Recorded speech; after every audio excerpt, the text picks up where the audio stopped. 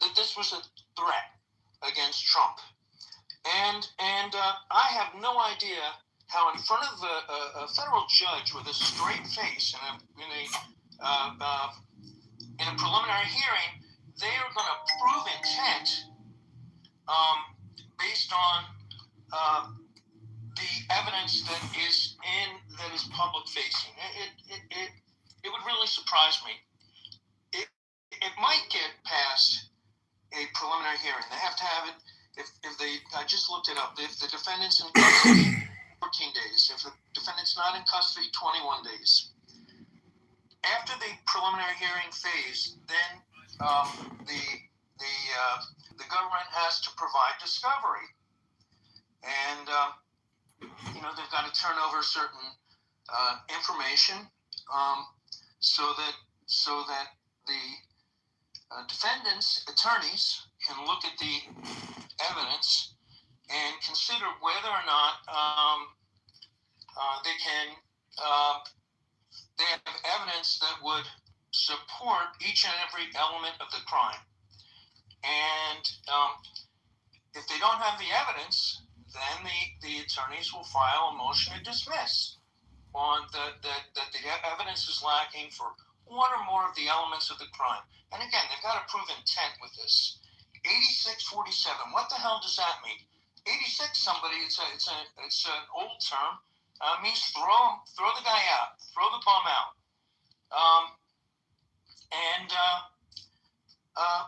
And saying distasteful things for a comedian. Yeah, a lot of comedians say distasteful things.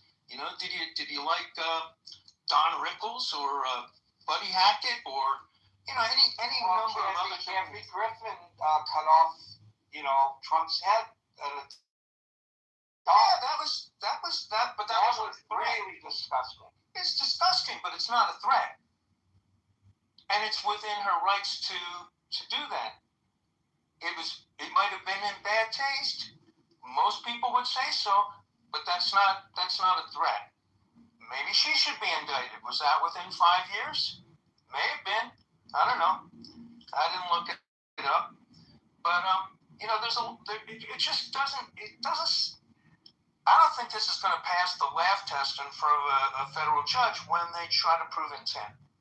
And they're not going to be able to call Mr. Comey as on cross-examination because he's got the right to remain silent. So they have to put on evidence as to each and every element of the case. And then they've got to turn over discovery.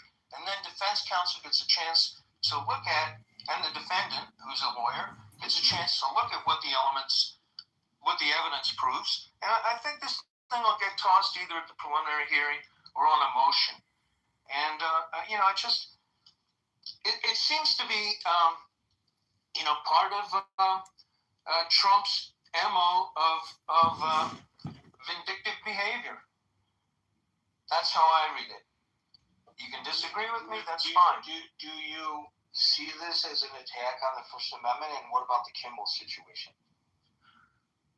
Well, first of all, I didn't watch the Kimmel joke, but if Kimmel said something rude or offensive, that's his right.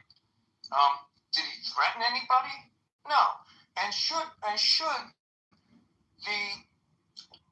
the president be dictating, who gets fired from different networks? Should he be meddling? Well, he didn't call for it, but the question at hand is whether, if in fact there's a cause and effect here, which they're denying, the FCC ought to be investigating the ABC-owned television stations for violation of DEI anti-DEI laws. It demands analysis unconditional. With respect to what?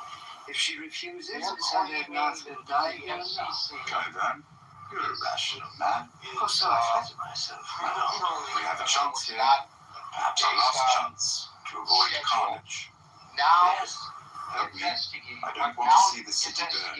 I don't want to hear the screams of children burning alive. Well, it is not pleasant. I don't want to be stripped of their Help me save this city. Why would I know you must be for our queen? for violation of the Saturday is Queen of the Seven Kingdoms. DEI subject. The reign is over. You These are understand this? privately owned stations, are they I not? understand You're nothing. not allowed to hire the people Your you want. Queen's You're not last allowed to hire dragon is black home. people, gay Your honor people, is a women. battle-weary and Well, what the defeated. hell's going on? Well, On ours. That's Have you asking whether reinforced this with is the golden an gun? attack against cause and effect. Well, first of No, all, it's just because of Kimmel that they're doing this, not whether they have a case against them or not, or a right to do it. Read an notice to If in fact they feel that they're violating regulations. I need your shoes. People never accept reality. I show them the numbers, the charts, the whole truth right here on this remote. It is not if you talking about game shows. If in fact because of what Kimmel joked, if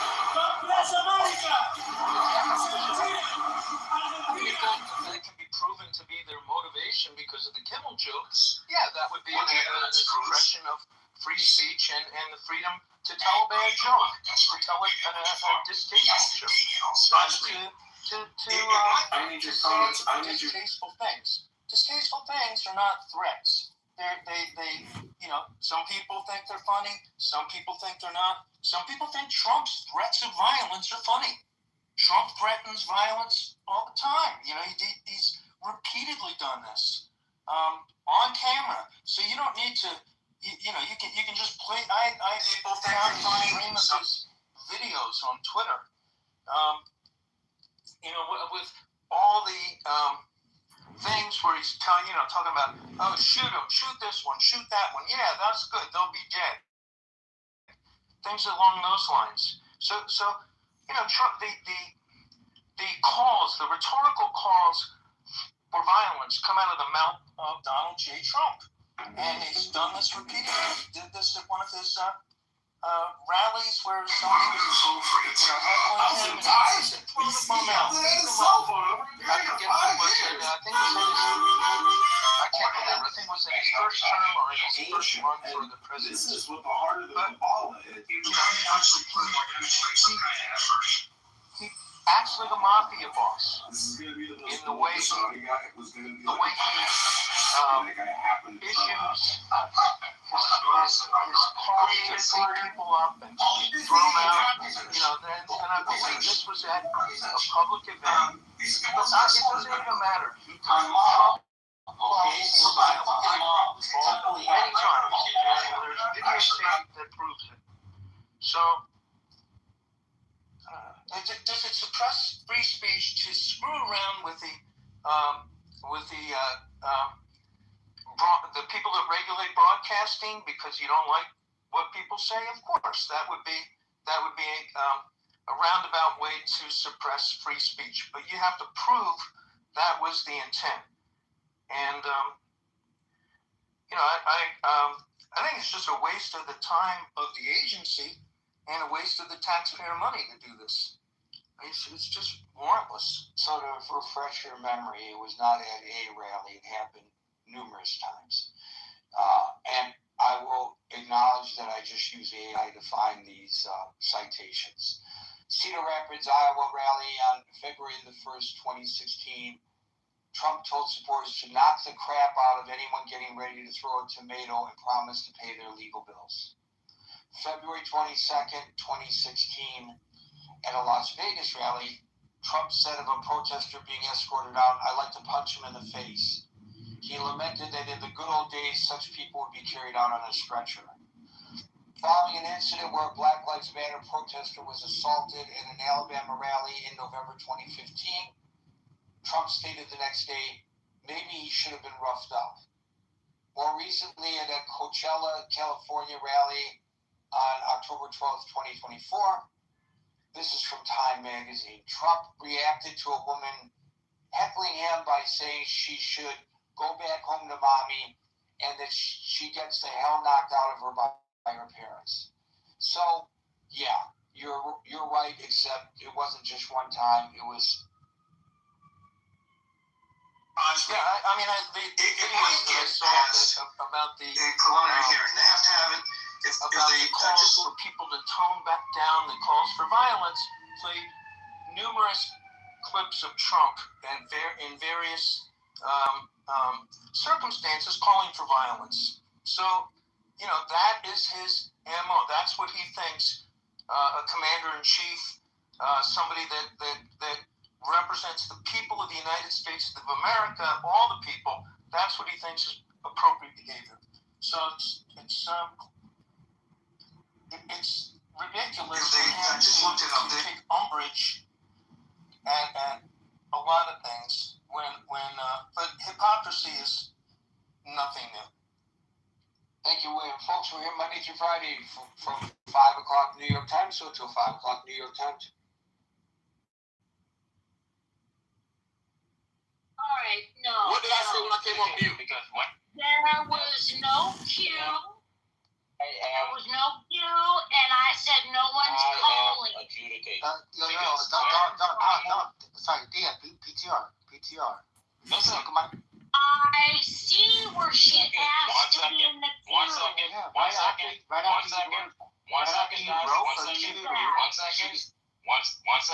second. When I asked Dawn. Disappointed. Yes. Go ahead, Nate. I don't understand why y'all going so hard for me to not speak. When I asked Dawn, carry on. Dawn, what is the cue? About 5 or 10. Come on, Wait, he could mute us? Yeah, that's fine. Can I please say something? I just want to. I think that you characterizing it as hoops when it was me trying to be as clear as possible from a legal standpoint how this was perfectly acceptable, and it is acceptable to conservatives too. I mean, if you'd heard the first half of this room, I argued almost exactly your point. Not to the extent that I feel like they actually have any kind of case against Comey, because I don't think we'll win, and I think it's a waste of resources. But to the point that, was there a legitimate reason for this indictment to even be issued? And I went through the whole precedents and why they were able to actually get the indictment issued. I still don't think it's winnable. I don't think it's close to being winnable. Serendipity. So ambiguous free speech is still protected under the law. You'd have to make a clear and present threat that you're going to kill the president. That is vastly different than what Comey did. Under conservatism, we would adhere to that principle, that foundational pillar that exists after the platform that all men should be judged equally under the law. That's laid. Then that pillar stands with that First Amendment. And it states that you cannot just stretch ambiguous free speech, which this Correct. into fit a narrative that you wanted to because you dislike the person. And there are many definitions around a political rhetoric as well, not being condemnable under the protection of free speech. Fight like hell. What they have in their favor is the Barnes case in 2003, in which they determined that all of the things that you've mentioned up to this point fall under the objective prong of the charges, but the court does consider a subjective prong of the charges, and that is it reasonable to assume that by virtue of posting what he posted, he could make the intended target feel as though they were in jeopardy from bodily harm? That is why they got the indictment, because there's this subjective component of case precedent that the Supreme Court will also use in consideration. They take the words, they take the context, they take whether or not he deleted it, which he did. They take all of this subjective bullshit into account too. And so there is this whole subjective component of, is it reasonable to assume that Trump could have felt threatened in any way, shape, or form by his post? And if that is the case, then he's not protected under free speech, according to Supreme Court precedent with I think it was Victoria and Barnes case in 2003. So that was the point that I made earlier. Comey's comments were after the first assassination. Even if the poster's intent was the case, the 2003 case said, even if the poster's intent was not to actually perform the harm themselves. And so this is the whole reason that the indictment got passed down, is this subjective prong of what the Supreme Court considers. This is why he was indicted. This is the smidge of minimal chance that, you know, this thing even makes it to court and isn't dismissed on motions based on the First Amendment right. But it is this whole subjective component, because that case said even he didn't have intent to commit the harm himself. If he could reasonably assume that the posting of the picture made his target feel threatened of bodily harm or death, then he is in violation. And hold that by 4 numbers? Hold on. I called Pastor Deputy 3. So I don't know how many remember that I do. I think it was Chuck Schumer who was on one of the mainstream media interviews after Trump was severely critical of the alphabet agencies. Trump said he didn't believe that they were being run effectively and that they had some corruption that needed to be addressed. And Chuck Schumer, I think it was Chuck Schumer, his quote was, when you come up against the alphabet agencies, Chuck Schumer on MSNBC. Damn, H-Check, go ahead, do it. What was the quote, H-Check? It was like saying, like, if we come after, like, this alphabet agency, Was it worth interrupting? they have like 101 ways to come after you. They have 6 ways to Sunday of getting back at you. They have 6 ways to Sunday. Popular American expression, it means that they will retaliate. And James Comey was part of the alphabet agency. It makes the argument that Trump felt threatened. And so he's used to them. It would just be a lot easier to respect these perspectives if you guys would just say what you really want to say, which is like, fuck the Constitution, we want to get even. Wait, Stilgar, wait. I want to clarify. Okay, I do not support Comey being indicted, and I don't think that the majority, there's at least one. I think Dibs, you made that clear. I think it's now that her days That was more for Sam's reference, because he directed his comment straight at me or digit numbers. I do not support the indictment of Comey. I don't think he's indicted. I'm simply making the case for why they were able to get the indictment in the first place. And I don't think that he should have been indicted. If you die on the hill of seashells, you're writing a blank check for the next Democratic administration to do this exact same thing. So look at the court case Virginia versus Black. And this was over cross-burning. That's the case. That's the present case. Yeah, okay. So cross-burning can be considered a threat to intimidation or harm. Is it always the case? No. You can actually go ahead and do this, and you can set up a cross, and as long as there's not a reckless element or a conspiratorial or a threat to harm in that, or damage, obviously, to somebody's private property, then this is perfectly legal. You can do this. It's not anything different. So you have do right it here. in somebody else's yard without. That's illegal. That's and it's an infringement on that. But that falls under a different, because that was articulated in that case. So at the end of this, when you look at that precedent and saying here we have to be subjected to freaking morons burning crosses, and you may not like it, I may think it's really ridiculous and it's harmful and it's intimidating and it has those. It's still protected free speech as long as it's not infringement on somebody's personal space, harm, or property.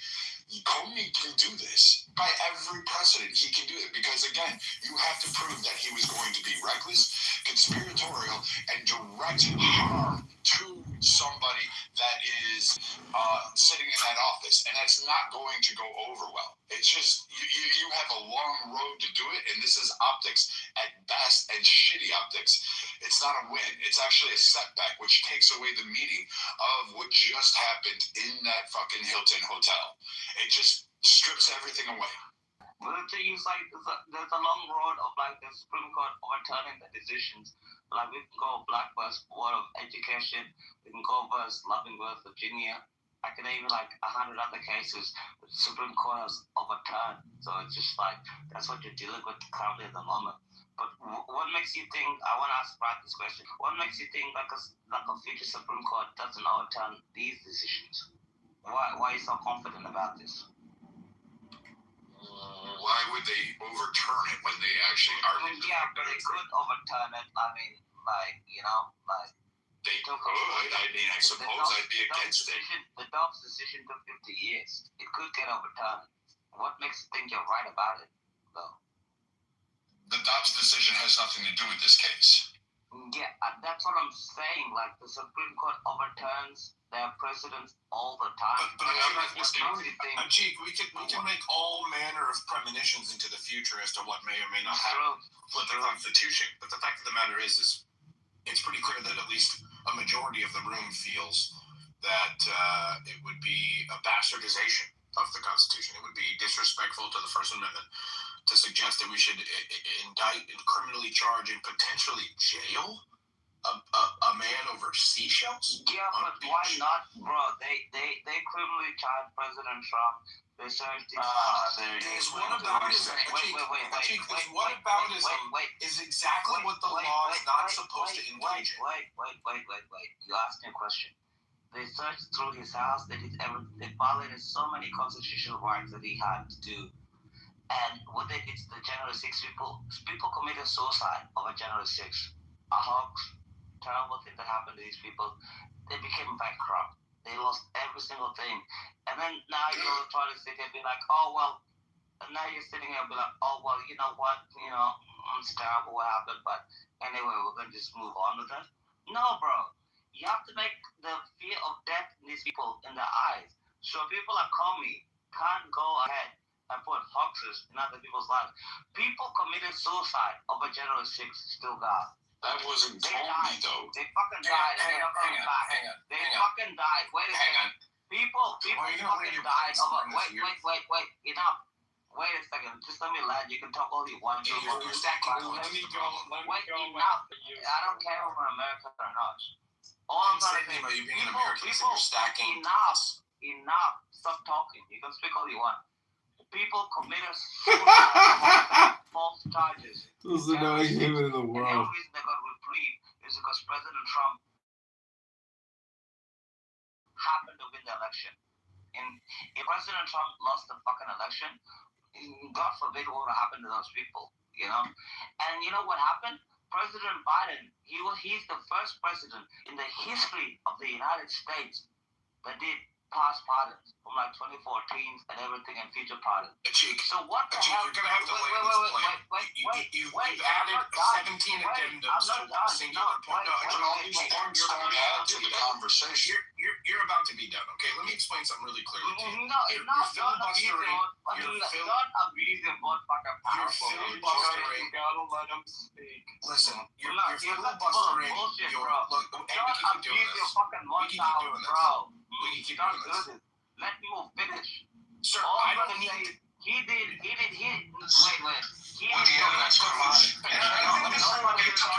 Before you finish, can you pause for a moment? Let me break out a legal pad and a pen so I can write down each and every one of the points you've made so I have time to respond to them. Enough. Stop talking. Jesus Christ. I've been done a long time ago. And you keep talking for no goddamn fuck. You get 60 seconds. Thank you very much. President Biden was the first ever president in the history of the United States to do claims of pardons and everything else like that. Why? Because he led a corrupt regime. People in January 6th, they died. They committed suicide. They got bankrupted. The state abused them. The United States abused these people. The United States killed these people. And they did the most horrific, fucked up shit to these people ever in the history of the United States. And then when I hear it's a constitution, everything else like that, I don't want to hear about the fucking constitution. They put 60% of the FBI's informants onto these people. Why? Because they wanted these 15 people to die. seconds. And I know, love. And they wanted to kill themselves. All I want to say is, you killed your own people. I don't want to hear shit about abusing powers of the executive branch. And I'm done. Let me go. I heard you the first time, Ellen. Thank you. So, listen. I'm going to respond to the moment in which you careened off the highway of rationale and nothing else. Because I am not presently equipped with a pen to have heard all 15 of your grievances and address them individually. Next time, I'd prefer we do them maybe 2 at a time if you can manage. Thank you.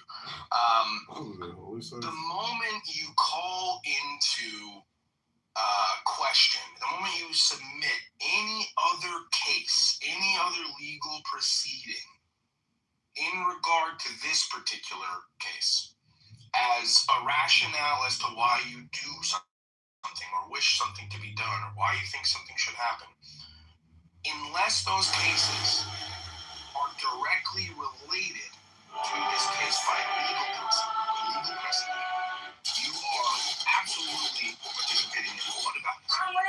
You're explaining to me why I think we should wipe our asses with the Constitution of the United States simply for the opportunity to get even over some fucking seashells. This is a lesson in how to be succinct and cheap. Thank you, Ellen. Yeah, also serious. You had me after this too, Stilgar. Yeah, I feel like I'm in a courtroom. So people keep focusing on the fact that they were seashells. It doesn't matter. You could write someone in crayon. The correspondent could have written it in crayon. It's not. That is irrelevant. It is the meaning of the statement that matters. Number one. Number two, let's remember, Trump was not indicted illegally. They followed court procedures. They got a judge. They got a warrant. All of that was done through the legal system. But Stilgar, you said, why don't we just admit that we want to throw away the Constitution? No.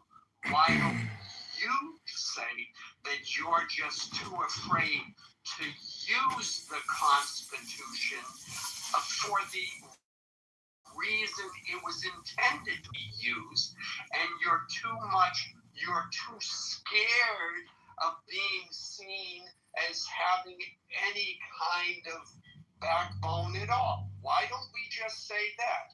And to the other charge of, well, this isn't what conservatives are really about. Well, if the quote real conservatives are too much of a pussy to actually use the Constitution to their advantage, well, I think it's time for them to retire their badges and go sit in an old age home like everyone's always telling me I should do, and sit this one out and let the real men show them how it's Hold on, I'm after this one, Marshall. I'm gonna pack this up. I got it. No, I got it. We had a little bit of a queue going. I am going to give Alan's submission the responses to not responding to it at all, and I'm going to hand it to Viking. Thanks. Okay, so this is the problem when you have liberals that cross over into the Conservative Party and haven't been around a long time. They absolutely want to utilize the same fucking style of governance, just they want to call it under Team Red. And this is a massive problem with conservatives and Republicans. We would never agree to this. We don't agree to this. Like, I don't like what Comey said. I don't like his little fucking picture. I don't like the fucking man, period. I think he's a fucking tool. I think he's an idiot. I think he's incompetent, as evidenced by him handling the Steele dossier, by his investigation of Trump, by him orchestrating and going along with the Obama administration and being complicit without coming forth to Congress saying, hey, I know you're saying Obama here, but he's telling me to go do this, and this is against the constitutional norms. This needs to be checked. This power needs to be checked. So there's a lot of issues. But what you want to hang your hat on is none of that issues. None of those. We want to do it over what Stilgar says, seashells painted or moved in 86. You don't even know if he actually did it or if he came across the beach and they were there. You still don't know that. You don't even have those final determinations. You don't have all the facts. But you're cheering this on and saying, let the real men do it because we just want to cry about this because this one hurts my feelings. And it's funny because this is now the second time after my workday I popped into another room and there's another guy crying about Trump needs to be mindful of my feelings and how I feel on his words. You can't have that. You can't sit there and say, hey, it makes me feel icky, so I don't want to have it, and I think we should use the courts, weaponize the courts, violate the First fucking Amendment, a constitutional landmark. No other nation has a First Amendment in the correct category that we have, and it's so badass that Trump today dressed up the Revolutionary Guard in full fucking uniform and put them out to the Greek. Guess who? The King of fucking England. Badass. I love that shit. That shit is amazing. That's free speech at its finest. That's great. That's bad fucking ass. But now, in order to protect that free speech, I have to accept a picture from Comey. Otherwise, your tears are going to get everybody in trouble, and we'll never have that. And once it's gone, once you put limits on it, once you start suing, once you start doing the court shit, weaponizing the courts to try to play that game, we will lose it all. It will absolutely be gone. And why would you give up that much power to the fucking government already? I'll land there. Are sugar babies allowed to work in the government? Are who? Sugar babies. Depending on where they work, being a sugar baby is not necessarily illegal. It is distasteful. Like a 29-year-old. Like is grounds to get you fired. I think if somebody knows about it, but that depends on your boss. Are you putting on your resume, or are you just showing up there and faking it? For hire? Is that what you're suggesting? No, he's talking about that. He's talking about the government employee. Every time I listen to Brad, I realize what conservatives have lost for like the last 40 years. We've born all statements. What are you going to do, Brad? Like, write a strongly worded letter to your congressman or congresswoman? I actually do advocating for fascism. That's how I hear it. Every time I hear like so-called... So, like, let's do this. What I can do is I can leverage money. I can activate... But it's just like, what are you going to do? You're going to write... Okay, so you asked me the question now for the second fucking time, so now I'm going to answer it, you stuttering fucking idiot. I'm going to say this. Brad, he was already losing. So again, when I look at this and you think I don't have power, that I actually organize, I move people, I fucking campaigns to a high degree of level, that I actually get calls and if I want to back local politicians. And these are issues I'll bring up at RNC convention meetings. These are messages I'll sit there and tell people like Marshall, hey, when you're going out and canvassing, this is a major fucking concern of mine. This is a problem that I have. This is something I want to be remedied. So when you go around and tell people about this, Marshall gets these things, and I can spread it across the nation faster than you can. So again, I can also turn around and use the court to go ahead and sue those that want to infringe on it. Because I can't weaponize the court after you create this. So again, you need to shut up while everybody else talks. Let him check. Let him finish. Yeah, so guys, as much as I'd like to see you call each other fat gay retards, it's not going to move either one of you closer to either one's perspective. Viking, you and I largely agree on this one. I think the fact of the matter is, it's not a lack of information. It's not a lack of information. It's clearly a fundamental disagreement on the morals and principles surrounding this particular issue.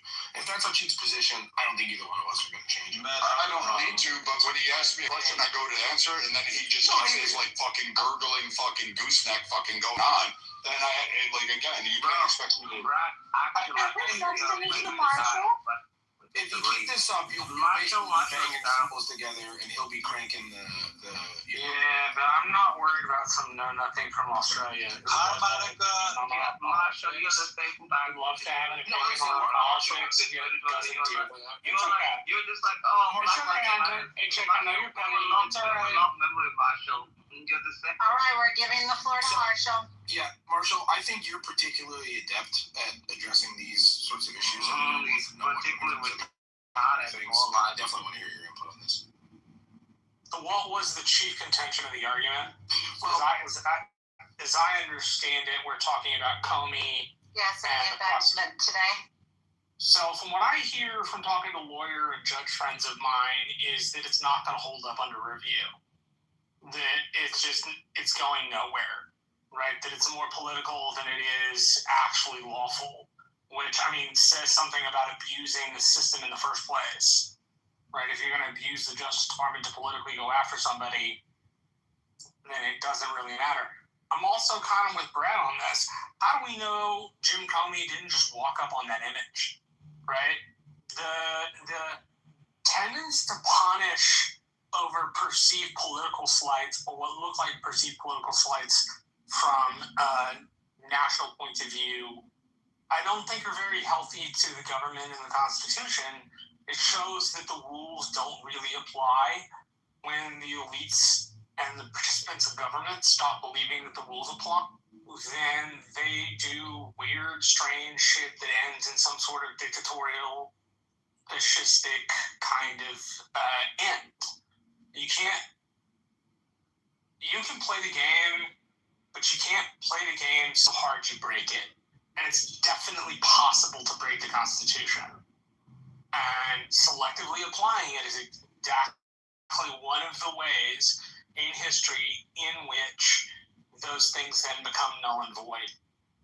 The Constitution is turning 250 years old this year, right? Yes. Yeah, so I think so far, if I'm tracking correctly, Ann and Achik are the only ones who think that this is a good thing. And he should be 100% it's a good thing. Marshall, people like Marshall Achik. Oh yeah, Alan left the room though. I have a question for you. If you believe this is deserving of adjudication, what do you suppose the punishment should be? I don't know what the punishment should be, but obviously a grand jury of the citizens in D.C. In D.C., a liberal city, we have no chance as a conservative. In D.C. was the one that educated this. Why the hell did you not mention that the whole entire time? He got indicted in D.C., Washington, D.C., with his fellow. Yes, because that's where the Justice Department files its claims. You don't have a fact for it. No, stop talking. So wait a minute, Achik, you don't have a position on what this punishment should be. In D.C., and I don't know what the punishment should be, but they should make an example out of Comey, because what they did to President Trump should never happen to another president, or should never happen to another person ever. They went through. Literally, we had a grand jury indict Trump in Georgia, and people cheered it on and argued against it. 1 second, bro. They said the same fucking guy said it's impractical. Wait a second. These people in J6 killed themselves, Brad. What part of that don't you fucking get? So, They killed themselves because they went after them for fucking nonsense and absolute terrible things. So the answer is to violate the Constitution further? And right now, you have Comey. He's not going to be movable on No, that. There's bro. no point in addressing it. Listen, Let Chief, hold on. Slow down a little bit. It was a grand jury Still in stacking fucking again. DC. Okay. It was a grand jury in fucking Alabama to be like, oh, maybe it's terrible. Like, it's not the best thing ever. But it was a grand jury in fucking Washington, D.C. Even his own peers thought he's fucking, they need a trial to happen to him. Fuck that guy. There's some grand juries can indict a ham sandwich. Have you ever heard that American saying, A-Check? But hang on a second. Okay. So let me make sure I'm following the logic here. Okay.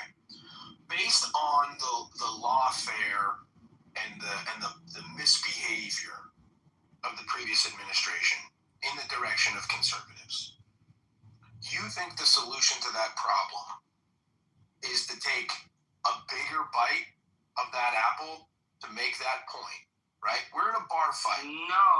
I've picked up a pool stick, and your solution is to pick up a pool stick. And you think No. I don't want a pull stick. I don't want terrible things to happen. I just want certain people to be held accountable. One of them is Jim Comey. He's one of the worst of the worst. Okay, but Achik, the question that I'm trying to ask you here is: you think this is what will stop this? This will put an end to all the madness if we make an example out of James Comey. And because they're gonna feel Achik, you're gonna have a really hard time responding to my proposition in when it's not in its totality. Yeah. I just want to say, I want to make Jim Comey an example. Everybody else, I don't really give a fuck about. Well, right. Presumably, you want to make an example of them because you're under the impression that this is going to cease this behavior from the other side. Yes, it is going to cease behavior because they have to know there's fucking consequences for their actions. You know, when you're like a kid, I think that's speaking like a kid. I think that's a tremendously naive position. You think that the left isn't going to turn around? You think the left isn't going to turn around? Every single person that is a Democrat there, you want them to do the exact same thing that they did to conservatives? Why the hell did you think President Biden pardoned people from Well, they think they won't do it to conservatives. I don't want that. This is all I want. Wait a second, Brad. No, you keep babbling on and saying fucking weird shit. January 6th had nothing to do with it. You argued on January 6th that Trump saying we gotta go fight like hell was free speech and incite the riot. And now you're going to say this has to do it. No, you don't stop talking. You're a fucking moron that comments on public fucking policies in the United States without understanding. It's just ridiculous. Brett, can I make a polite recommendation? Let's not interrupt Achik while he's reestablishing. Fucking stuttery gooseneck, fucking Frankenstein sounding motherfucker. All I want is for this bullshit to fucking end. That's it. And that's You don't live here. Brad. I don't give a damn. Let's let him land. Fucking hey, go back to Somalia and fight for your own democracy. Let's not let him land. Bro. Fucking hell. All I want is for this bullshit to fucking end. Finally, you know? Just let it. And one of the best to let it end, Jim Comey, the trial of fees. I don't think Jim Comey is going to go to jail. I don't think he's going to go to prison. I don't think he's going to spend any time with that. But they have to know that they can't do that in the future on everybody else. And that's it. Really, that's all I'm going to say for like the last 10 fucking seconds. But So, shut the fuck up. Achik, help me understand how indicting Comey prevents this from happening all over again in the reverse when Democrats take power again. It doesn't, and that's the problem. So you want to make an example of somebody in hopes to prevent this sort of behavior from perpetuating, rather than just deciding, I know. hey, why don't we... Achik, brother, look, okay. So you can accuse me of mod abusing all you like, but that's about the 11th time that you interrupted me in the middle of a sentence that I waited until you were done to start. Okay, I've yielded to you more than half a dozen times at this point. Hi, Monica. I think, as the kids say, you need to calm your fucking tits. All right. Yeah. When you say I want to make an example of somebody to accomplish a goal, and then immediately say you don't expect to accomplish that goal, all the while the thing that you're putting at risk, the chips you're pressing onto the table and saying I'm all in, is the Constitution of the United States, and that's just preposterous. Still, the issue I have is that we all stood well, maybe not you, maybe some other people said it incited a riot. But Trump's words, we got to go to the Capitol and fight like hell. That phrase alone was weaponized.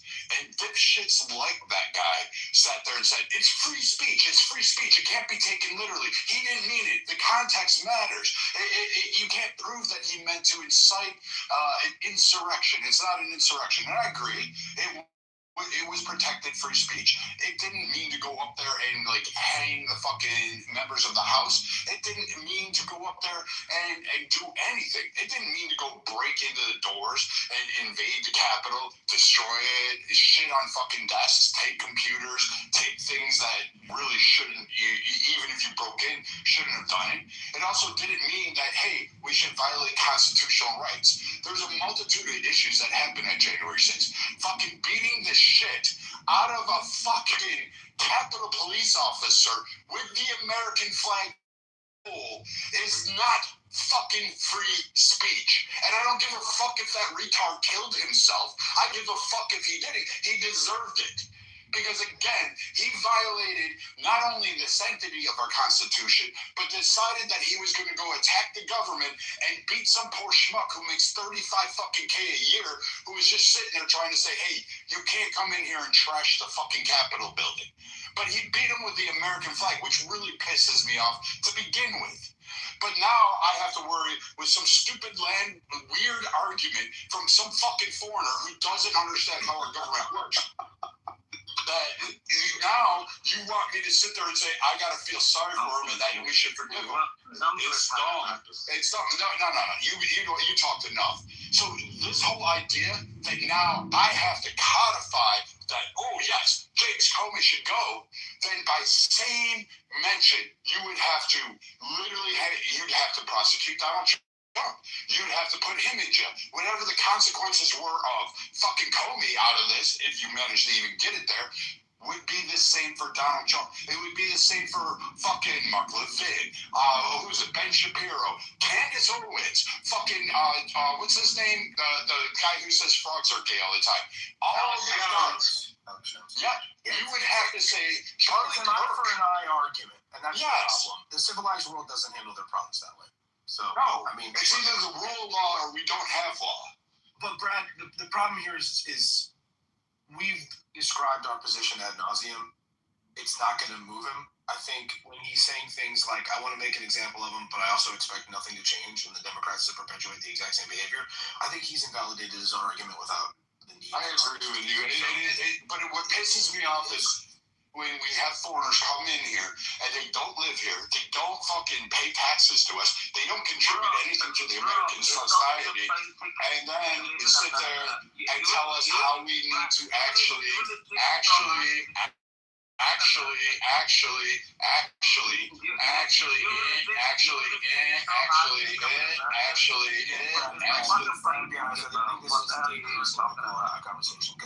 But again, the tit for tat thing isn't fun. Like, we could do the dinner for schmucks thing at any point, and calling him a retard, no matter how retarded I think he is. But still gotta listen and to move this. the conversation forward.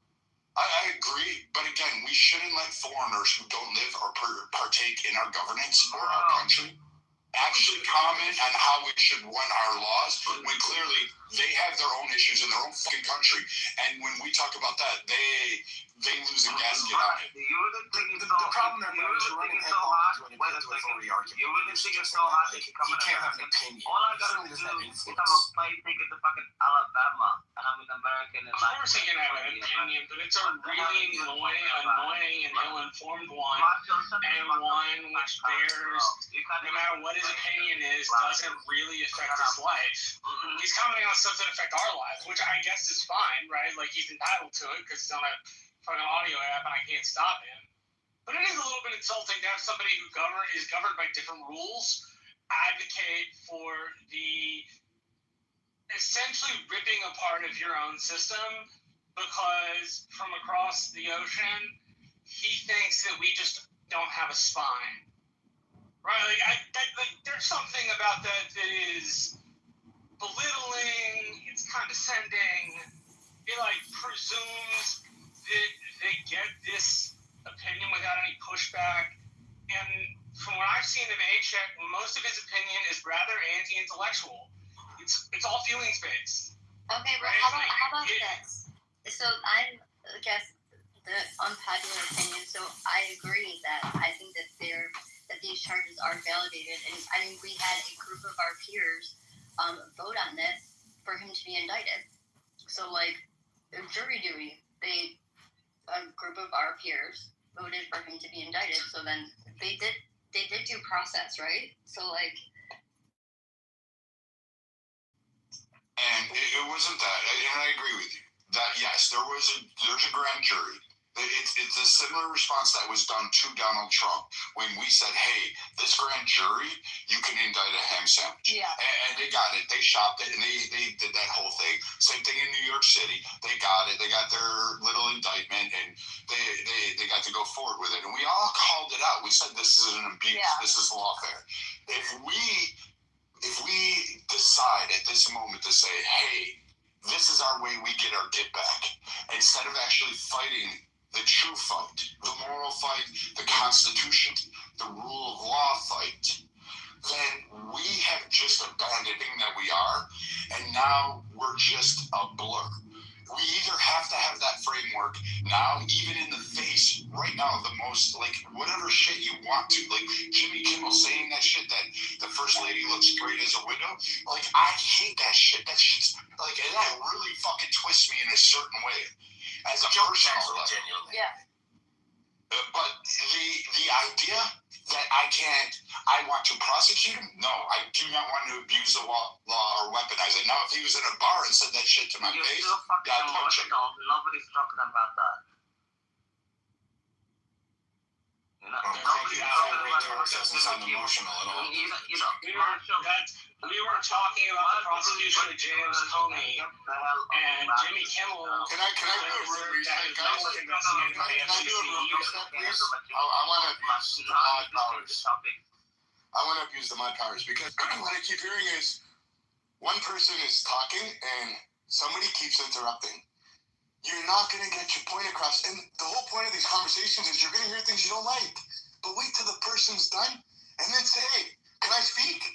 And then say whatever you got to say. I guarantee you that person is going to allow you to some respect. There's nothing more annoying than hearing 5 people talk. Please. So I just wanted to finish that. And wow, you just did it. Mike started talking, you interrupted him. Please, bro. So, and do you understand the point under what we actually have to do? Yeah. Do you agree or disagree with that stance, or do you still hold and say maybe this one's a little murky, we should let this go? Yeah, I mean, I think that this one is a little murky and we should let it go. But I think that obviously the process that we went through was just us. But yeah. I mean, I think that's the question at hand: is do you want to use Comey as an example? My opinion would just perpetuate this behavior into the next administration. And the one beyond that, and the one beyond that, and it turns into a race to the bottom. Or because it's core, it's spiteful behavior. Do you want to set the example of not perpetuating that behavior? Looking at a pile of seashells on a beach and going, "This isn't a hill worth dying. Let's lean into the First Amendment. Let's lean into the principles we've been using to fight against this kind of behavior the entire time, and stand on our 2 feet and not get our panties in and out of association." I'm torn. What? So let me ask you a question, Anne. Why are you torn on this particular instance as opposed to, I don't know, a lot of people have said a lot of egregious, horrendous shit about Trump. Like, what's the hang up in understanding that, number one, like if you do even a little bit of research into the 86 and how the 86 is historically used the majority of the time, yes, in the context of FBI, DOJ, CIA, they will oftentimes use 86 as a means of meaning remove, but very rarely is it used in the terminology of kill or eliminate. It's often used as, remove. So, Right. and I mean, that's across the board. That's like across the board. More often, it's an abbreviation for remove, which is not necessarily an implication to kill. So when you take that into consideration, Right. it's, yeah. But I think, honestly, I think that Comey's a douchebag, so I think that I have like a hard time saying that I think he's a complete and utter like despicable human, and like what he said. But you agree, Beyond me. right? You agree though that like, I don't know. I feel like as conservatives, we have a due diligence to protect free speech, even the fucking free speech we don't like. Right. Specifically, the free speech we don't like. Because otherwise, we have former law enforcement officers in Tennessee getting arrested and spending 39 days in jail and $2 million bond because they put up a meme of Trump that his town didn't like. And he will just be the first of many. Like, it's going to be a slow erosion of our First Amendment right if we sit here and bandwagon that, yeah, we think that this witch hunt for Comey is justified. The first indictment against Comey, at least that one had like some criminal merit to it. This one, not at all. Not for 20 years. I don't think it's just about that. I think it's about what it does to the rest of the government. It instills this incentive of tearing rather than building. Yes, in politics, as I can tell you very personally, you have to know when to knife a motherfucker, as the saying goes, and like when to build bridges. But we have done a very poor job in our country of building bridges over the last 15 or 20 years. We've done a pretty good job at ripping apart. One of the things I have learned in life, if you want to instill good behavior in something, the way to do it is by leading with good behavior and instilling better norms or rules in the agencies, like demanding hire up the people that work for you. And that instills a much more professional, much more ethical workforce.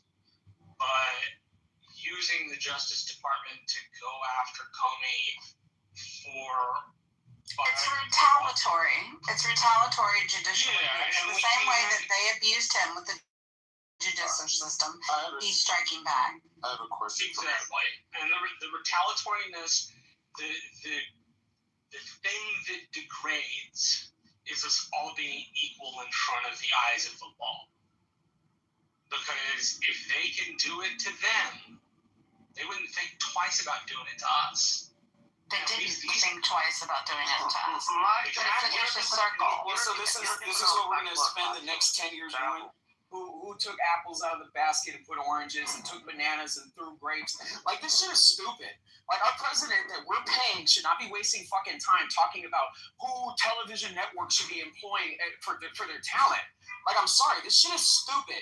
Like, this was the same fucking president that time and time again complains about Joe Biden taking away jobs. Joe Biden's taking away jobs, yet he is trying to get several hundred people in Los Angeles fired over a bad joke. Let that sink in for a second. Like, this shit is stupid. Jet2 Holiday on their Instagram page to laugh about people getting deported. So don't you think that side was waiting to get their link back to say what the fuck they wanted to say about the man? Come on. Like, this is stupid. We have bigger issues to worry about. I don't think anybody in this room really majorly disagrees with you. Ben, what were you going to ask? Well, so I'll just make this point. Like, I agree with the general sentiment that, yeah, obviously we have bigger fish to fry. Like, I also think that there's a difference between, kind of going back to what Marshall was saying, of using lawfare versus kind of what Adam is saying, which is going after free speech. Like, I think that there's a huge difference there. Like, if you're talking about doing ticky-tack fouls and using rules that are never ever used before, I think that that's very different than using the office of the president to go after your political opponents with actual no legal, like I think that there's a difference there, right? Like, I think the president going after Jimmy Kimmel, is it Fallon? Kimmel, going after Jimmy Kimmel is, I think, is like I think it's stupid. Like, I think the guy has free speech. You're right, considering the solution is to put hundreds of people on government assistance when they lose their jobs. That is a stupid strategy for a president that wanted to put people back to work and criticize his predecessor for firing people, losing jobs. But with that being said, it's like, I'm struggling with what Marshall was saying, which is like, okay, because I'm looking at this and I'm going, okay, every single, and I'm not going to say it's Democrats first or Republicans first. Every single fucking president, like, obviously there's a lot of shit that was done against Donald Trump.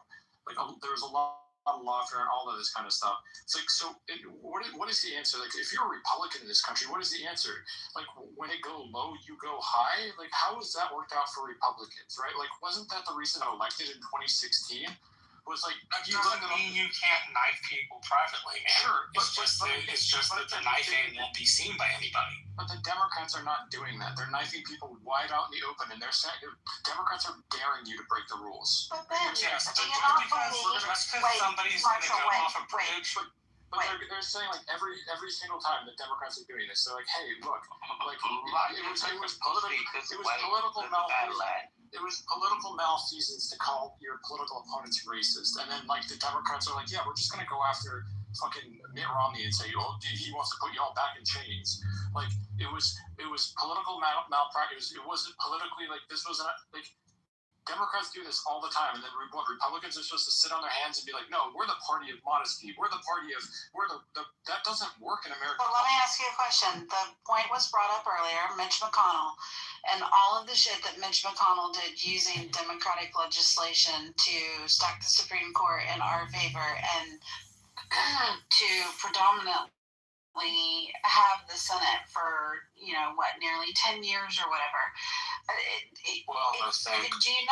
Do you not believe that right is right no matter what? I mean, you either believe that right is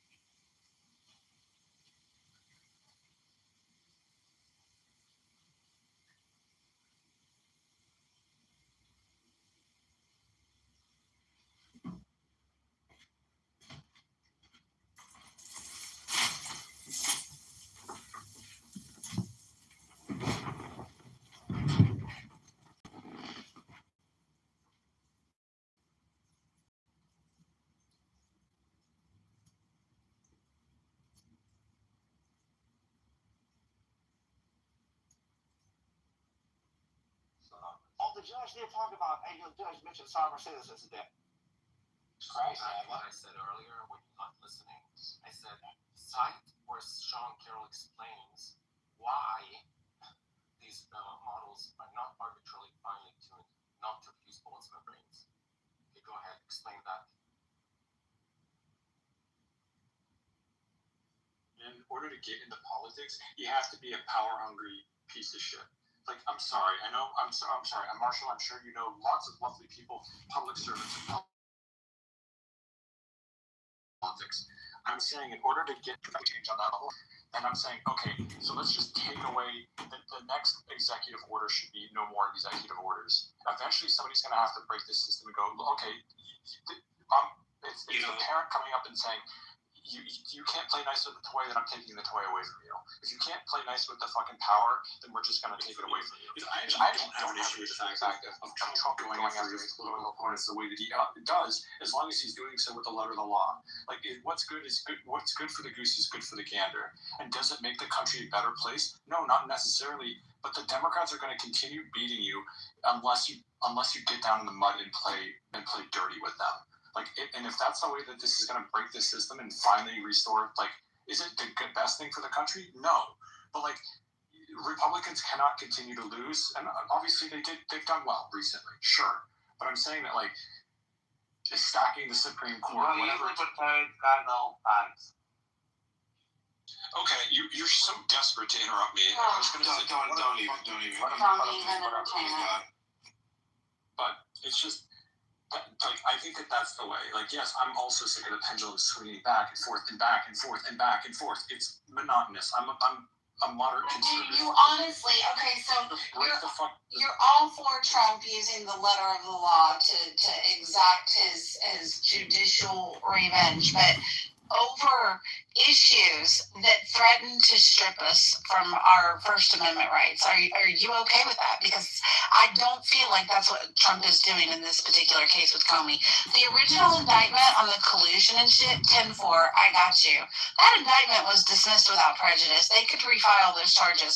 Instead, he chooses to go after the fucking seashell picture. Like, that's my problem, is leave the freaking free speech alone. Again, I think it'll be adjudicated. Like, I haven't looked at the Comey indictment fully, so I'm speaking. I'm speaking with. I haven't read it personally, but like the Don Lemon thing as an example, like going after Don Lemon for that kind of shit.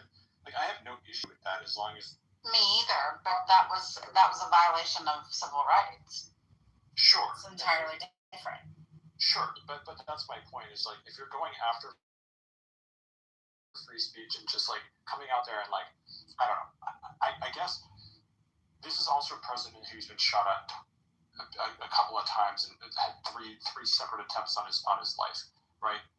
Like I would be shocked if he wasn't upset about the entire like. Obviously, Melania is upset. Like this is nuts. Like we need to lower the temperature. I don't know that this lowers the temperature, but like something needs to fucking happen. This is crazy. And again, going after free speech is one thing, but like, I don't know, if there's a legitimate indictment here, more power to you, whatever. Yeah, I think that's my problem. Is I just don't think this is not the hill to die on. This is not where I want my tax dollars being spent. I'd rather my tax dollars being spent on something legitimate, criminally wrong that he did. And I'm just not sure that this meets that threshold in any way, shape, or form. At this point, I'm not worried about my tax dollars, considering the bullshit that our tax money did. Like, I've given up on my tax dollars. Let me put it that way. Like, I live in the state of Maine. My tax dollars. There's fucking potholes all over the street. Like, tons of homeless people everywhere. We pay the highest tax. Like, and obviously, that's on a state level. But if you look at the gross, disgusting waste and amount of fraud that's in the no doubt. Then I'm like these indictments are a drop in the bucket. I understand where you're coming from, but I'm also like, I don't really care.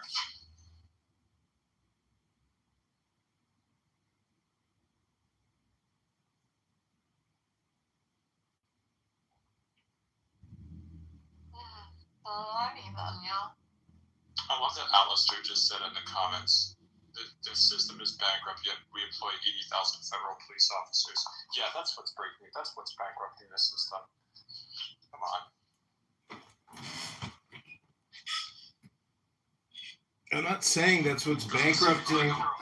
I'm not saying that's what's bankrupting the system. I'm saying the system is bankrupt, and if we want to save money, we could fire maybe half of the FBI and just defer all those responsibilities to local police. We don't need all these federal agents. And in fact, the federal workforce is down 40% from when Trump took office, and that's because everybody just kicked rocks and said, fuck it, I'm going to retire. And they put their retirement paperwork in. We need competent people in these positions, and what we have is a bunch of left wokeists. In my opinion, we should purge the entire system, shut it all down, and put it all back up on one Palantir platform. You may not like that recommendation, but when $50 billion of your tax dollars are being defrauded in California through Medicaid, and the state only collects $50 billion in income, what's the fucking point? Shut it all down. It's completely corrupted. I rest my case, and I am complete. I actually don't disagree with a lot of that, which is crazy.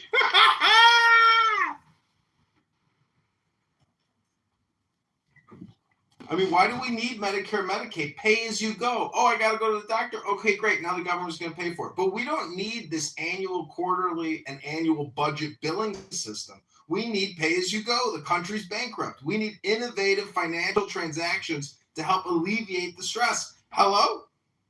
Do you guys this guy? Hello? Yes. So this is John Kitover. We know him like that. I know him from other rooms. He's the CIA operative. But when he's right, he's right. Fucking Donald Trump ran against entitlement reform. Can we all remember that? Like in this last election cycle, Nikki Haley and Ron DeSantis, like that was Donald Trump's line of attack. Was I'm not going to touch your Social Security, Medicare. Like that's what's bankrupting this country. It's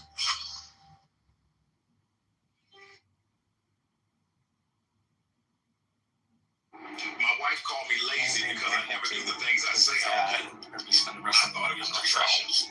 But I think both of those combined help bankrupt the system. Some Muslims are not that extreme, that they are moderate, where the fun Goes into a cave. Everybody got so quiet. Through Egypt at this time. Let's just bring back We just made too much sense then. I guess discussion's over. Yeah, really. No, because Ben, you know why I go quiet? Because Ben rules everybody. Why? So then I moved it. Ben reads everybody without a mod thing. Yeah, I'm really good at magic. Yeah. You probably mentioned something. I was wondering if he's drunk. He is? Oh, wow. He's so annoying. Oh, okay.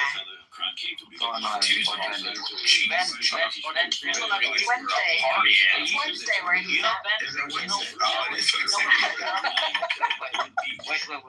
Wait. You know what's so terrible, Ben? It's in the future. He's Anthony Bourdain's portrait. Could you at least let him rest in peace? Or choose another portrait of the picture? Because you're not Anthony Bourdain. You're full of shit. Change your PTI. You're not Anthony Bourdain. You will never be Anthony Bourdain. And you'll never be half the man as you are. Just change your fucking PTR. What are you drinking tonight, buddy? Yeah. That is a ruthless attack, I'll tell you. Change your PTR before you talk to me. Patrick, what are you drinking, buddy? Like Anthony Bourdain. And whenever you come up and I see Anthony Bourdain switch up, like, oh, this must be a real guy. Did you do a shooting? Is that what you did? Terrible person. You know, one of the worst. The gold Ben is wonderful. I love Ben. What are you talking about? I like Ben as a person, but he just said I love Ben. You like time honored traditions hate me because of my PTR. That's amazing. We're just dealing with scum. That's all we're dealing with. Most people think I'm a middle-aged white guy. Bro, I don't even give a shit who the fuck you are. Just change it from Anthony Bourdain and let the band rest in peace. I don't give a shit if you're black, if you're white, if you're Mexican, if you're Kosovo, if you're Jewish, if you're Irish. I don't want to I don't give a shit. I You don't really want to think I give a shit how the fuck you look like? Just change your PTR because the second people look at you, Oh, God. Okay. Anthony Bourdain, he must be a good guy. But no, you're scum in half of the things that you think about. The rest No, he's not. Don't take a shovel while he's digging. No, but the thing is, it's terrible. I don't understand why he does that. You know, it's terrible. It's changes. It's a horrible thing he's doing. I want peace. I want homelands always. Oh my gosh. That's what I'm saying. I want peace. I want problems always. It's not my stance. People like you actually make mistakes, you know? I Because see of the Anthony Bourdain thing. and serendipity and other people we can get along, but you. I didn't really slip. Oh no, he's still up. I was gonna say I'm not touching him. I had some popcorn for lunch. My hands are a little slippery. But I have something to propose. Do you think that it's okay to have somebody like that on national television that has millions of viewers to basically influence the public to want the president of America to die? You think that that's okay to teach our youth and the vulnerable, like the people that are very easily, I don't know how to say it, easy to sway, you know what I mean? Like in their position and it could lead, has anybody thought that this could lead to violence? They should indict Jimmy Kimmel along with Comey. I have strong feelings about this. Do I think he has a viewership and that he can be influential. Yes, I do. But this is kind of where that whole personal accountability thing comes in. I think that the way that you combat something like that is you raise your children to be critical thinkers. You raise your children to, investigate, ask questions, research, and to understand not falling prey. Because the thing of it is, social influencers can be a lot more dangerous than just in the political violence realm. I mean, social influencers can impact girls and their self-esteem and their body positivity. Like, you could go down a list of ways where social influencers can be detrimental to the public's health. But you know what? They exist, and they exist in a country because we guarantee the right for people to have free speech, and even when it's fucking abominable, even when it's fucking disgusting, we live in a country that guarantees us the right to be able to do it. So the onus kind of falls on us. Like, we have to be capable of using our... Yeah, well, that's what Donald Trump is doing when he's trying to prosecute Comey. He's using his freedom of speech. He's using the law to go against those who are lawbreakers. And if you don't like Donald Trump using the law, well, obviously you don't know what the fuck the law is. Hello? No, but I'm talking about Kimmel right now. But, hello? But, so I would agree with what you're saying, but I also agree that a lot of parents these days aren't raising their children. Social media is raising their children. You're right. And that and shame on the parents. Shame on the parents. Absolutely. Yeah. But then there has to be some type of responsibility where we have to take as humans to say, oh, fuck, okay, we're allowing our children to be raised on iPads and iPhones and whatever, Androids, and television and Instagram and all that stuff. Should we have responsible speakers? No, we should restrict social media. That's the obvious answer. I mean, like we have laws on cigarettes in this country. You got to be 18 or 21 in most places to buy cigarettes. Why do we have these laws in place? Because kids are not smart enough to make their own decisions, right? Like I agree with what you're saying, Beauty. Like I really, really do. But I think it has to come down to restriction of the social media companies. Like social media has been.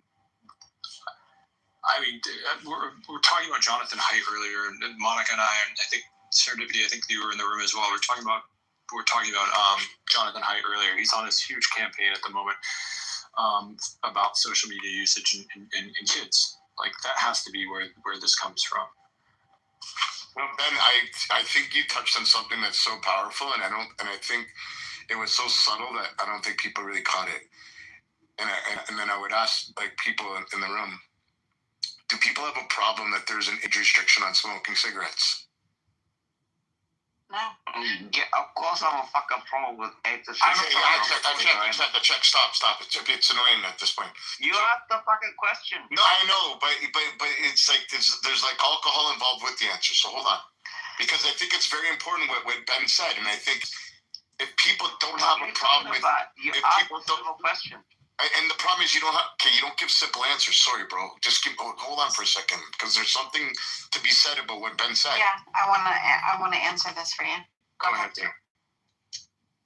Yes, I don't have a problem with there being age restrictions on smoking cigarettes. The thing of it is, it's a tangible good that you have to go to the store, you have to interact with a person to purchase and verify your identity. I think the problem comes in the virtual reality, because there are too many ways to bypass verifying identity. You know, this kind of leads back to that Meta case that they just lost recently. Meta and was it Google? I think Google's the only other one that didn't settle. They just lost that case in California to that girl who essentially blamed her mental health issues on her social media addiction, because somebody handed her an iPad at the age of 6 and she became addicted to YouTube. And by 11, she was addicted to Instagram, and she sued these companies, and generally they're protected by legislation that protects them from being liable due to content posted on their platforms. But the problem was they said that they didn't take enough actions to make the platforms safe to protect against children, like make them difficult for children to access. But when you have parents who are logging children in, creating accounts for them, bypassing all of the rules, I worry that this is a slippery slope again to curtailing our First Amendment right. And it's an entirely different ballgame when you're talking about virtual versus in person. I think the restriction on purchasing of tobacco products is clearly not effectual, right? There was a dramatic decline in cigarette usage, but it basically tracks directly with the increase in vape usage. And now at this point, they're like Motorola's buying up companies who are developing vape detectors to be placed in like middle schools, right? There's a massive market for this. The private sector is running at full steam ahead to attack this problem. So the question is does this legislation do anything? And we've seen I think it was 5 or 6 years ago, something like that, we raised the age from 18 to 21. And now you have to be 21 to legally purchase cigarettes in this country, or any tobacco product for that matter. The sale of Zins and Snus and these sort of like nicotine pouches and vaporizers is at all-time highs amongst those under the age of 18. So it's clearly not having an effect. Now, to follow up on that, do we think that there needs to be tougher laws on parents? Like, does the government need to step in and have more control over the children? Basically, because the parents aren't doing what they're supposed to do. Like, should the parents somehow be held to account? The problem is as much as I'd like to see that, I don't think that would be effectual either. I think it's a cultural problem. It's a cultural problem that parents have now like outsourced 3/4 of their job to iPads, and they've kind of yielded to this blame everything around my child, not my child behavior. And I don't think there's any type of legislation that we can implement that would improve the quality of life writ large and also improve the condition of that issue. It would have to be tremendously authoritarian and make more victims of like putting parents in jail for their behavior. To the point that the juice wouldn't be worth the squeeze. So like in Canada, they introduced a bill a couple years ago. I think it was Bill C-81. Yeah, you have to have a look at this, where children are basically property of the ward, right? So of the state, and basically parents don't have any rights. So little Johnny goes to school one day, and I know it's going to sound like I'm going off like a course here, but I'm not, right? No, I'm tracking. I think you're dead on. Okay, so children will go to school. Little Johnny goes to school, and he says, "Hey, I want boobies. Yeah, I want to be a girl. Yeah, I want to be a girl." He goes home and he says, "Daddy, Johnny, I want to have boobies." Daddy says, "Johnny, you're a boy. Boys don't have fucking boobies. Smarten the fuck up and go back to school. Be a boy." He goes back to school. He says, "My daddy says I can't have boobies." They can now legally remove that child from the home. Yep. Because they think that child is being endangered and they want to protect that child. So now the parents lose the rights of raising the children because they believe that the parents are endangering the child. And I think that has a lot to do with things like this, like the Jimmy Kimmel situation, the iPad situation, the smoking situation. But where's the line where it stops? Like, I think that there could be a happy medium, but I don't think it would stop. And I think it's a slippery slope, like what Serendipity was saying, and you were saying, that where does it stop? Do you know what I mean? Yeah, the issue is when we want the government to use tweezers, all they have is a hammer. And if we put this kind of control in their hands, it's largely not going to improve conditions of what we set out to improve, and it's likely to worsen conditions elsewhere. And I just think, yeah, it's a recipe for disaster. Unfortunately, it feels like a more tenable solution than hoping the culture will change. But like, unfortunately, kids are going to have to die of popcorn lung, and we're going to have to allow them to suffer the consequences of sucking down vegetable glycerin by the gallon, and then something will change. A couple of things. When the smoking age was raised to 21, less teenagers smoked, and I think that even though the number of vapors is increasing, I think the total teenage vapors is still lower than those that were smoking cigarettes before the age. No, it's actually higher. Well, the trouble is I just looked at Edie's right. Opposite right now. But, maybe in America, sorry, I know in Canada it's a big problem. Edie's right based on the statistics. What the problem is like, how do you account for the kids that are certainly hiding it from their parents, certainly aren't responding to these sorts of surveys? And if you look at the private sector, there's investment going into like anti-vaping technologies. I work with public schools in a security capacity, and the demand right now for the ability to identify and address the behavioral issue of vaping in schools is like the number one topic on everybody's mind. It's more important than school bus crashes. It's more important than school shootings at this point. And you go online right now and buy a 510 battery, which is like a commonly used variant of battery for vaporizers that looks like a fucking a highlighter, right? Like, there's products being marketed to enable children to do this. There's products being marketed to prevent them from doing this. It's definitely a problem. Right. Cigarette use is naturally going to go down when the dramatic increase of vaping happens. Right. And the problem is, Edie, because I'm in the space of vaping, and I know a lot about it, and it's a fucking huge problem, because even in the States right now, I think there's only 2 or 3 vape products that are actually legal, FDA approved, right? All of these vapes that you guys see, like Craze, Aloe, they're illegal. But they're selling them like crazy. So making laws changing the legal age doesn't seem to be the way to do it, because manufacturers are still targeting these products. No, the problem is that there's only one company or 2 companies that are manufacturing vapes in America. The rest are being manufactured in China, and they don't give a fuck what they're putting in it. And so, but the ones that are legally doing it still will find a way to target younger people, even though it's not legal. They'll just say it's not for younger people, even though we're making it in bright colors and all this stuff, And then you have, stores are selling these things, just like with THC products. There's stores all over the place in states where it's not legal unless it's a dispensary, but they're still selling a THC product that, that they're not supposed to have because nobody does anything about it. Well, look at Florida. They don't call it THC, they call it Delta 9. There's stuff that's actually labeled THC in stores.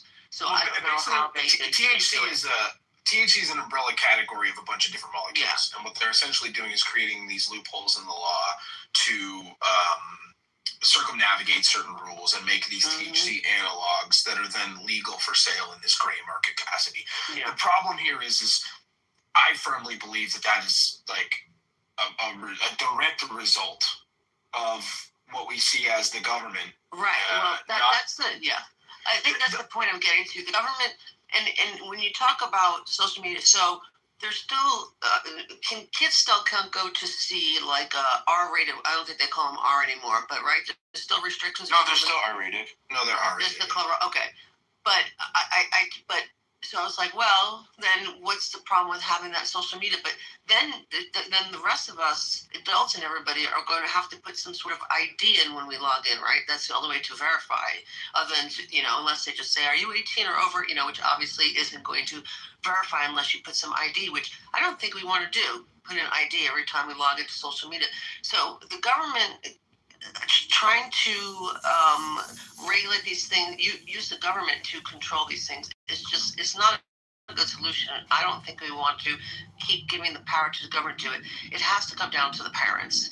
And although it's hard to do, that's the only way you're really going to do this. But that's what I'm saying. Some of these things are not doing their job. Some of these things are the fault of the government. The parents need to start doing their fucking job, because you don't want to rely on the government to do it, because it's not going to work. Some of these things are the direct fault of the government, and like the cannabis thing is it makes the argument into these other categories insofar as if the government would do what the clearly overwhelming majority of the American populace wants, which is like federally legalized cannabis like Canada did, then we wouldn't have to have all these loopholes and workarounds, because unfortunately some of these loopholes and workarounds are totally innocuous and they buy it at the head shop and they don't even get high and it's no big deal. Some of them are bath salts, right? Yeah. Bath salts was the same thing. It was analogs of other compounds that were otherwise made illegal. This is like a problem of the government not appropriately regulating the market. Can I interrupt? I hate to interrupt people. I just want to point out one thing. I want to bring everybody aware to the chat of the threat that I just got from a check, and I think that you guys should all be aware of this.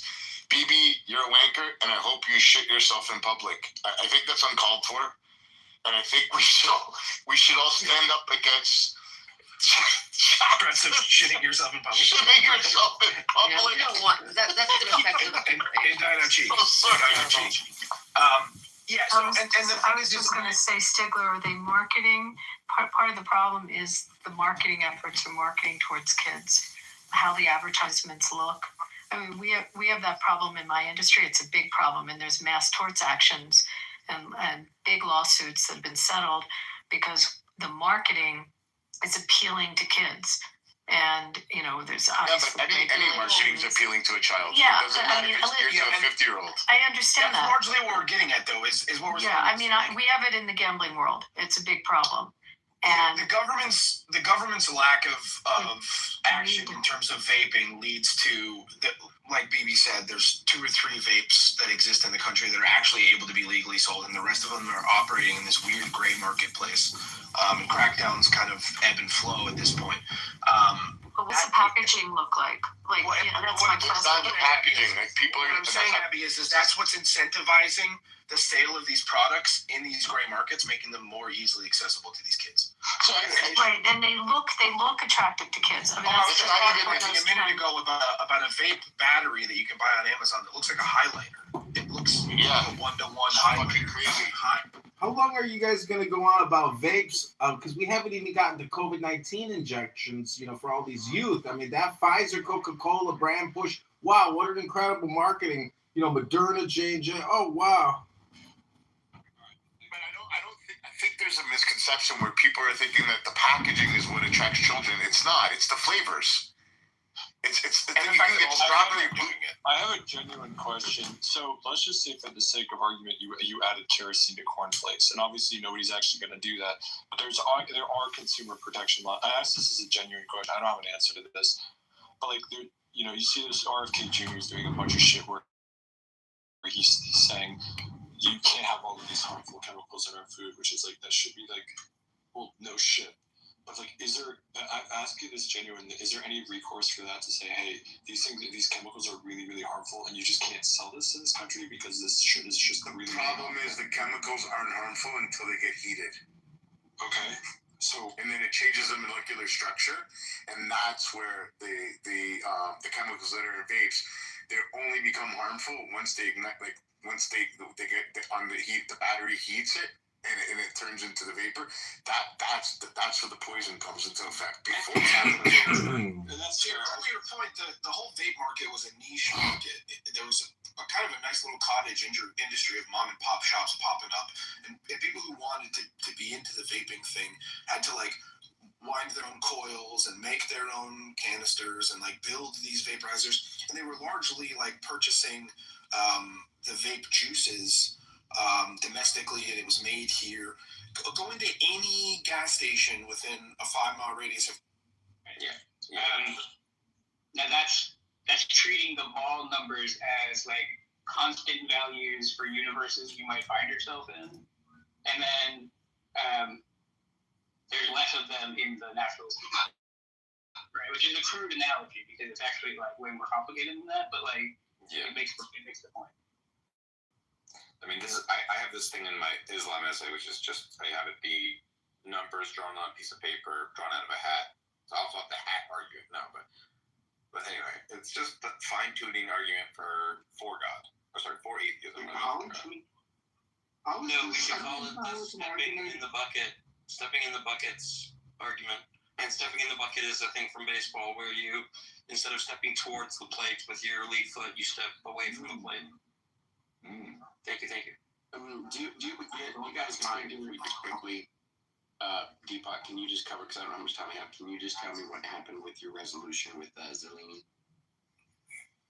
I mean, I actually, you asked, I messaged you. I mean, you asked the question, like, that, and I can answer that. Okay, but, I mean, can you tell me, since I don't know how to read? Well, you know, I was like, you just think that, like, the boys got to give them thinking that, a bit, like, he just thinks that, like, a Bayesian sort of analysis of epistemology is, like, not the right way to, like, you know, describe the majority of situations, even mundane ones. I mean, partly it's based on, mostly it's just based on the fact that that doesn't actually describe how people update their beliefs, right? But they do. But they do.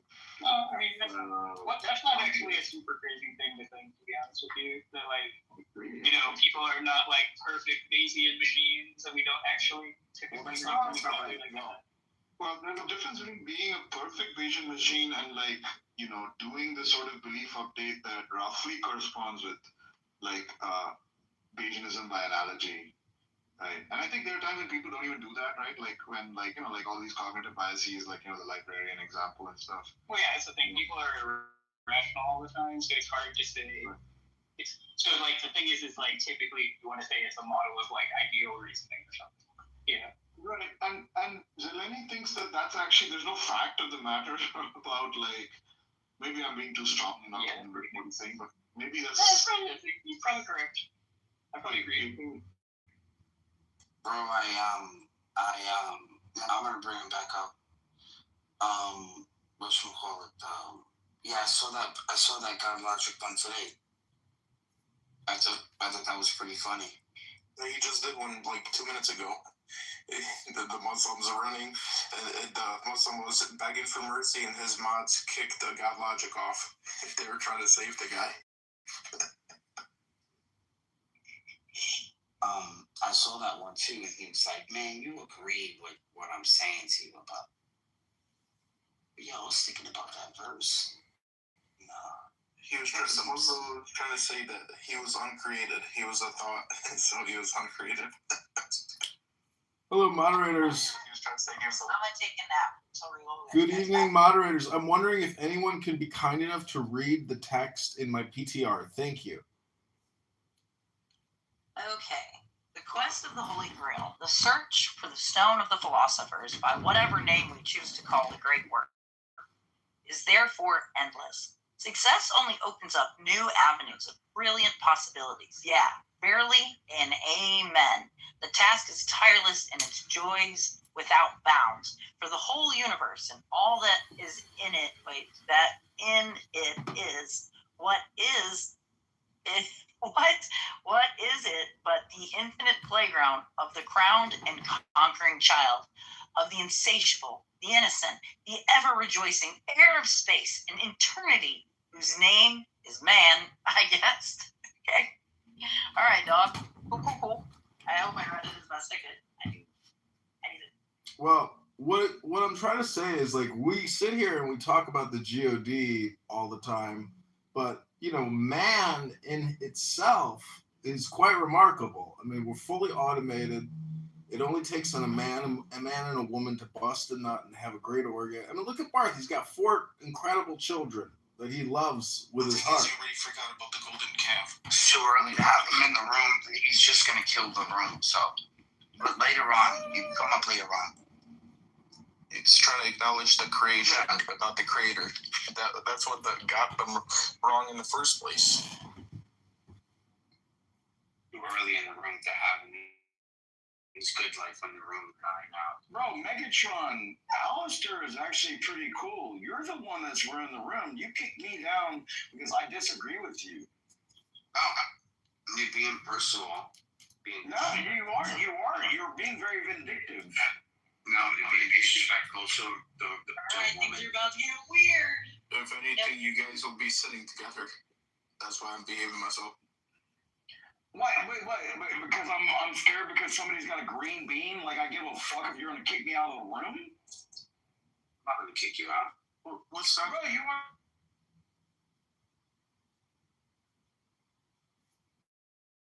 here's the other thing. Here's how it started, and I think this is also a more reasonable question to ask. Is like, let's say there's a claim and you use it to like update your beliefs, right? Like, what is it that's really doing the work, quote unquote, right? Is it the claim itself, or the background information that like gives you the, you know, the reliability for the claim?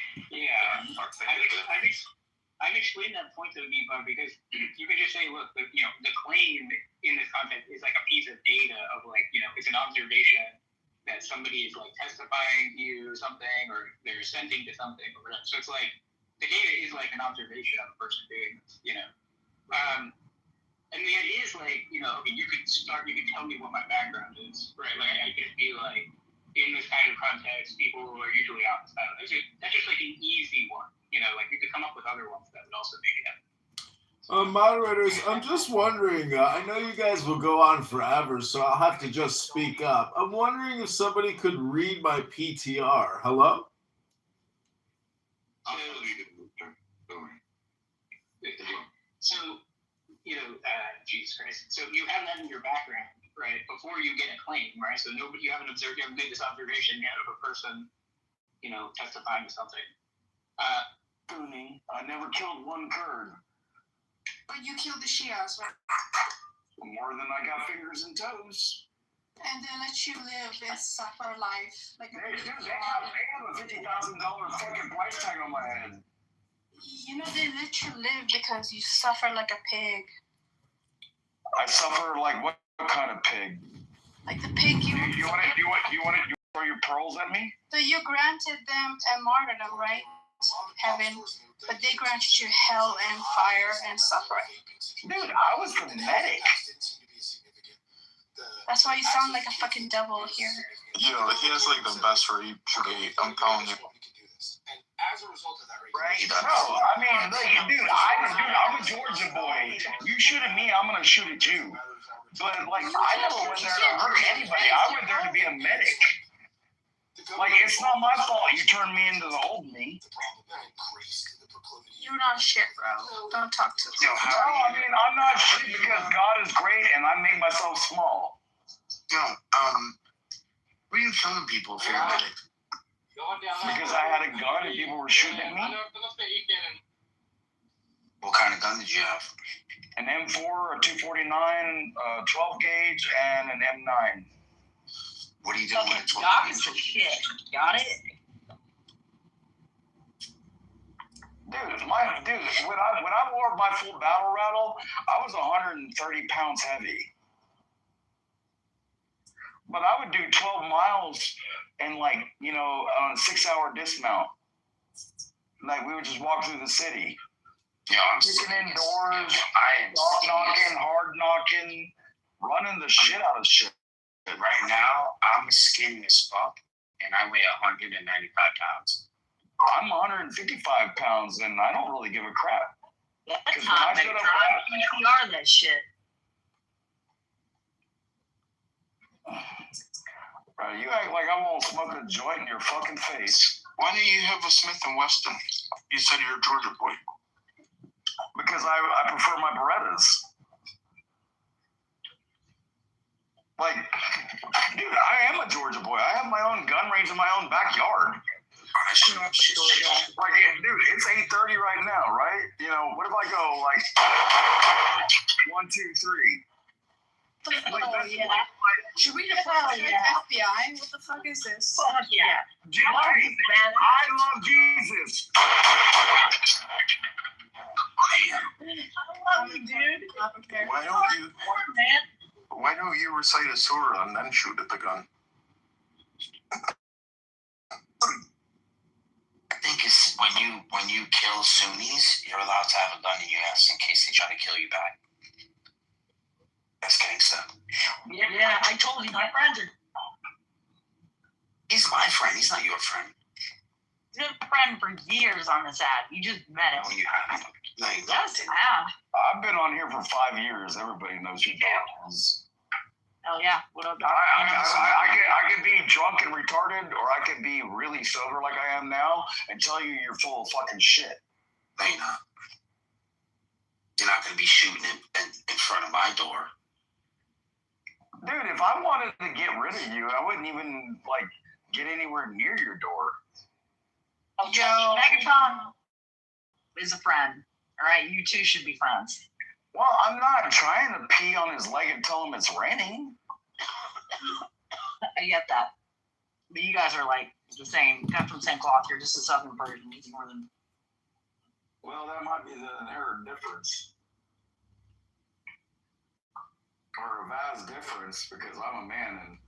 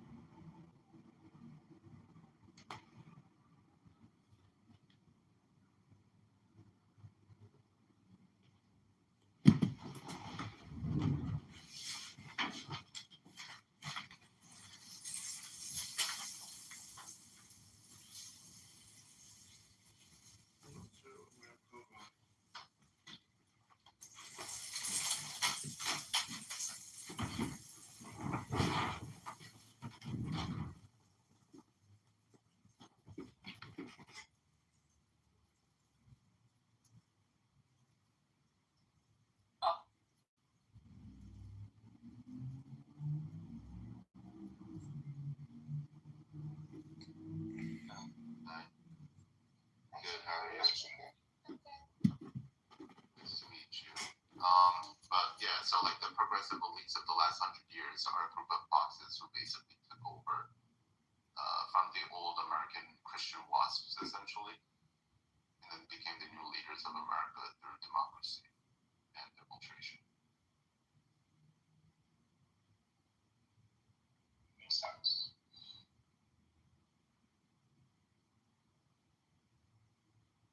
I like how you compare current CEOs to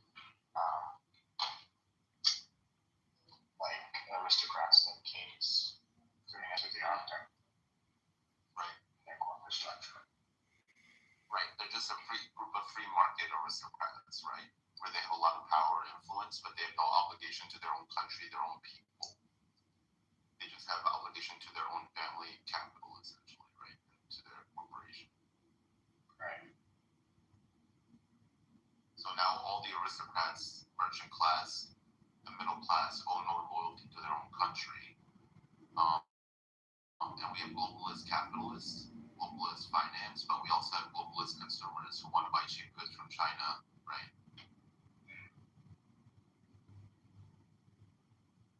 Hi, guys. Hello. Hello. Are you Christian, guys? Are you Christians? Yeah, I'm Christian. Yeah, why Jesus got crucified? Jesus got crucified because the Jewish people were waiting for a Messiah, and Jesus said in certain terms that he was the Messiah, and the Jews didn't like that, and they were given a choice by Pontius Pilate, who was a Roman governor, and they said, would you rather crucify a criminal named Barbarous, who was a murderer, a rapist, and a thief, or would you rather crucify a person claiming to be God, who was trying to create social change in the Near East? He got crucified. They chose. All right, I'm bad. I'll see you later. Losers. No, he's gone. You can wave him. You can add him and wave him if you want, but I don't really talk to retards. So. That was a nice answer. I mean, you were getting there.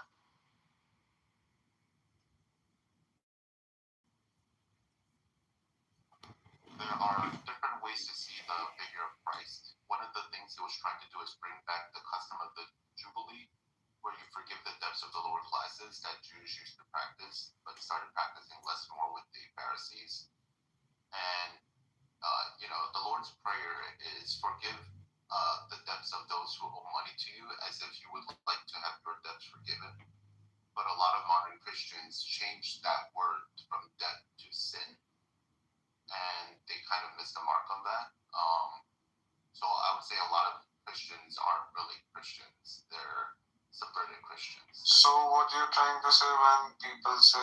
Jesus died for our sins. It's Jesus died for our debt. Our debt. Correct. What about you? But I think that makes even less sense than sins. Or maybe because I've heard it so many times. Right. Correct. I get where you're coming from, but like, it's not just sins that he died for. It's also like debt and because the forgiveness of debts is what prevents indentured permanent servitude of your family for the next 1,000 years or 500 years. And the jubilee that the Jews practice is what was a way of preventing their own people from becoming permanent indentured servants. Whereas liberals think that there's nothing wrong with permanent indentured servitude. Yeah, I mean, this is like the same concept in Islam there is for it with regards to interest. That is why that came from like Christianity and Judaism and Sumer and Babylon way before Islam even existed. Wherein interest was forbidden. Too much interest was forbidden, but instead of giving people money and welfare, what they did Voters of the 16th district, this is John. Sumer, right, which is one of the oldest civilizations. You can see this in all the Near East derivative like civilizations like Babylon and so many different groups of people in that region before the Jews. But Jews, I think they practice a lot of what is it called? The practice of interest usury or something. Right, but that's when they more came to that developed more when they became a minority of the Romans and then came into Europe, right? And there weren't that many jobs for them to go into, so then they went into usury. Yeah. But the Catholic Church historically were against usury until they weren't, and until they weren't the power structure of Europe. And the Catholics are the last Christians to practice the Jubilee, actually, historically. What is the Jubilee? The Jubilee is the forgiveness of debt of the lower productive farming class so that they wouldn't be in permanent indentured servitude. But how can a church forgive the debts of farmers when the debts are with the banks? Well, because in those times the church had a lot more influence, so they could. And then in historical Sumer, let's go back to pre-Christianity and pre-Judaism. How did ancient Near East societies practice debt forgiveness? There was two types. One was that every time there was a new coronation of a king, he would forgive the debts. And because the debts were taken, like let's say you were a poor farmer and your tools broke and you're a poor farmer, so you can't buy it, right? You would go to a local temple, which is the religious, or you would go to the king and the king's state and ask for a loan. Okay, and over a period of time, those loans would stack up, but you were still able to produce wheat productively because you got those loans. So every 7 years, or whenever a new king was coronated, all those debts would be forgiven, and you would have a clean slate again.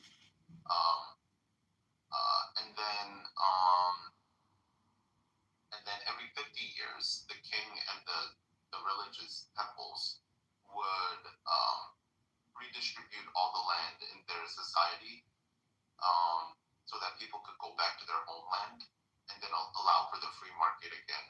And over those 50 years, the best farmers and the richest farmers would eventually have most of the land again. And this was a way to reset the system every 7 to 50 years so that you wouldn't have permanent indentured servitude of like 3 to 4 or 5 generations of people being indentured servants to the same regime. So it was before Christianity, you're saying? Yes, it was before, and then it was during Judaism, and then it was also during Christianity. The Catholic Church did have jubilees in the Middle Ages, actually, but they kept the practice going as a structure. So you don't believe in the whole idea of Jesus died for our sins? Like if a Christian commits, say, a lot of crimes, say Hitler, and he's a practicing Christian, he won't go to heaven just because he's a There's an Christian? element of that. Yeah, there is an element of that. but it depends how you interpret it. Does that mean that your job is to never commit sin? Probably not, because we are fallen and only Jesus is sinless. So from my perspective, it's normal for humans to commit sin, but you should repent as a Christian and you should try to do better. But I don't expect everyone to be able to become Jesus Christ on earth. Yeah, but say somebody rapes a little kid and then they die. So they, according to you, they'll go to heaven because they're a Christian. That's where I'm like a little bit unsure. I don't know if it's just to believe in Christ or repenting of your sins and then trying to be a better person in this material life before you get to heaven, right? And trying to actually change your life for the better. I think that process is what makes you Christian. And what is the concept of repentance in Christianity? Repentance is asking for forgiveness, understanding that what you did was not a good thing, that it was bad, and that you should try to change your life so that you no longer live in that type of lifestyle. So it's not going to a confession. That is part of that. Yeah, like that is part of it. The confessional is part of repentance, right? So this couple, they like consistently are constantly like fighting all the time. So what if you die for your sins, then what is the point of repentance? She chases him around town. He keeps screaming at her. It's like a fucking comedy routine. I put him on YouTube last year. There they are again, getting in the same fight. He's leaving. It's like she just cries and chases him. Why are you doing this? Why are you leaving me alone? It's so crazy. Alright, everybody, this is my garden here. In Chicago, go ChicagoMiracles.com. This one's done. So as long An as Amazon fail, another Amazon fail. This little guy here is sprouting up quite nicely. And we're going to try to put it in a different... But you think Christ is God, right? Holder, see how big we can get it to grow. You're becoming like God. There's another little succulent. I mean, these are all succulents. Our succulents over here are pops. You can't believe it. And there's all these social media. Not all religions. Are they still fighting? They're back at it again. But I would say where do they go to now? Having this idea of a God above you. He's like, I'm gonna punch you in the face. From your perspective as a Indian. I don't know. I'm not a Hindu. Call it a day. Like, why does the man have to like also add to the drama? Can anyone explain that to me? Like, isn't that kind of gay? Maybe he just doesn't like women or something. Maybe he doesn't like hot young chicks that are just like crying and want to just bang him. And he's like, I'm gonna punch you in the face if you keep talking to me. Stop talking to me, God. You could have Indian gods. Alright, everybody, we're going to the front of the house, see if we can capture it from another angle. I think he may. I told you, I'm not a Hindu. I have no idea. I'm a Muslim. So, but I mean, we worship God just to like thank God or whatever, right? And just to worship Him, to let Him know that we are His servants and whatnot. Also, it helps. So there's this saying which roughly goes as praying is like keeping the cloth of faith clean. If you don't pray, the cloth gets dirtier and dirtier. Yeah, so I don't understand what you don't understand about Christianity when it's similar in that respect. No, I mean, we can't be godlike. I mean, that's like the the biggest sin that you could ever do is try to be godlike or something. I would argue that if you truly as much as humanly possible, you should be as dirty as humanly possible.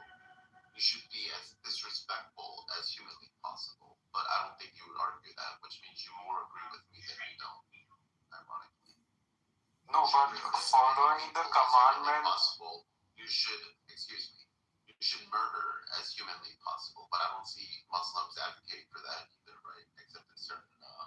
But for the commandments doesn't make you Wait, godly. can you just agree with me like on that, or can you disagree with me on that point? Like, is the point of life to be as sinful, to be as horrible of a human being as humanly possible? I had to figure out whether her vitals, whether she was really going through something. A greater, I gave her a little bit of aspirin. Actually, I gave her an Excedrin, which is aspirin. Okay. Can you repeat what you're saying? I'm sorry, your accent.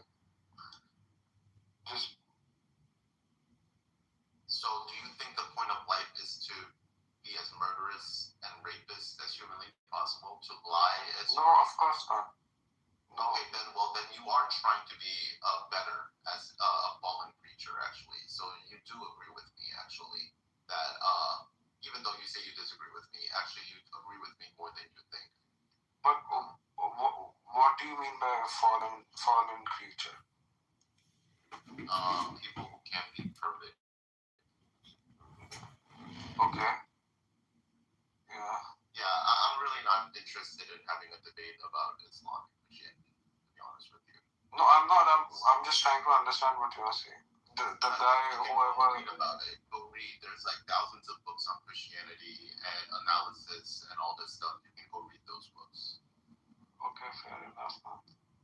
Yeah. Don't get hyper and it's all. Yeah, it's all right. Exactly. So go read. Yeah. Hi, Gio. How's everyone? Hey, how are you? How are you? Yeah, long time no see. Hi, Marsha. Hi, everyone. Hey, Samia. What's the topic here? We're talking about Christianity, Gio? Yeah, PPL wanted to interrogate Christianity. No, I was just trying to understand what he was saying. The last guy that was here, he asked a question and then Gio was answering, so I just went off of that. Yeah, hello everyone. Do you have any topics you want to talk about, Samia? Yeah, I was in a room where we were having, it was like Moses, Jesus, Muhammad, and it was like an interfaith conversation, and like it's the style of talking I think offends people, like because in Islam we have like da'wah, and some people find it annoying because it's like a bit Jehovah's Witness. So it's like some Muslims will come across defensive because I don't know, like the religion's under attack, but it's like I think it's hard to talk to people when they're like that, right? Like, what do you guys think from outside? You just witnessed with being I think like discussion between different faiths is kind of retarded. You pick a religion and then you practice it. And then you show see the fruits of your religion over time, right? Yeah, it's tricky. I think with like Islamophobia or like like you get what I mean, where it turns into but like a Christian civilization should be Islamophobic, just like Islamic society should be Christianophobic, right? Oh, they are. Like that's exactly. That's normal, right? Like the people who think that we can all live in harmony. Look at the history of the Middle East, right? The Muslims conquer, right? All of the Christian regions, right? Christian Syria, Christian Egypt, on and on and on. The Balkan areas. Did they debate? Did they convert? Those aren't super difficult to find quality. The reason or what is happening, the phenomena to study, I think, is misinformation. The internet and social media. It was brewing during the Obama times, right? All of this disinformation was building up, and it was right by the time Trump came. But there have been other crazy motherfuckers, like just as crazy as Trump, who have been also come into place. So again, it's not. I don't think there's nothing really special about him. I do think there's something special about him. I think in 2016,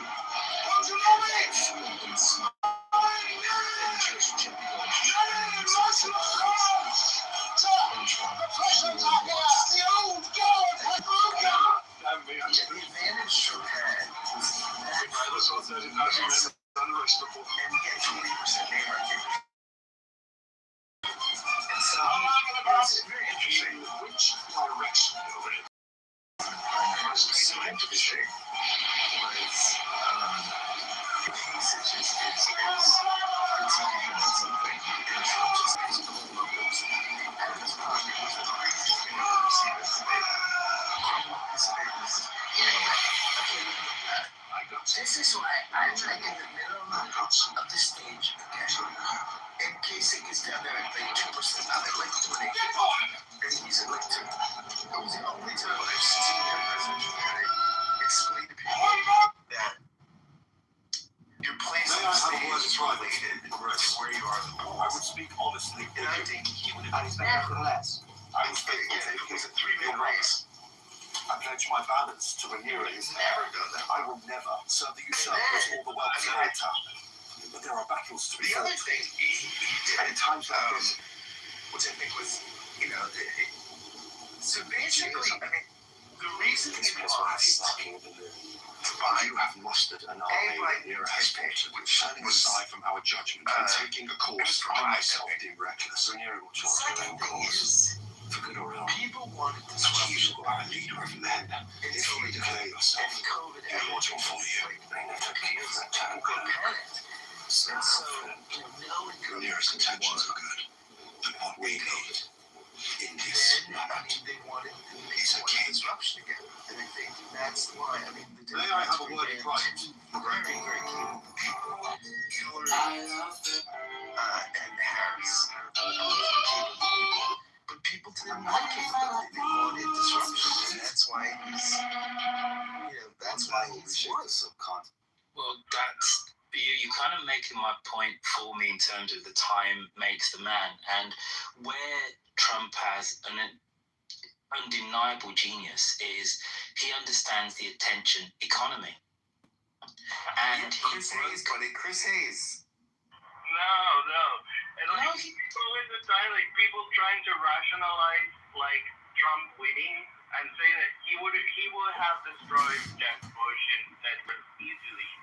The reason he won is because he won on lies and rage, right?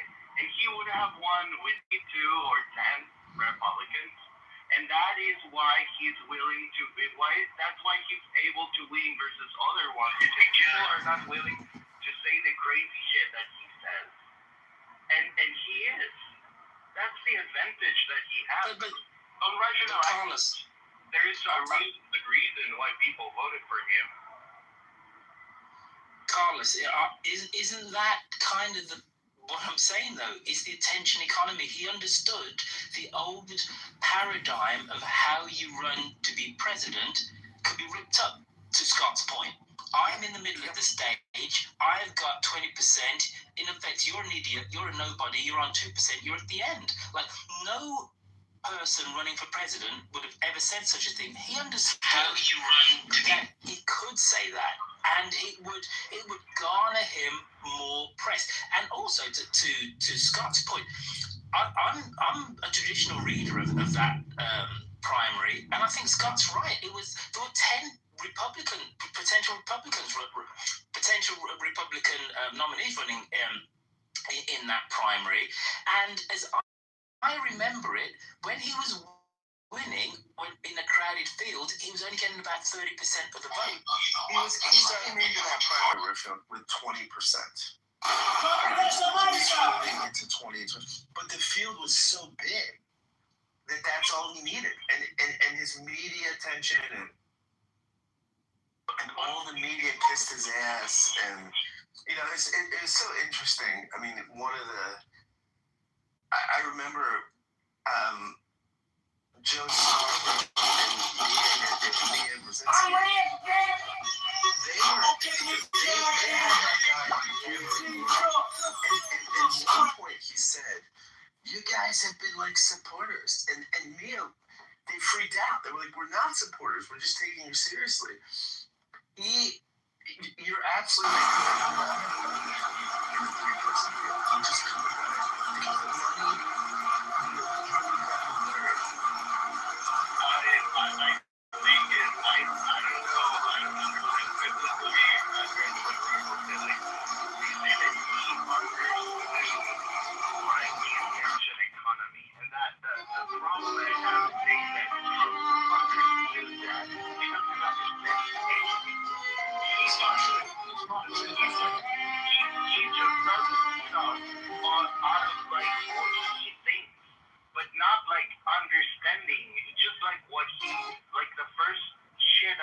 this Clavicular or whatever his name is, right? Clavicular The guy, problem is he slams his jawbone with a hammer to try to give himself a nice jawline. Comedy movies in Mexico about this comedian who always ends up like in very high positions, pretending that he is very capable, and everybody thinks like he's very capable, but he doesn't know anything. But every time he does something, everybody praises him. So this Like, oh, wow. Clavicular or And it's whatever his comedy, and it's like what is happening? Like arguing that Trump actually understood that and he made the calculations of how to win, and if I say these outrageous things, I'm just gonna get people. It's not what happened. It's just an outrageous person that happened to be on a society that lacks critical thinking, right, and lacks like understanding of what is reality and what isn't. It's a liar. It's a pathological liar, and that's all what he does. He lies.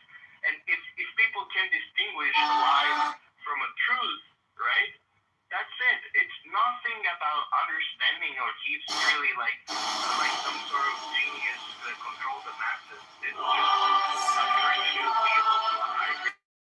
People cannot know the difference between true and lie. That's not what I'm saying. If you look at everything President Trump's career, what has always survived is his name. It doesn't matter if it's a television, it doesn't matter if it's a television magazine, the university, his clothing line, his like selling steaks, every single thing President Trump has ever done in his entire life is branded on his name. He understands the power of television because he did, like 60 Minutes. He did all the old talk shows back in the day, and he kept his name in the media. He went to Playboy parties. He stood in the forefront all the time, knowing how much television mattered. And then when he did reality television, his name was as big as the brand. So like he understood playing reality television to that degree. And so like he went into a presidential election cycle. He was calling in onto every single cable news station and like voicing his opinion. He didn't think he would win. He told us that, like, Howard Stern said this, and Howard Stern used to be one of his confidants, and basically he told Stern this was a good thing. He was just basically trying to draw the flaming sword, crown the child and conquering the Lord. And he thought, I'll just run for president, and that and it took my ¡Sorpresa, América! Argentina, Uruguay, Paraguay, Bolivia, Perú, Ecuador, Brasil, Colombia, Venezuela, Guyana, Panamá, Costa Rica, Nicaragua, Honduras, He ran as a Reform Party candidate and won. Recognizing TV, which is like because of work and campaigns and work on the Republican side of the political consultant, and I've been at the presidential election levels. He understood that in the media, free time on TV, just about all the news hundreds of hours of coverage they got you are like by the talking and balls, saying but I'll tell you what they don't. outspend years in every single dollar that the prosecution. Absolutely, yeah. To Scott's point, the field was too big, so the donors are all split up. So Ted Cruz was competing for donor dollars against Kasich, and everyone was competing, like splitting it up. And the problem is that they couldn't outspend the amount of TV time that President Trump got organically. So yeah, he was smart. He wasn't lying to 100%. He branded himself. His name recognition was so much better than everyone else because he stayed to the forefront his entire career. So to label him as an idiot ignores what his survival skills, and his survival skills was a win. Exactly. So saying that he understood that being on TV every day was useful for him, as if that is something like only a genius could understand or perceive, is what's awful. What is it? Like, that's not what I'm arguing. Of course, everybody could understand that if people are talking about you, it's good for you. You don't need to be a genius or like some kind of group of social interactions in media. The only thing that I'm saying is that the guy, it is an idiot. He is an idiot. The only thing that happened is that because we're in a society that lacks critical thinking, people can now distinguish between this guy lying, right, and telling the truth. And because of that, he maintained the support through the whole thing. He came out of that stare, and the first things that he said were very stupid stuff. And from that point, I think he was 2% or something on the polls, and it went to 14% within a week. Actually, this is where you're missing it. The truth is probably somewhere in the middle. He was at 20%. Wait, from the whole time. No. Before he came out of the stairs, he was not in 20%. That's not true. The truth is probably somewhere in the middle. He's uncouth and crass, but I don't think he's some Otto von Bismarck level brilliant strategist. But there is a brilliance to some of the stuff he does, just as an emergent phenomenon. He always has been this way, never surrender or whatever. He lies to a degree and frequency that would make any traditional politician blush, but he also, in a similar way, tells the truth about some important things, and that's really why his star began to rise. At the same time that there was just such feckless leadership on both sides, and there was, the professional political class had failed us, the neocons had failed us, and so people were willing to take kind of an experimental treatment for what they thought was an incurable disease. And coming down the stairs, he was fucking dead on about immigration. The wall, as retarded as I thought it was, probably would have been a good idea. Some of his instincts are actually spot on, and then he does lie about insane other things that strain credulity. So immigrants, right? It's in the Cato Institute, right? Undocumented immigrants are revenue positive for the country because they pay taxes and they don't consume services. So he's wrong on See, that's not true. These things get tortured, but it is true. Reducing everything down to just GDP misses the point. It's always over-indexed. Even if I would concede you that point, it's demoralizing. It's corrosive to the connective tissue of a healthy, stable cultural society when there are all these carve-outs for laws. When population centers and demographics shift beyond any kind of natural, 1 degree at a time evolution where people can be folded into the broader culture. So I would argue that those Cato Institute numbers are accurate, but even if they are, it neglects certain other things that cannot be captured just via a simple cost-benefit analysis on financial expenses. What you're saying, Todd, why are undocumented people from the Southern Hemisphere who are Christian, who are patriotic, why are they a drain on the culture? I don't understand. Wasn't it self-evident? The selective pressures for assimilation have never been lower. You cannot have an atomized. Until it was dissolved in 1994. What's happening? So a medical doc, just keep that in mind for later. Now in 1994. Oh, hey, Daryl, I'm gonna be here real fast. It was a recreational of the Hudson. I have no problem with quote-unquote immigrants, legal or illegal, but when you let 10 to 15 million people in a short period of time, that's just not a healthy thing for a society.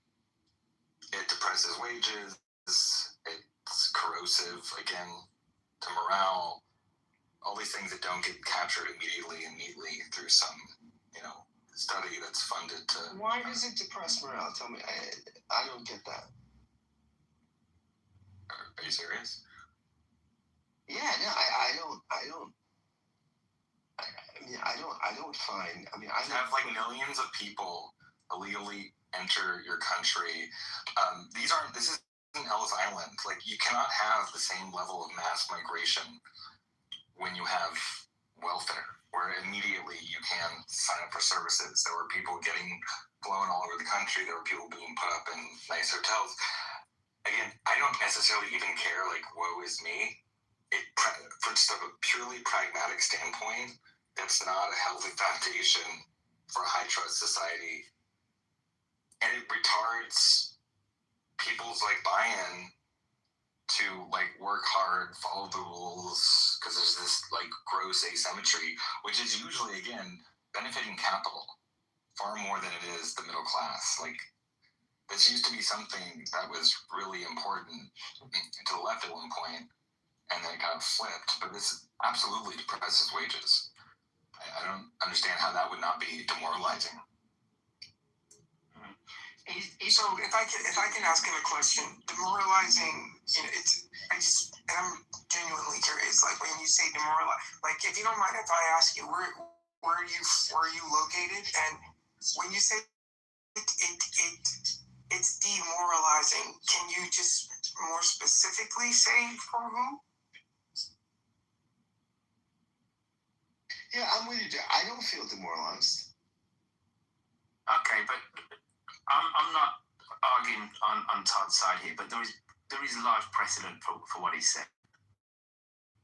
If you to look at the 1840s as mass German migration to the United States and Irish, and you read the newspapers of the time, and people were worried that the specific Anglo culture of the United States was going to be lost.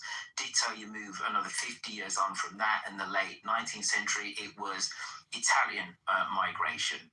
People were worried. The chattering classes were worried.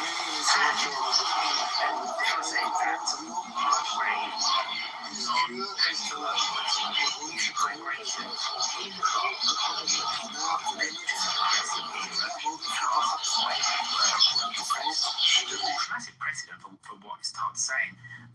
Where I would disagree is about people being demoralised, and I would rephrase it to say that what people have done in countries all over the world, when there's mass migration of people that don't look like them and or don't worship like them, don't talk like them, they worry about the culture of the country changing. And that's universal. That's totally universal. 1 million Syrians after the Syrian civil war went to Germany. There was a spike in far-right voting in Eastern Germany because of it, because people, rightly or wrongly, I'm not putting a value on it, were worried about so many people coming so quickly that didn't look like them, didn't have the same religion, didn't have the same cultural mores. These are age-old questions that people ask about mass migration. Dare I say it, when my folks moved to England in the early 1960s, the same thing was said.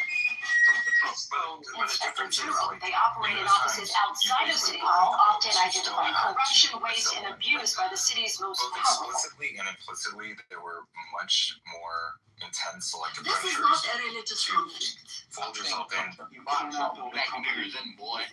Right. Exactly. There were implicitly and explicitly, Scott, just one of you guys, explicitly and implicitly, there was much more intense selective pressures. Some like now you can have like half of your like consciousness exist in the country that you came from. Todd, shut your lame up, boy, shut your lame up, boy, shut your lame up, boy, shut your lame up. This is really exciting. What a dork. Anyways, satellite television, free,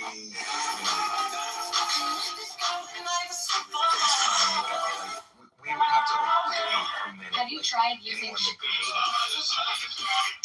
Elderly remember that you would like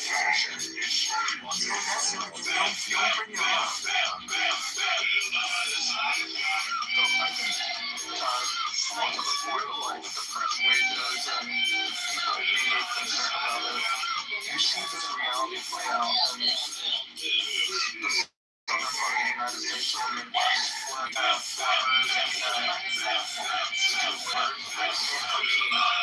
prices that are being presented by corporations corporations and by contractors that are subcontracting to migrant labor. And you have this problem to where in the United States, like the age of skilled labor is getting older and older and older, and people aren't taking up the jobs because why would you go into a field when you're constantly being undercut by migrant labor who's here, who's doing jobs poorly, or sometimes doing it great, but often poorly, and they're charging less, and people are just going to choose to pay less.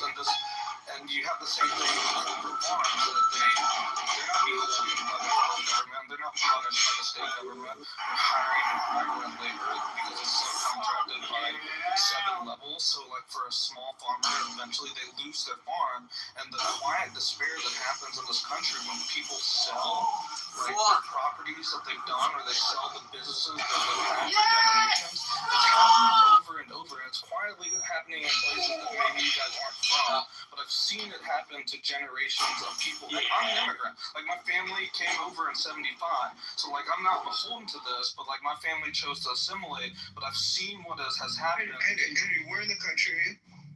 I'm now in Philly, but I'm from Louisiana, and I spent the majority of my life in the South or the Midwest. Where does your family come from? But hold on, I asked Todd earlier. Todd, where in the country are you? Why does it matter? Well, because it impacts what your thought process is. He's on a border. Yeah, I'm on a border. For again, the demoralization thing is like very specific. Depresses wages. Also, people didn't vote for this. Like, for the same reason, it was depressing to see the retarded pull out of Afghanistan in the way we did, even though I wanted us completely out of that region. No one voted to go to, like, war with Iran. No one voted for mass migration. It becomes demoralizing when you realize you're, like, functionally, like, a slave, and the political class not only does not listen, and there's way too much leverage to capital post-Citizens United, and there was already too much leverage in that direction anyways. Hi, moderators. This is Alistair. Could you put me in the queue? Thank you. Yeah, I want to be in the queue too. So the reason I ask is because the idea of the demoralization thing is something that, you know, it's a very specific word when you hear it, right? So I was, you know, talking. Yeah, it's a word. Like, words are specific. Like, what do you mean? So if you let me finish, I'll get to it, right? So I live in New York City, born and raised in New York City, and immigrants, at least here, because someone earlier mentioned Ellis Island, right? So immigrants here have always been, you know, despite what I actually disagree with what Roy Field said, because the immigrants here have always been Oh, excuse me, moderators. When I say I'd like to be put in the queue, I'd also like to be acknowledged that I exist by confirming that I'm being put in the queue. Hello? Jesus Christ. Oh, yeah, kick this fag out, too. I'm a huge Kitover fan.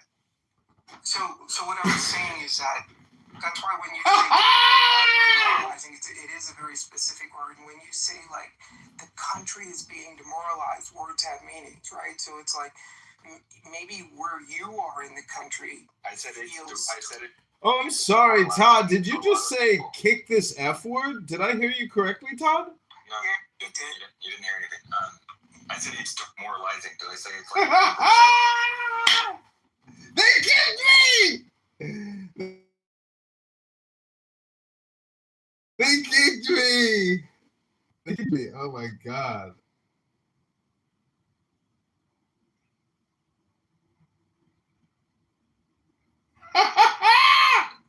This isn't some racist thing, or just because some We're back. Like, speak directionally about something a certain way. No.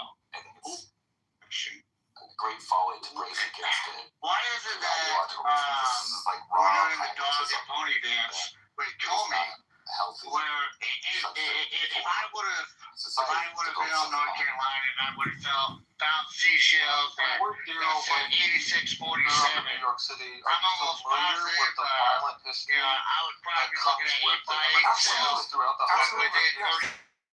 New York has been so much conflict over Absolutely.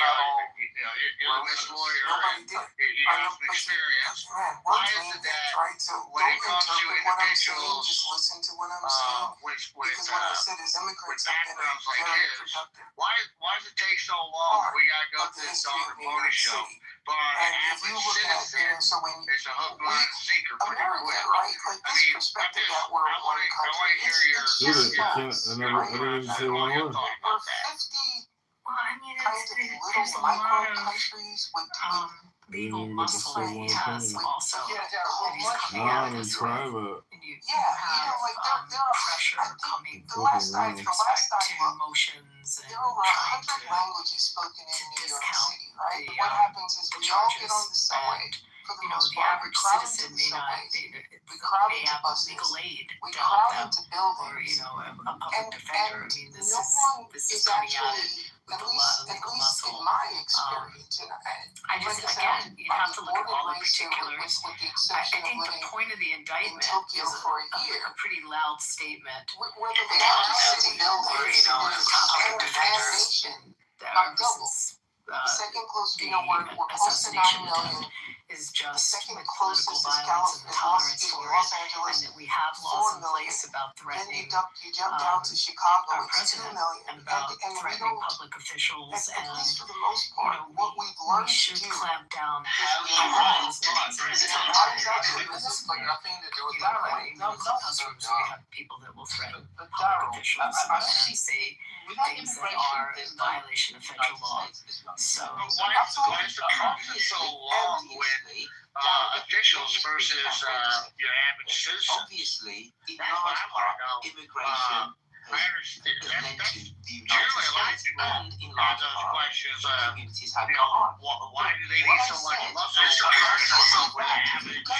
There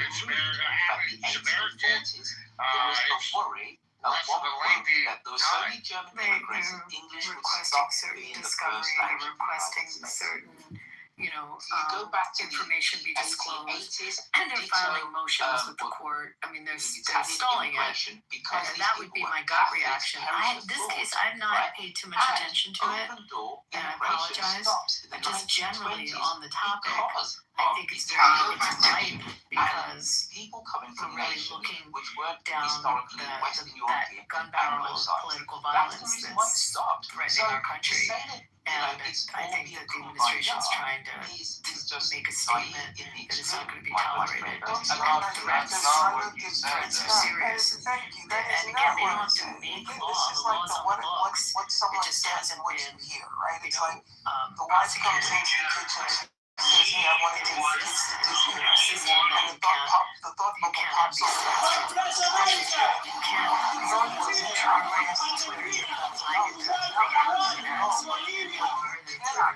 down. There are people sitting in jail for threats on social media.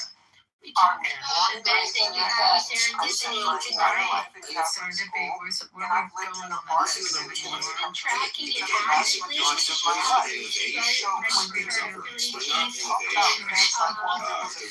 I think you could get it, Abby. I think there was definitely a failure in the process. Engaging someone for several months over I don't understand how.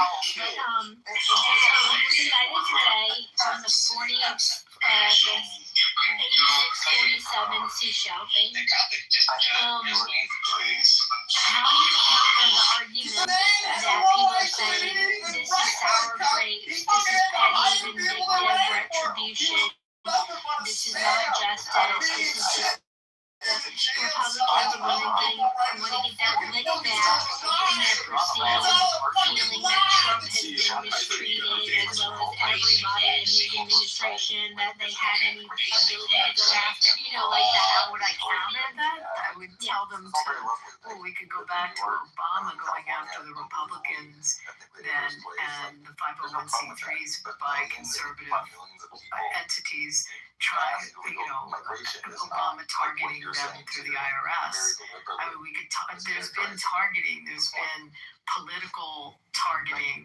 I mean, clearly it happened in the Biden administration going after Trump. How many jurisdictions did they go after him? And I think that's a very talking about New way to see York, it because it's not just the Republicans supply and and demand. There's conservatives more are supply, supposed to therefore uphold the Constitution and our laws, and just because they did it then, the whataboutism is that doesn't mean that we should do it now because they did it then. And they are on productive age makes the economy move.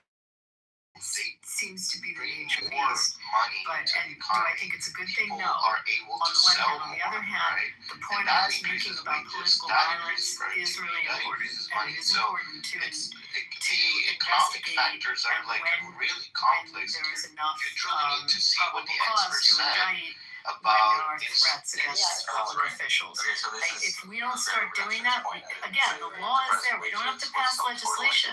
It's there. So what was that lady's But name, is it Kathy true, Griffith, though? when Trump was first 100% right? true. I mean, No, like that's not true. decapitation. I mean, Right? Like if you hear what Islam said, right? It's if you like don't, people are. it's If you actually don't, you're gonna hear the shit that you hear in the classrooms. immigrants will come out like they want immigrants to come out as like labor Democrat senator exactly. got threatened. This way, social media. Guy is sitting in jail. They just had a trial there. Doing exactly that. You just you have to put your foot down. And this weekend was an example. 4% during the Biden era. That is probably what you guys are complaining about, like not finding like very bad so this goes to my second point about saying why Trump they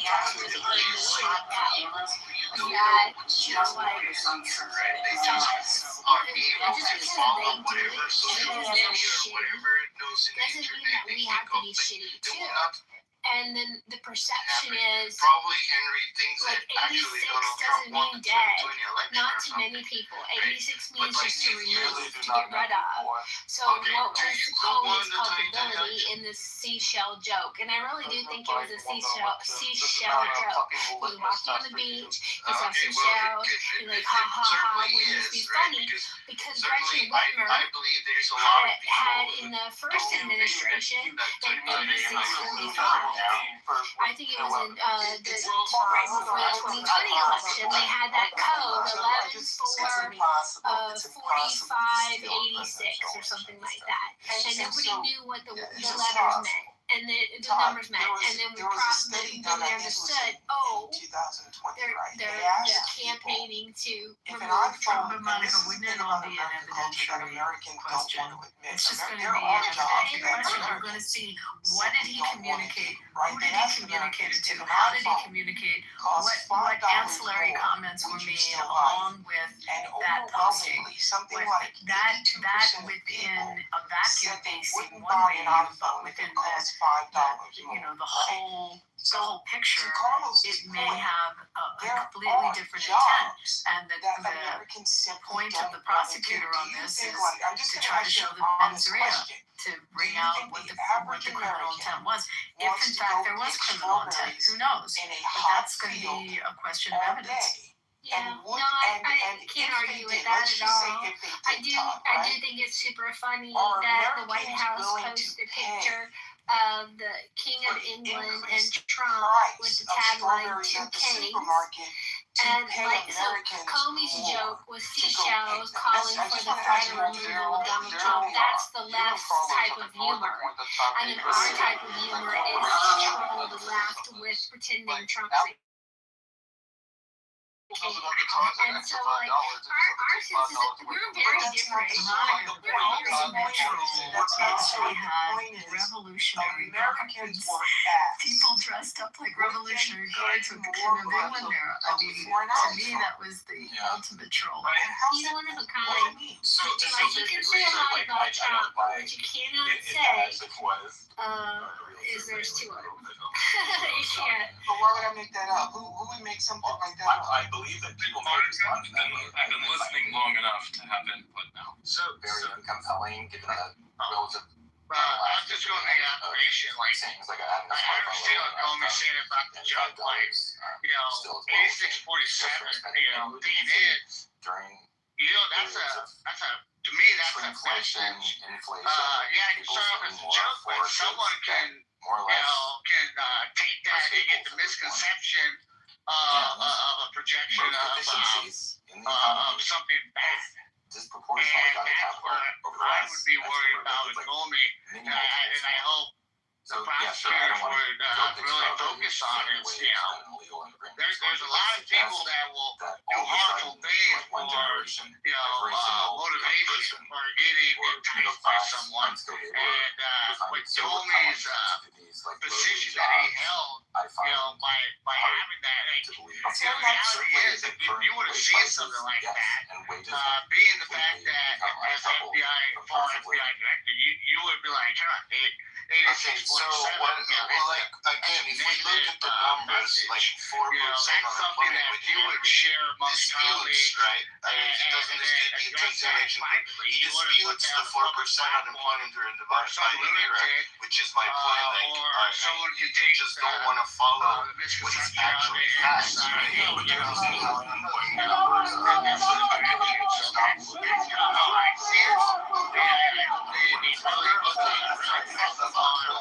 We argue that that's not like we argue that we can very good to measure the economy. But you cannot deny is that the number was actually was, right? You may say I am a better economist and I'm going to use my statistics. If you're an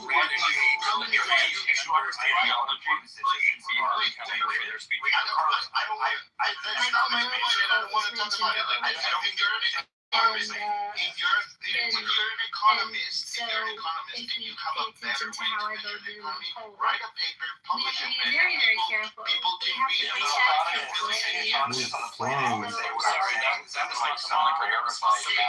that's not true. Like economists publish like the numbers that we get, the official numbers that we get are those, right?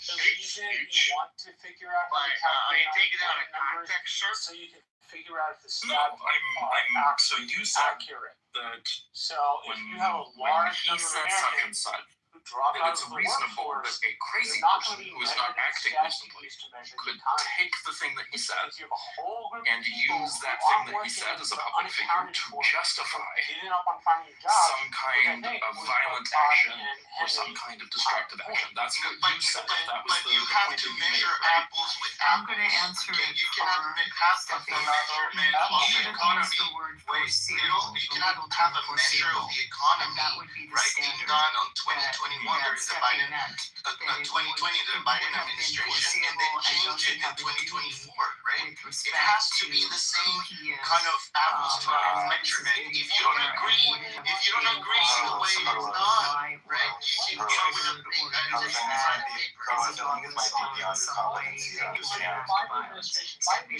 what you were saying. Exact stuff. And you beat me to it, Miss Sandy. You're not supposed to bend people's exactly. I know exactly what he was saying. This has been done. You have to do it back as we later. We cannot just randomly simply far into the.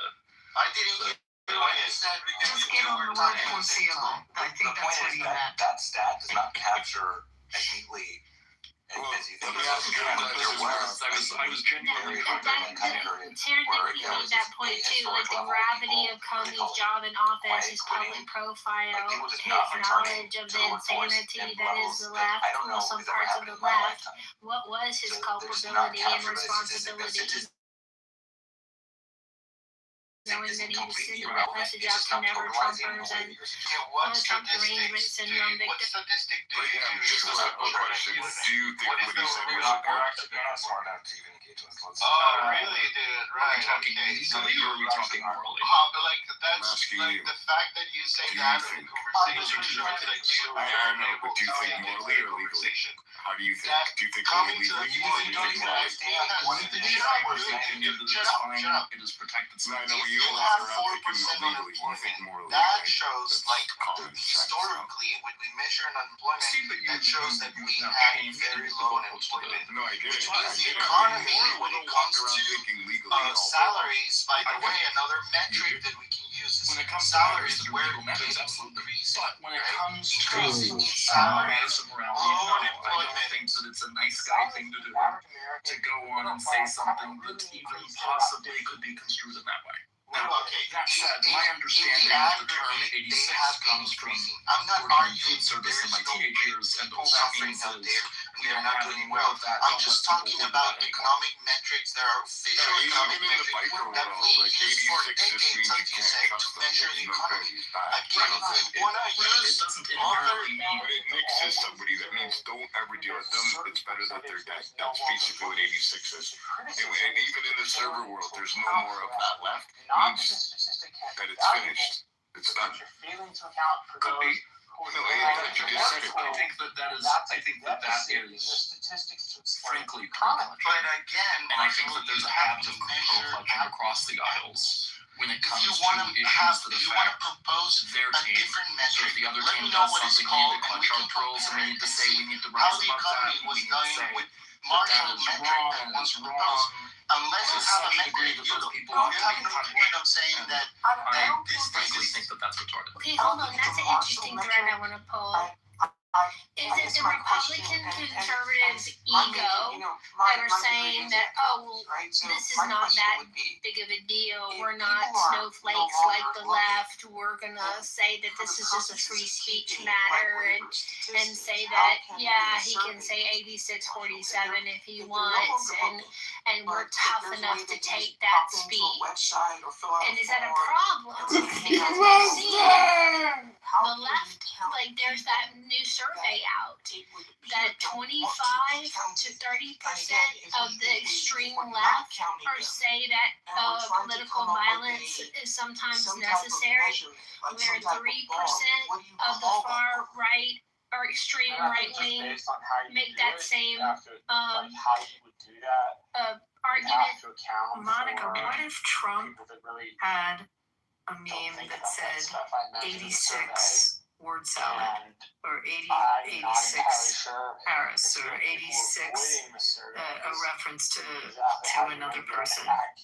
What do you think? How would you react to that? 86 was knowing his responsibility and what he's talking about. Well, he's the president of the United States. He has a higher standard of care. Take it back. He's running for office before he's president. He's running for office in this last election. And if he had 86 Harris, or 86, some reference to her. DoorDash for 40 hours a week are considered employed when they would have been working a labor union job 20, 30 years ago. Running for office. If he's just Donald Trump, your obsession with forcing martial law to come up with a new metric that's perfect and will cover all these things is an unfair expectation of them, because they're just making a criticism of, like, yes, unemployment is 4%, but there are problems with that metric. That's unfair for you to be like, well, how else would you measure it? I don't know if you would be indicted over it either. What I'm saying is, but new metrics come out all the time, right? So I don't think it's unfair. No. Yeah, I just kind of want justice.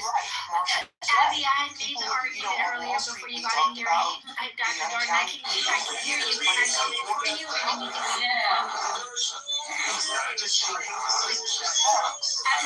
argument earlier. I actually had wrote a tweet about it because people on X are celebrating, and I'm like, well, wait a minute.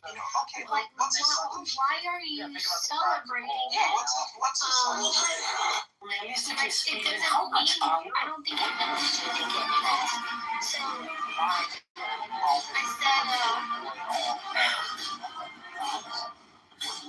I said the frustration of Comey doing sedition things, Russian collusion, and having a seashell joke be considered prosecutable by the Justice Department is dangerous. I'm very frustrated by it. I don't want vengeance or revenge. I was just hoping for justice. And then I put the Frank. with him looking at the redwood trees, looking up and saying, so many questions. And Not chaotic, not in your face all the time. This doesn't seem like justice to me. Go ahead. Helping you keep everyone in line and staying out of your way. That means letting police do their job so your communities are secure again.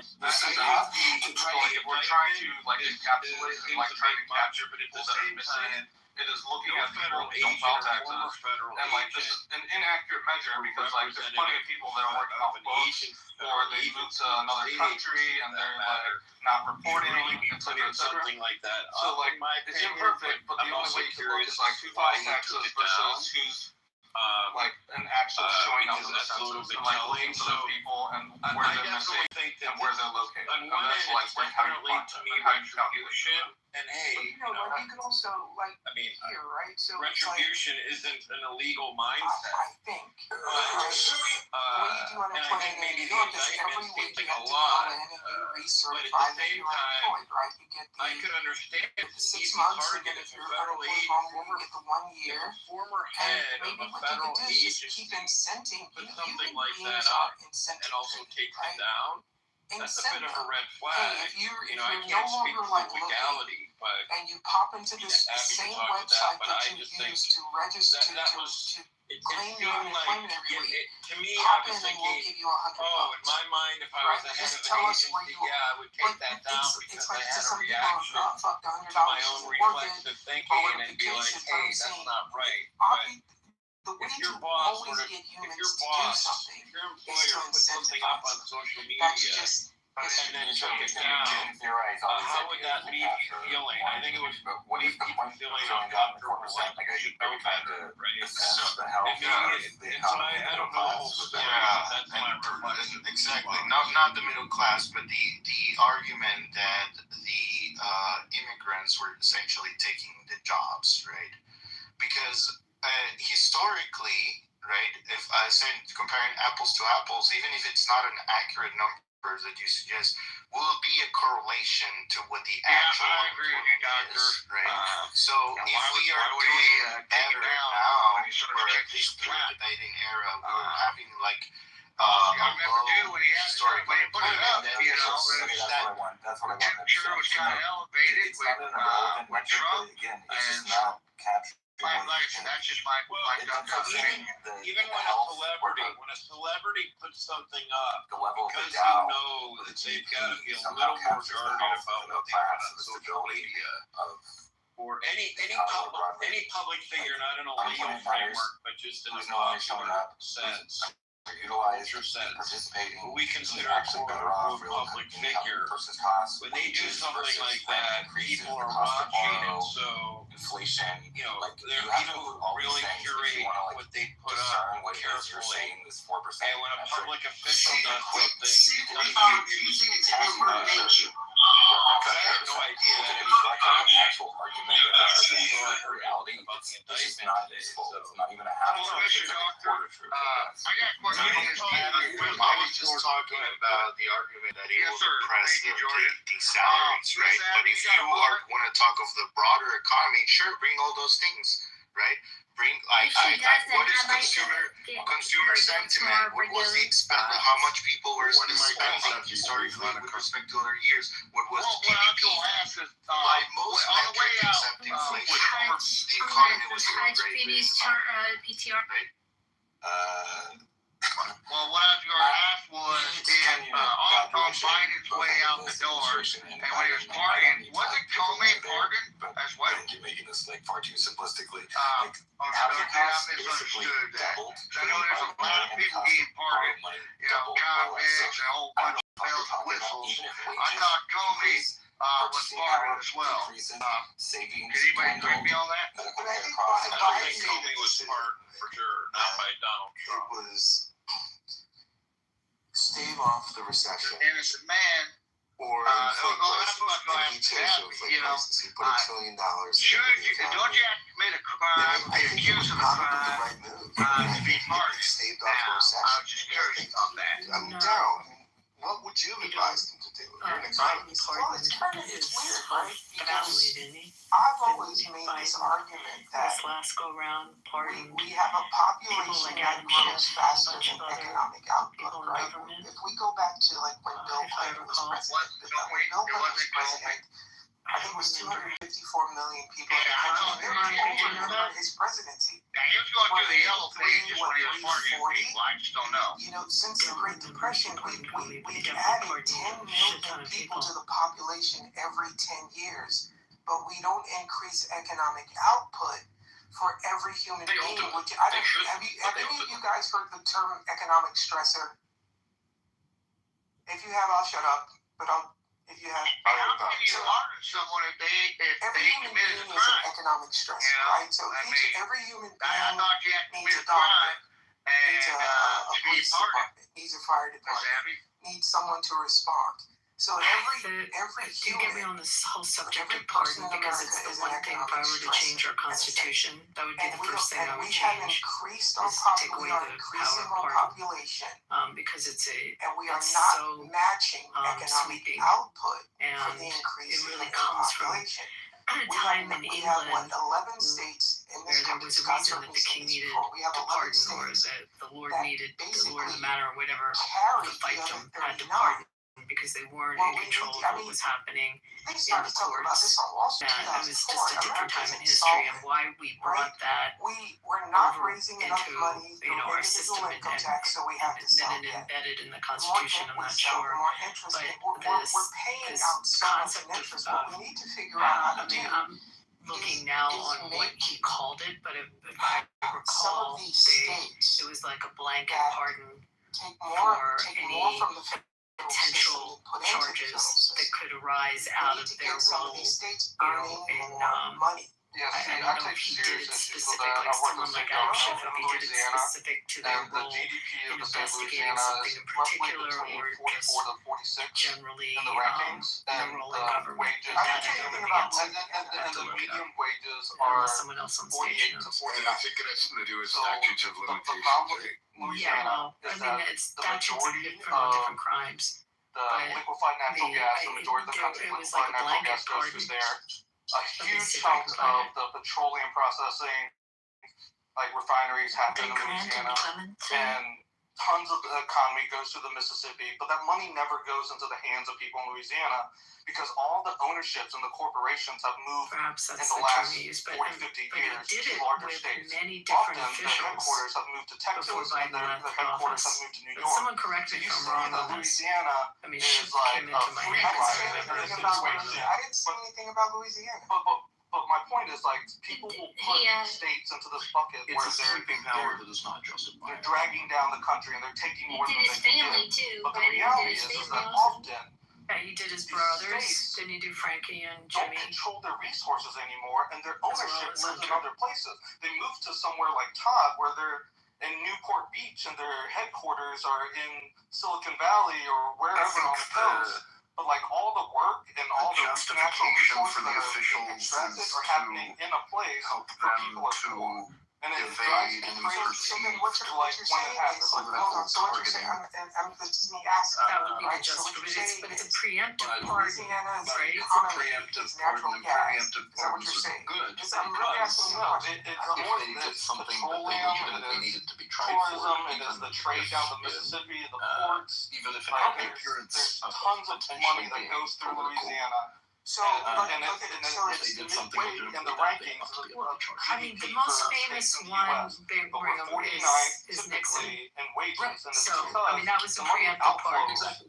You and I are on the same page. And so, like, people are like, Again, I've argued this before. I just think it's one of the worst things in our Constitution. And I think our founders were brilliant, but I don't really think they thought that way. Yes, I grew up in a refinery. It's been abused Are you by unaware all of sides. like the refineries in Louisiana, the liquefied natural gas, and like the things that happen offshore there? Like, it is one of the biggest energy producers in our entire country. because So then there was a what's point the in problem? time that it probably was Like being I've used. already told you, the ownership, like the oil companies, the energy companies Well, are now first of all, I'll be give an clear example. that Freeport it's a McMoran. federal It used to be pardon, based so in it's not for any state Louisiana. crimes. Now it's based in So Austin, that's Texas. really Like important that to happened make in that our distinction. lifetime. A lot of like And Chevron it's not that for bought up future all acts, the it's oil for companies past that used like acts. Amoco and all these companies that used to be doing business in Louisiana. They got bought out But by if companies it's based in past Texas. acts So that you then have you in look charge at like that. Texas, or they've been yes, that's bought up by exactly So why. also, like, based out of Trump New went York. And crazy then at you're the just end like, of his oh, term, and he pardoned Louisiana like doesn't do 50,000 nothing. But the people. reality is that those Can companies you were be sold challenged by on that? baby boomers and Generation No, Boomers. and not in our Constitution. It's a sweeping power pardon. I'm telling you, if I want to do a new amendment to the Constitution, that would be my amendment. Well, it seems that the caveat is that both Biden and Trump have pardoned people in ways that benefit them ultimately, and so I don't know how the taxes and the wealth that people talk about, like, oh, ExxonMobil makes X number of dollars and their headquarters are XYZ, or many of the plastic companies that are based in major cities, but they're actually being made Jordan, in just amend Louisiana. the Constitution with an amendment that eliminates the power of pardon. Because the majority of the wealth that comes out of Louisiana are going to other places. Dedicated to Where's the labor is what I'm trying. Maybe I was asking it right. Where's the labor? Labor has people who are incarcerated. We've talked about this ad nauseum for the last or hour. Labor liberating people from wages have incarceration stagnated for the last federal 40 crime. years since Reagan. Is Reagan's is that fault? not, Basically, like is labor that has too stagnated restrictive? for that long, so like all capital Or, has I been mean, you're flowing saying get upward. rid of That's that why even. the top 1% I'm just of our saying country keep on getting wealthier and wealthier. It made sense That's where in the its money's time going. in English history when the crown My dad just was retired not from a petrochemical monitoring company and in aware of You know, what my friends are the still working at petrochemical companies magistrates in were Louisiana. doing But like in the the different petrochem company that my dad used to work for around got bought out England. by a German It made company and then sense. got bought out Go by an read, Indian company. I don't know, And then Rock or like if you're trying to Google, measure just like read the the wealth history out of of Louisiana, pardon it's like and where it came from. it's not there. It doesn't make because sense. The money's outflowing to a You know, foreign country, but now it's our, like I think our legislative, the cells excuse me, based our out of executive God, I don't branch even know anymore. I've lost track. is But aware of what our that's judicial the branch problem. is doing. Sometimes when you label the states And we have a Justice Department. And it just, you're not looking at the doesn't, resources that come out of the historically state it made that generate sense, but wealth to for me I don't see it today. Someone argue with me and tell me that I'm wrong. So I can see certain contexts where it could make sense in one-off situations with people convicted of criminal charges, but the criminal charges that they were convicted of are no longer I mean, Darren, popular. let's say, Darren, you're one of the smartest guys I know. Or if there's a murder conviction and the murder conviction had evidence that was very disputable, but because of the limitations of the system, the person ran out of appeals. I know that there exist other means for them to do that, but having the person have the ability to commute the sentence is not necessarily an inherently bad thing. But if you have presidential if we want to talk about bringing back powers like to issue manufacturing, if we pardons want like to that, talk or to issue about, clemency or whatever the hell you call it, you know, China is I the think world's manufacturer, there need right? to, at a Apple minimum, makes be its restrictions. iPhones. For example, And not being able to pardon people members of like your immediate family, in and not factories being where able they to put up pardon members of suicide your nets. administration And it has for not crimes that they impacted may have committed Apple's through phones, which is, you know, why through we're the course of talking their capacity as the a jobs that member of the Americans want to do administration. and don't want to do. The truth is, There have to be some levels of we checks on it become a because it's society where proven we itself want not to be balanced. I disagree with you because if new evidence came out in a want case, you could products, we seek want a cheap new materials, trial, and that's you why can China motion became the world's court based on manufacturer. new evidence. Our legal system I don't it enables one to go through the process when a circumstance like that comes out. Look at who Biden not only pardoned but commuted. He commuted 37, was it 27 or 37 death row? I mean, people that were cop killers, children killers, that he commuted off of death row their sentences because he didn't believe in the death penalty. So, so you'd have to also look at commutations as well, and then governors have pardon powers as well. I mean, then it's on a state level different, but I mean, just generally, you would maybe you need to fine tune the legal process of appeal and with respect to something like new evidence. I'm disagreeing with the death penalty because of its religious principles that could be on the case itself. But what was his reason? Did he ever give his reason? He's a Catholic. The Catholics don't believe in the death penalty. It's inadmissible according to taxman and dignity cases. Is that the position of the? I didn't know that. That's the position of the Catholic Church. No, yeah, the Catholic Church. Wait, there happens to be a Catholic on stage. Joe, No, stop. The Pope may be personally against it, but he didn't rule infallibly that this is a doctrine of the church and he must believe it. It's not true. We got to Joe in 2018 Pope Francis ordered a revision to the Catechism.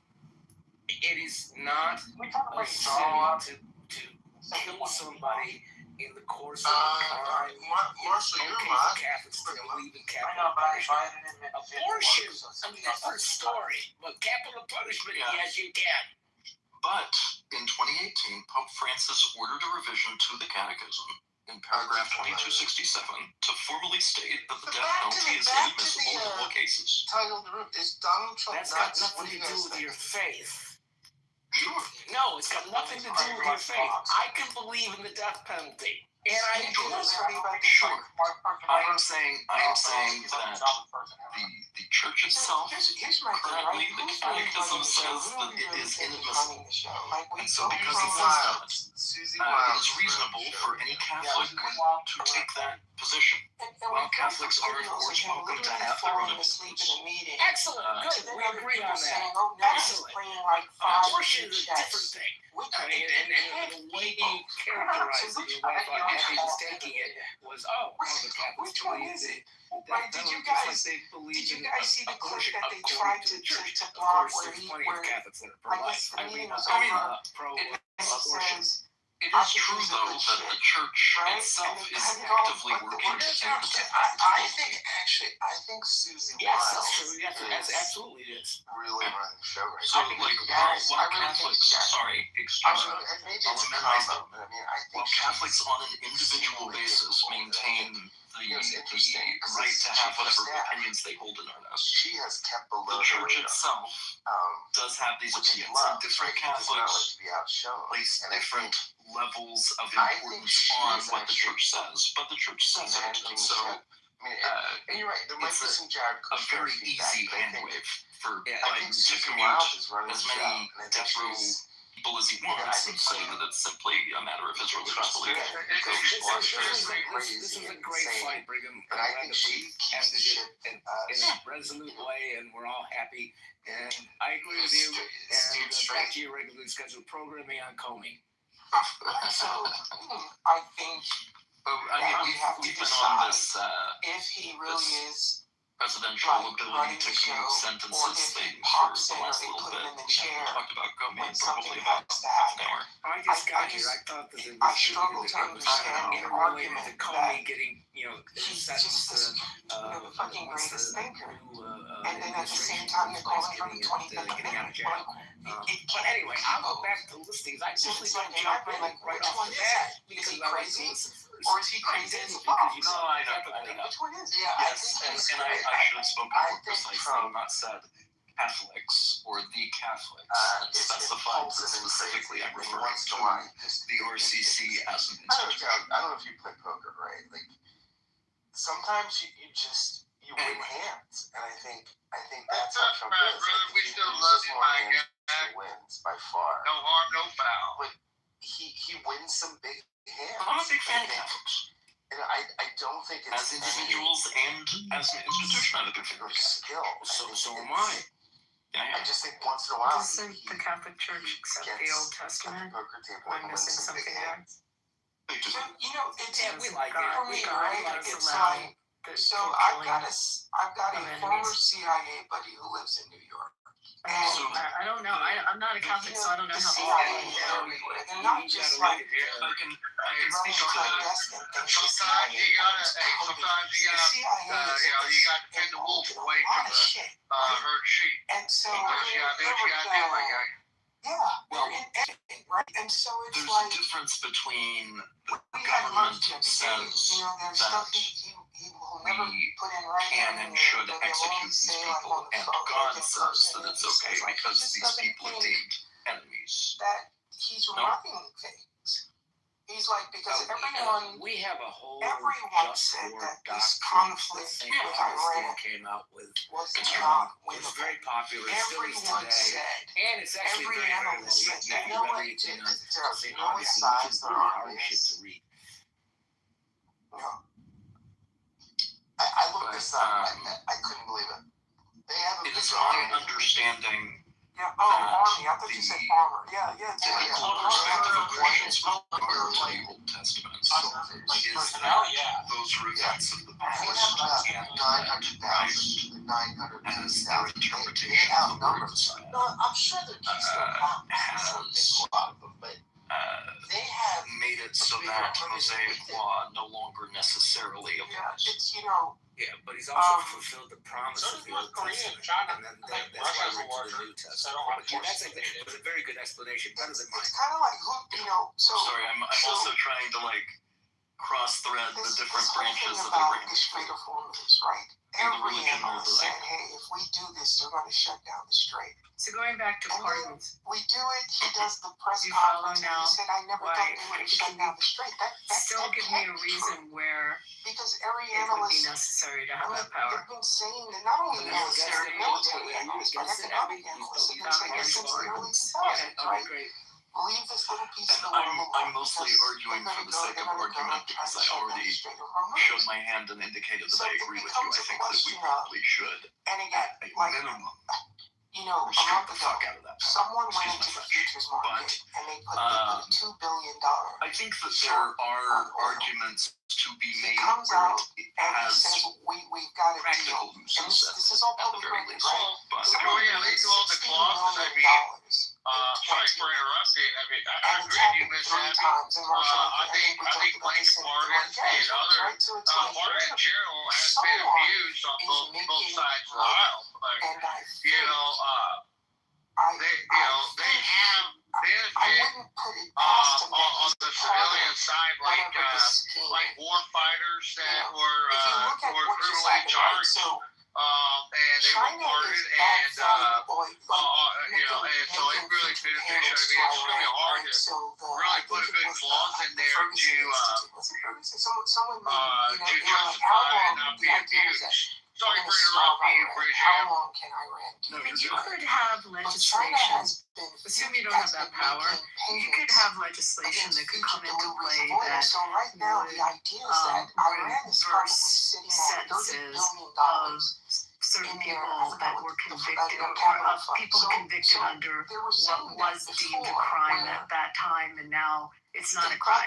So that those sentences are vacated, or what's the words not coming into my head when you're, I'm sorry, what? Commuted, but when they go away completely, when they're yes, thank you. And you could have circumstances like that where you'd have legislation that would cover it. And I understand if something was considered criminal and then over time has become accepted, that might make sense. But you could cover it with legislation. I don't know.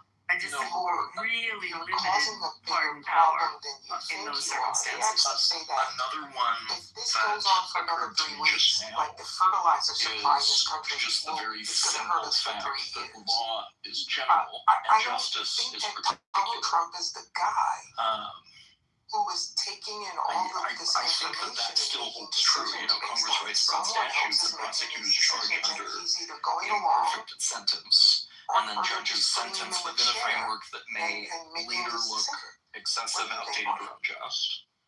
I would argue a broad statute is, if it's overbroad, it's unconstitutional, it's going to get challenged.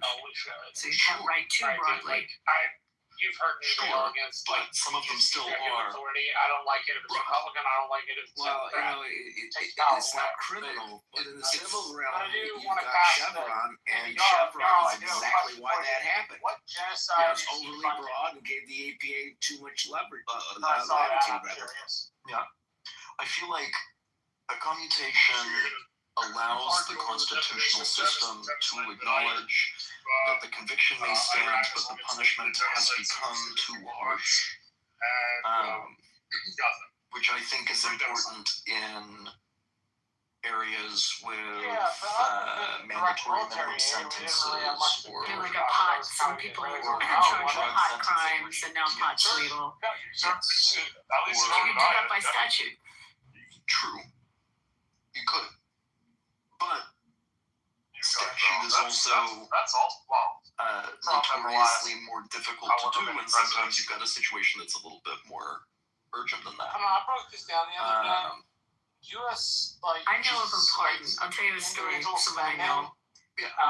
It's a famous person here in Vegas.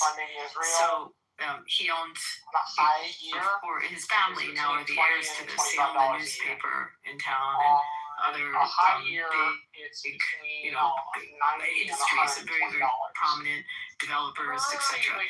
So in the 40s, after World War II, he was involved in getting arms over to Israel for the War of Independence. And there was a lot of people involved with smuggling parts of airplanes through Czechoslovakia, through Panama, through certain countries, and getting, the fuselage along with the actual airplane parts to build out airplanes to form an air force, and also getting guns over there to help them fight the War of Independence. Because he was here in this particular geographic area, has some ties, had ties to organized crime, he was able to, access and mobilize weapons and get literally boatloads of weapons through various crazy routes around the world, different countries. I think they even went through Africa up to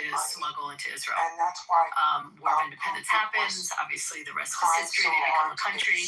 He was convicted back then of arms smuggling. And many years later, his son happened to be roommates with Bill Clinton in, was it law school or college? One of the two. And Clinton pardoned this man and took away his crimes. It was like, 60 years later or whatever. But it was a pardon. And it just made me think of someone I know that was pardoned and where the climate had changed. And, but the damage is kind of already done.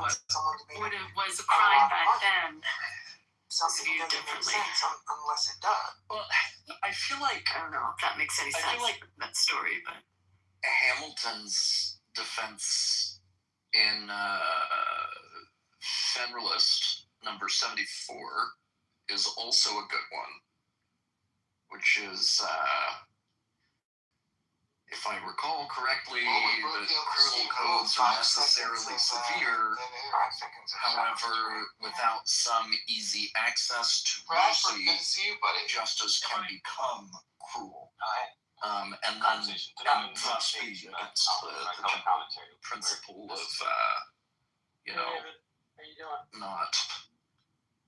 not invoking cruel and unusual punishments. So, It boils down to the idea that the legal system needs to have a deliberately non-judicial mechanism for mercy because courts are bound by law as written. Cousin to King Charles. As written. If you go ask an AI And how so likely with you are to the be court being bound cousin by with law, anybody on earth, that likelihood is about 100%. There are convictions that can occur that So maybe congratulations. people disagree with, maybe the president personally disagrees with. And it can be a benevolent. I mean, at some point, I've always wanted to live in Buckingham Palace. Hypothetical that I So anyways, I'm probably the cousin with him as well.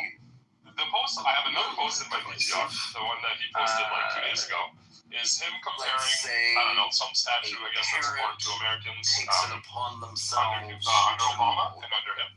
If you look very closely in his own post that he shared, do a little bit of vigilantism after their child was perfectly identical. assaulted. Which means it's a lie. It's AI generated. So that's 2 days and 2 stupid posts. And then if you go back 3 days ago, the law by no, that's not true. Go back about a week and a half ago, Donald Trump posted an ad on his own social media for state.com crypto gambling. But there's So if you're not gambling according with to money law on for them state.com, to end are up you even American? on death row. And on that note, Trump is Just out. based on It's funny though, right? Because they circumstances. said when Biden And left it the White may be House, that his net worth that is a increased by deeply $2 unpopular million, situation right? because of the situation. In Trump's because first of term, they said when he left the detail White work House, around it. he and his family's net Like worth I can increased think of by enough $2 one-offs million. to consider. Okay, so It's say with that, but someone else can absolutely chime in. I insane. don't have to be doing all the talking Like here, but that- you could mitigate that in you front of can a jury. increase your net You worth. can mitigate what I'm sorry, the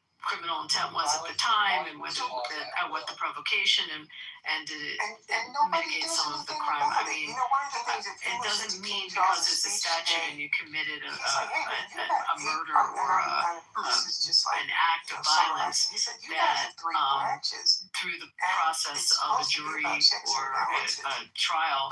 But it's Some like, of that, but and I just mitigate wonder, like, is the optimal why? word. So I don't know if I agree with you, but I'm sure I'm boring people with this. Go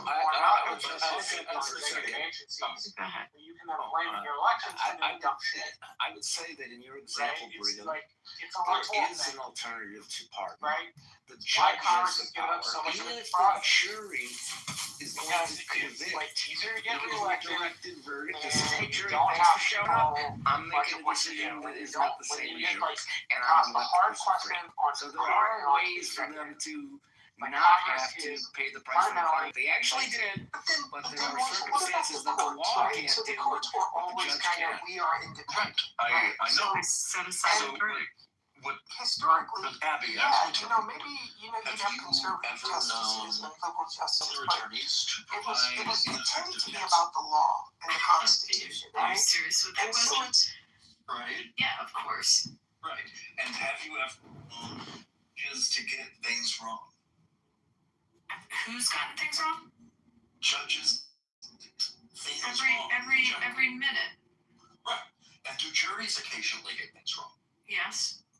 Right. But that doesn't change our system, and that the system is a system that It is. works and functions. It's gonna have inaccuracies.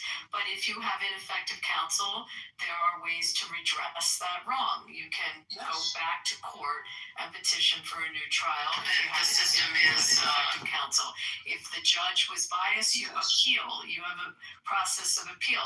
If a verdict is also appealable, if information was not vetted properly through the jury process. I mean, we have within our system, embedded in our system, the ability to question those wrongs and to redress those wrongs. Because any young man that says the N-word 100,000 times in just a couple of years and praises Hitler clearly was a boxer for too long, and he's gotten brainwashed, brain rot. That's where the actual hard part of the frontal cortex dissolves and liquefies and you become the R-word. I like you, Abby. I like to talk. It's fun. What if,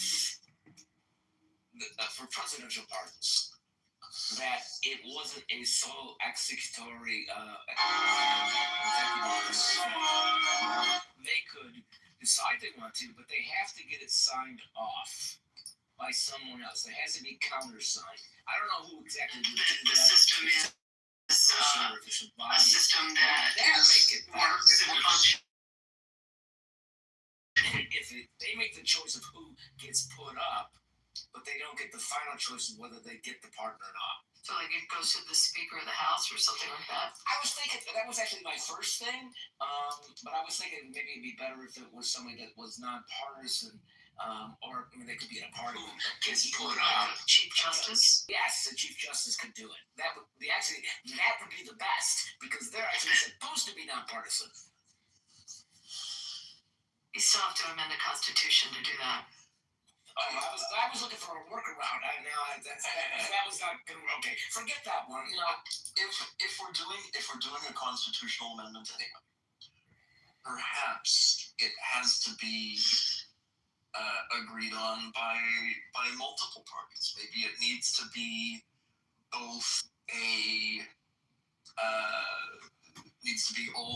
somebody who is a representative from all three branches. That might be good. You know, a lot of people who believe in this minimum basic income.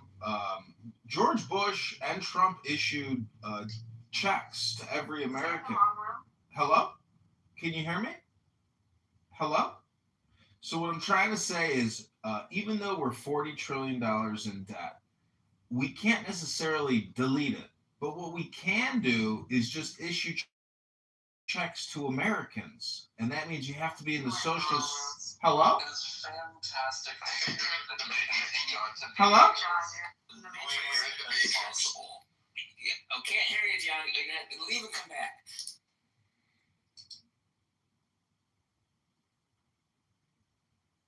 Representative. Fucking Zach, because he's usually got some good shit to say, but I couldn't hear him. Please don't do that.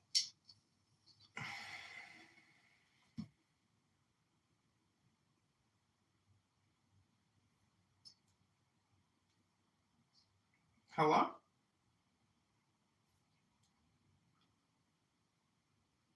Hello?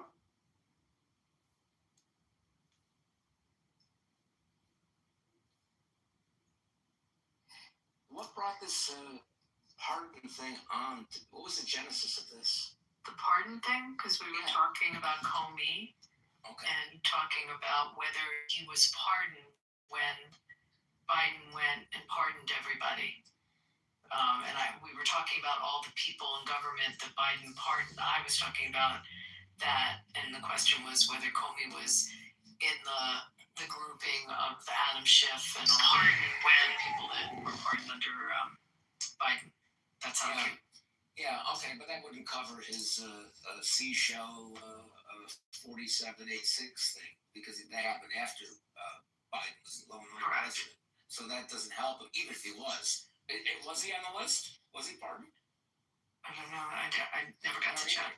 I don't know. But it won't help him with the problem he's got right now. I mean, so what? Saying you don't want governors to have the right to pardon either? Pardon me? Were you asking me or are you asking Abby? Either. What's the question again? You don't want governors to have the right to pardon either? I'm actually on the fence on this thing. I actually like the idea of pardon, but it's mostly, I'm not usually emotional about stuff. But I just want to make sure that if I ever needed it, I want to be able to do it, and I don't want to give it up. Were you thinking like when the guy's on death row and they call the governor like right before they pull the switch, like that kind of thing? No. Like in the movies? No, I'm thinking that.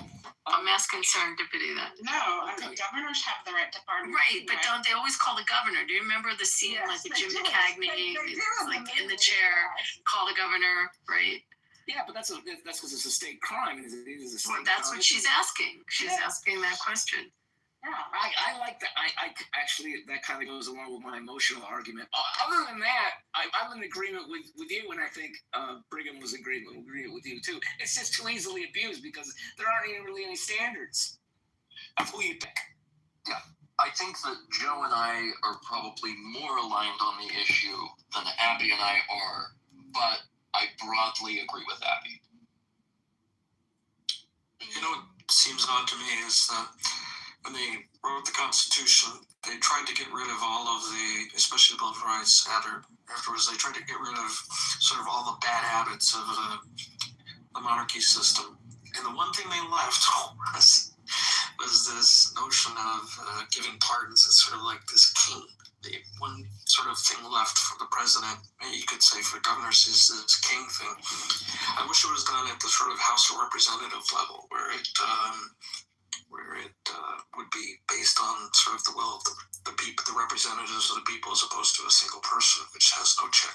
Well, Yaakov, I'm just glad that they didn't keep the other side of that coin. Off with his head. I'm glad they didn't keep that part. No, I mean, if you look at the first, the second, the third, the fourth, the fifth, everything up to pretty much the Ninth Amendment, they're all big to rectify things that we didn't like that the British did. No. You made a very cogent argument. I made a really bad joke. Sorry, I didn't catch the.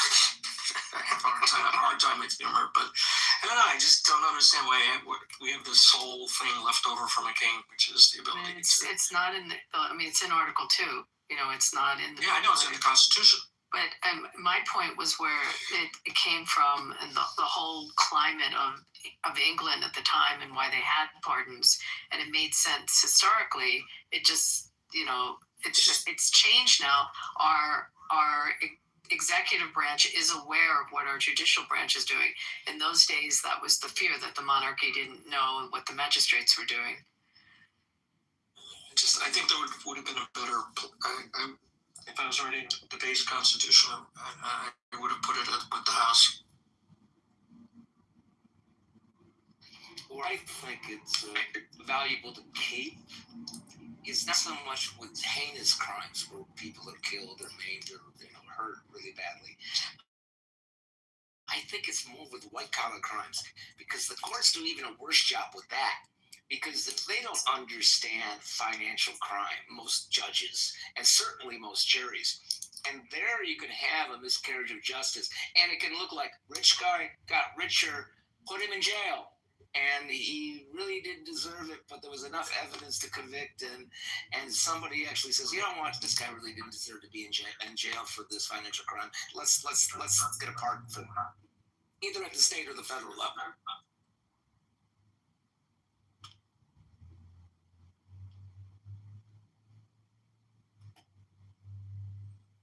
I agree with that too. Hey, I got a question for Abby. Can you hear me, Abby? Is he in the Matrix? No, you're in the Matrix again. Hello? Hello? It's clear. I can hear you, John. It says Representative Ro Khanna says that Benjamin Netanyahu in the Situation Room is a betrayal of the American people. Do you agree or disagree? I agree. The gal on the app that was in the Situation Room, what's her name? Victoria. Were they in the Situation Room together? I'm not sure. I think Victoria's Situation Room could be on the 23rd floor of a psychiatric holding facility.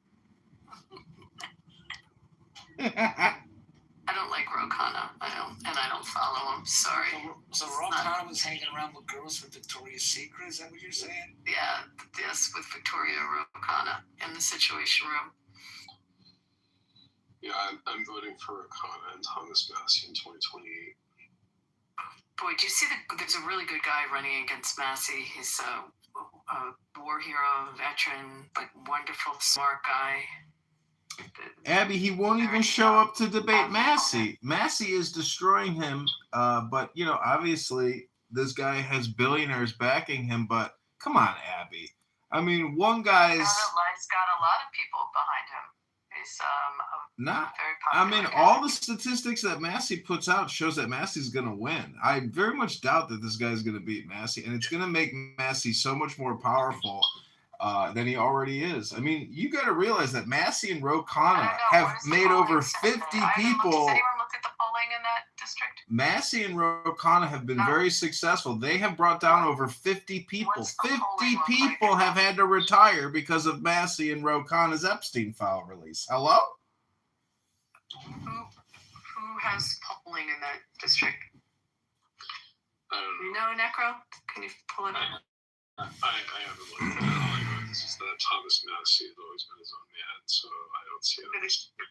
He's got a very apt opponent. Let me see if I can pull up some results. Yeah, I will be stunned if there's any person in this district that will like Massey more. That likes them more than Massey. I'm 182 points away from being 1% karma. You know, let me ask you, Joe, do you think karma is reciprocal, or do you think karma is just action and doing in itself, that there is no cause and effect from karma? Do you think people misidentify, don't translate karma correctly? Karma comes from the gods through the app. So what you're saying is Reid Hoffman's plantation, we're all just plantation workers serving Reid Hoffman. Okay. You know, I actually looked up Aleister Crowley. I like who he was. I didn't really like you prior to that. Oh, you hated me? His name is Ed Gallerin, and the primary is, this is in the primary, and it's May 19th. So wait, let's go back to the fact that Albert hates me, but now he likes the poetry. Yeah, no, I like who you're putting up. I don't necessarily hate you. I just think, you know, I see why you do what you do, but I don't actually enjoy how you do it. Oh, I see. You mean you don't like my mockery of people on this app who are worthy of mockery? Well, I think you mock everybody. I don't think you mock specific people. It's not true. I don't mock everybody. Some people I actually appreciate and listen, and you know they provide incredible analysis and thoughtful insight that I had never heard elsewhere. I'm an information addict. Hello? Well, I'll talk more for you than John. I'll say more things going forward so that you can enjoy it. Thanks, Joe. Just stop wearing makeup and everything will work out. Am I gonna get kicked? I like how you don't choose to reveal your age, Joe, because you said you don't want people to think you're too young. It's true. I don't want people to judge me for my age. It's not a good thing. I mean, you know, they're going to wait for me to grow up or think when I've gotten to a certain age that they can listen to me, and I don't think I need to do that. It's unnecessary. I was sure he was talking about me. Can we get back on topic and talk about this corrupt police officer, Goomba James Comey, one of the most corrupt law enforcement officials in American history? Hello? He's not a Goomba. The mafia would not take him. He's not even Italian. I mean, listen, his daughter, you know, she didn't even have to file with the National Merit Board. She's going straight to trial. And I have personally also filed an EEOC complaint against federal employees for violence at the workplace, sexual harassment, etc. But what I'm trying to say is that James Comey is so corrupt that thank God Trump fired A.G. Bondi, and now we got a real man who's going to take down a corrupt cop, because James Comey deserves to go to jail, and I can't wait for him to go to jail. I will have a party, and we will celebrate here on Clubhouse when James Comey reports to jail. Hello? He ain't going to jail because of the shells. I'm sorry. I'm sorry, there's a hell of a lot more than shells. Apparently you people forgot about Russiagate. And you know, I live in Chicago, Illinois. That's not what the indictment is about. Oh, really? Well, the indictment expands as soon as we get him in some cuffs and his disgusting daughter. These people are traitors, they're criminals, and I can't wait for him to go to jail. You're not wrong, but they gotta get an indictment on that shit. Like, that's what the original indictment was about. Oh, the original indictment! It's just a shell! You know, the shells are actually a better case than you might think, but I still think it's about 50-50. And 50-50 works really good for the defendant. Okay, just because you think it's shells, and I'm going to now run a query, and we're going to get an extract of the key points from the indictment. Please hold. Yes, you do that real quick. No, take I'll your wait. time. Take I'll your wait. time and get it right. I'll wait. It has absolutely zero to do with Russiagate. Deputy, I've spoken more today in this room than I spoke in the last. I know you have. You came in as a hot Catholic.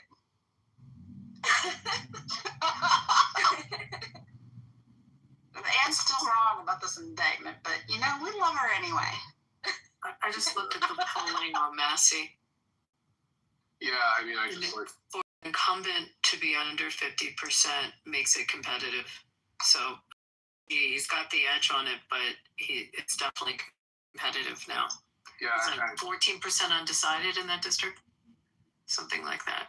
Okay, so I got the extract from the Comey indictment. I looked it up. Yeah, Massey's below 50%, but yeah. Okay, are you ready for the Comey indictment? Because it has nothing to do with shells. That's just the fake news. Are you ready? Do you want to know the charging language for count one? Or no? Too much?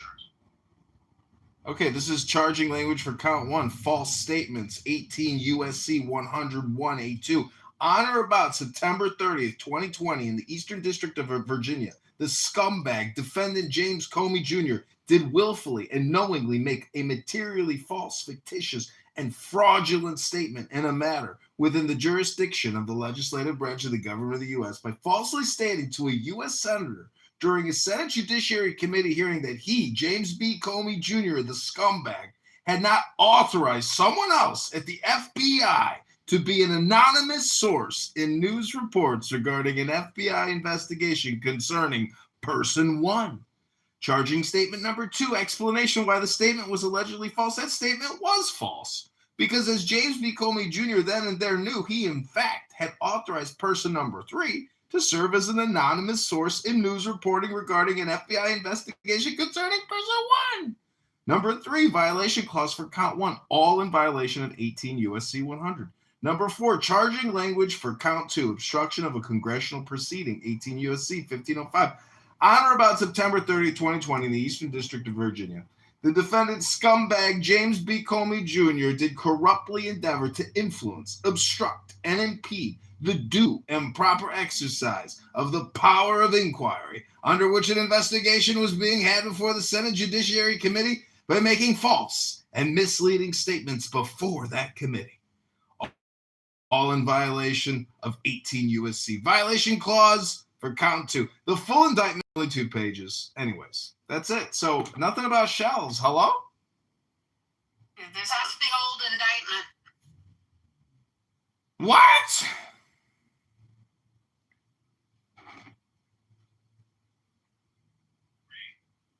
Doesn't 86 have multiple definitions? Yeah, we talked about that a bit. Sorry. Yes. Got into it, I don't know, a few minutes ago. The new indictment is that he knowingly and willfully made a threat to take the life of and to inflict bodily harm upon the President of the United States.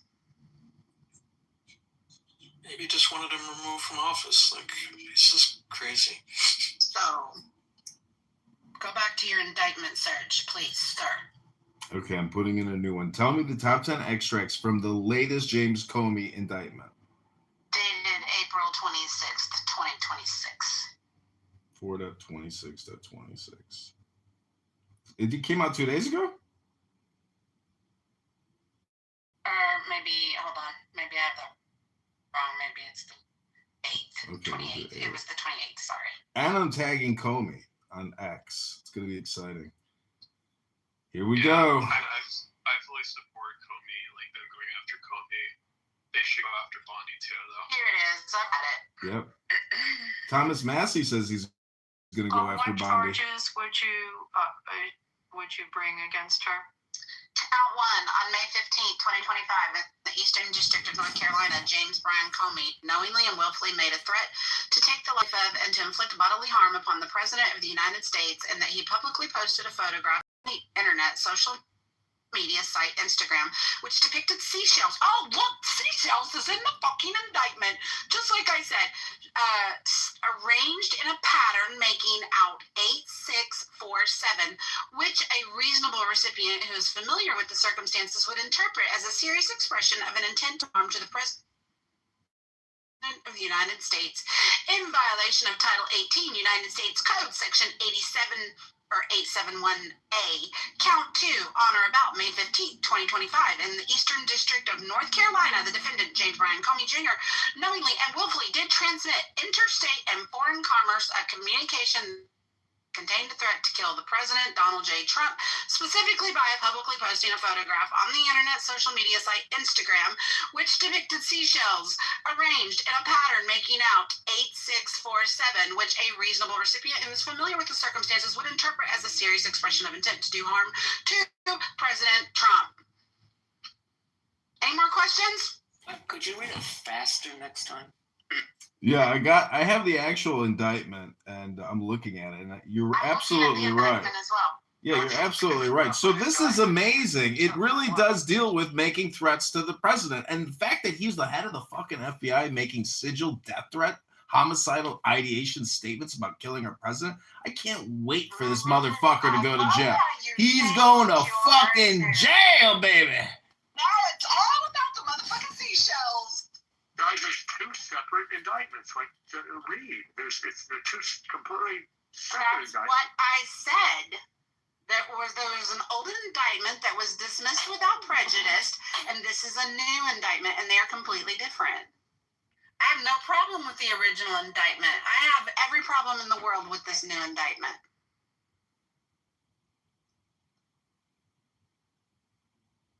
You think people should be allowed to threaten the president? I think we have a situation of free speech being targeted here because there is a lot of discrepancy about what 86 means.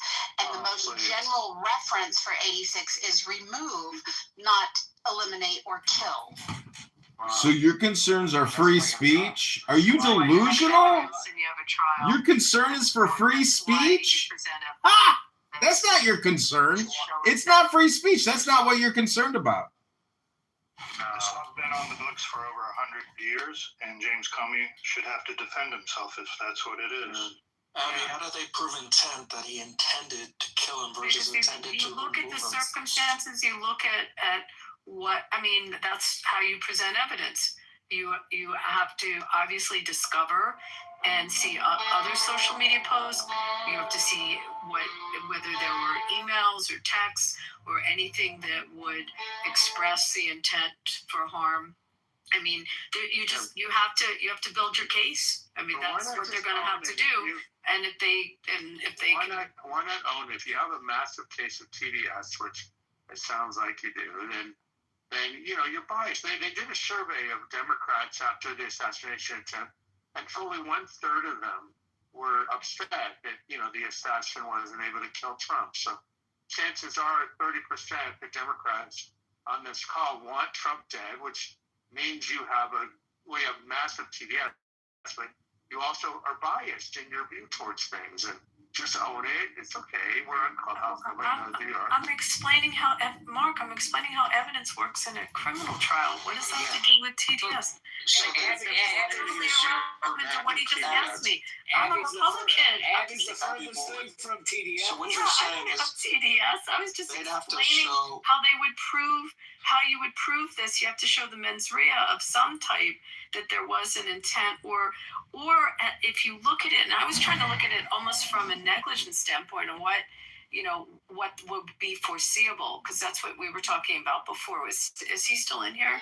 No, I wasn't talking about you, of course. I'm saying that, like in general, so many Democrats are so crazy right now with their brain not fully functioning that they have TDS so badly that they're so biased it's hard to even have a conversation with them. And of course not you, Abby, but I'm talking about some of the others. Like a couple I heard on here who just sound like, like no matter what, it's Trump's fault, Trump's a criminal, Trump's a bad guy. So Comey, of course, is innocent because, he's on their team. And it's just such a boring. There's nobody on this stage right now that's a Democrat. We're all Trump supporters. Necro, sorry. And Necro wants to indict Bonte, so I'm reading what you would be indicting her for, Necro. So can you be specific on what criminal act? Because indictment would mean criminal. Sorry, can you say that again? So explain to me how you would put together your indictment that you're suggesting on Bondi. I think there's a legitimate case that she violated the Epstein Transparency Act by not releasing by the deadline.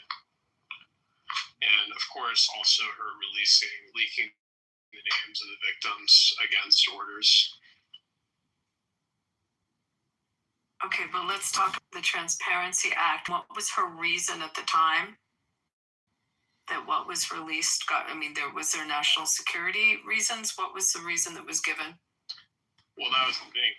We, never got it right. Is there criminal statutes behind the Epstein Act? Yeah, that's where I'm trying to understand. I don't think there's criminal statutes behind, bro. No, there is. It's law. It's actually law that was passed, and by not performing according to the statutes and the laws, they actually violated the law. AG Pam Bondi, who Trump fired because she's a failure. That'd be a violation. It wouldn't be put her in jail, correct? I think they're trying to say put her in jail. It takes a future AG to bring those charges. It could very well be administrative. Well, she didn't. You'd have to look at is there a process? Or I'm trying to understand what criminal act. Yeah, that's a good point. So I'm struggling with that. You have to look at the actual Epstein Transparency Act and then determine. Again, it's a future AG that will have to bring these charges. Again, this is all just. This is Abby. It's just prosecutorial, objective. It's the future government if they want to do something. Is there abuse process? It's not abusive process. It's the fact that it's going to be, it's political. If somebody wants to bring charges against her in the future, that's what it's going to be. If she gets a pardon, she gets a pardon. Under what criminal? Again, it'll have to be political. I'm missing what I'm asking. What criminal? What would they charge her? So do you want to try this? They wouldn't charge her.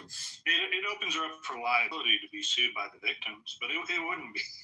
There's not a criminal statute behind it. No, it's under the Retard Act. I'm a retard, Trump hating, scumbag, and that's what it is. Why do we try to take it serious? Yeah, I'm not. She was removed. She got immunity when she was fired. She has immunity for the stuff with anybody that was named in there. But Mark, the Epstein Transparency Act. The DOJ, not her personally. There were serious repercussions from this act. Over 50 people resigned their positions, and one of them was a Pritzker. So there were a lot of people that got fucked up by this release, and they had to resign their positions and resign in disgrace, completely separated, no pensions, all kinds of consequences from being in these files. And those people have suffered. She did get fired. I'm talking about the perps who were hanging out with Jeffrey Epstein, not at AG Bondi. Hello? Did anybody spend any fucking time going through these files? Am I the only one that looked through the files? Hello? I don't know why you're screeching like a banshee. You know you get mic time on the stage. Stop projecting, Monica. I'd like to invite everybody to Love Bomb Serendipity, the hostess with the mostest in this public space. Please share some love with her. We are combating negative karma, and she deserves every bit of laughter and love we can provide her. Also, welcome Bima to the stage. Nice to see you. Serendipity is the best mod on the app. I just it's like my favorite mod. Okay, so just going through this, if you want to look at whether she was in contempt of Congress, is that where you're going with it? Like, I'm trying to understand where the obstruction of justice comes in, because that's where she would have to be criminally obstructing justice in the violence. Like I said, I think there's legitimate grounds, but I am not the person who's done an extensive investigation, so I can't charge her. So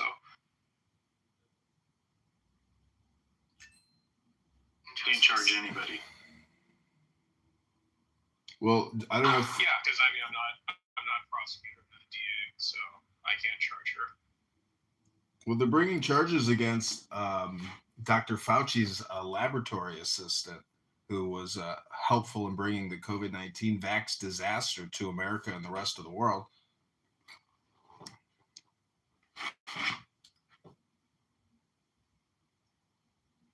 Do you have proof on that, like an article? Yeah, let me put it in the link. There's also this thing called Google, and you could also try to search for what I'm talking about. Hello? Is he in the Matrix again? Yes. Yeah, leave the room again and come back.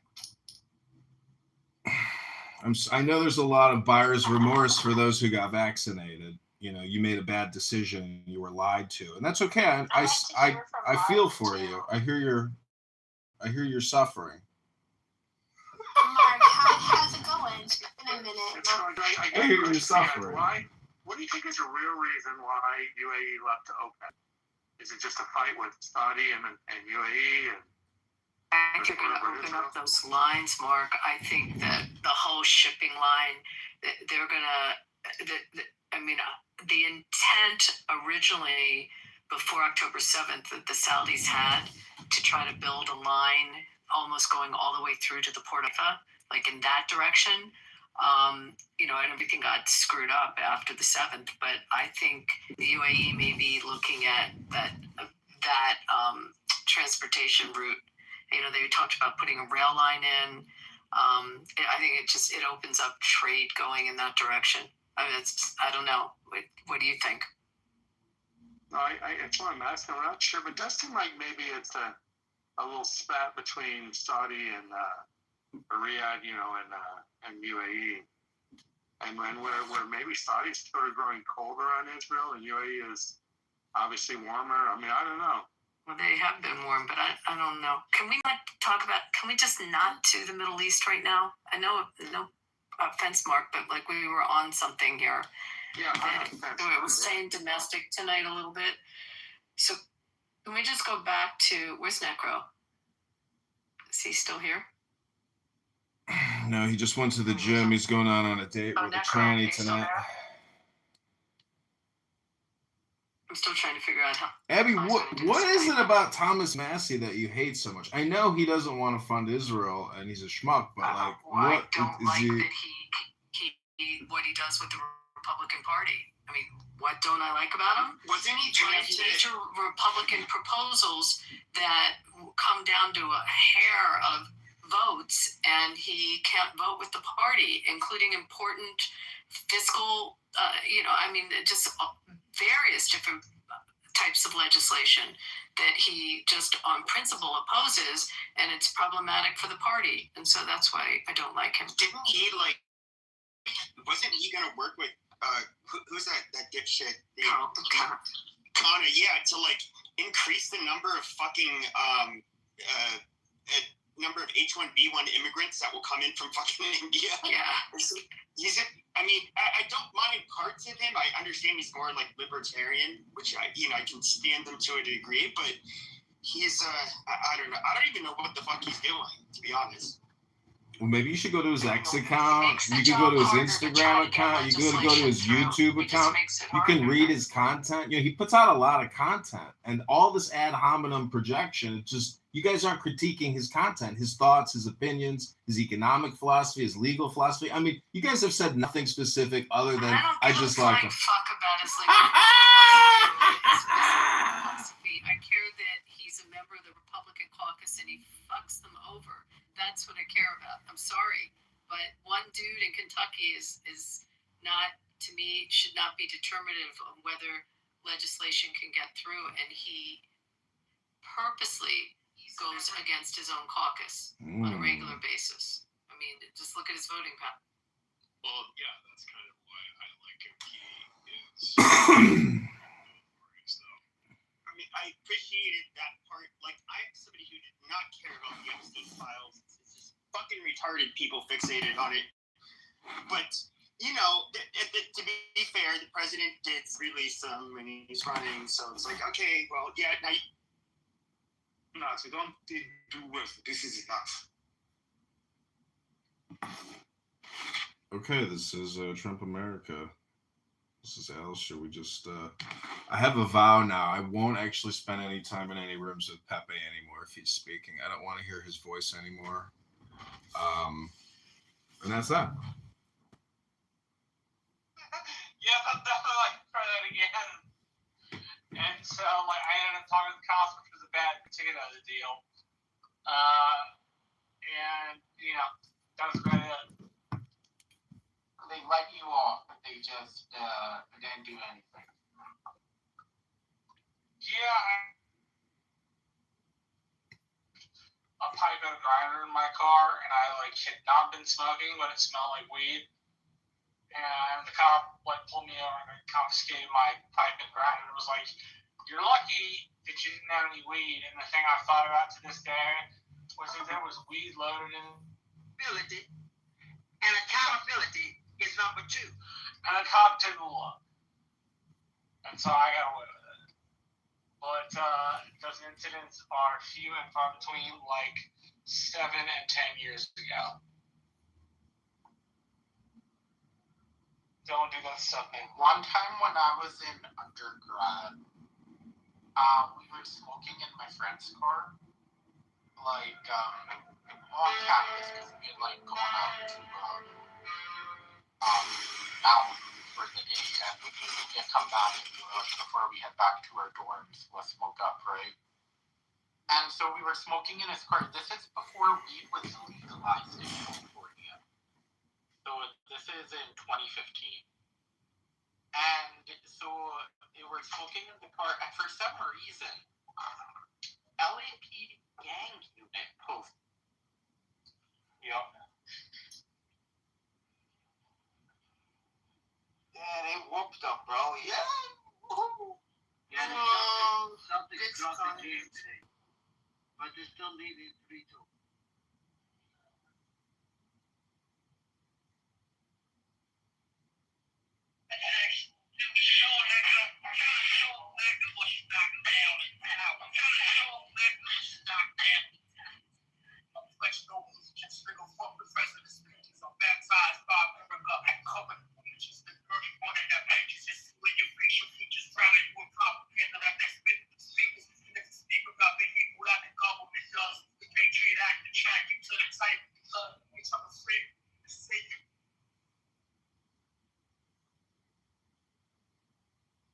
Not make most people want to go out and kill the fucking president. I mean, that's just somebody that he's somebody who I don't think is it's likely an issue with him in general.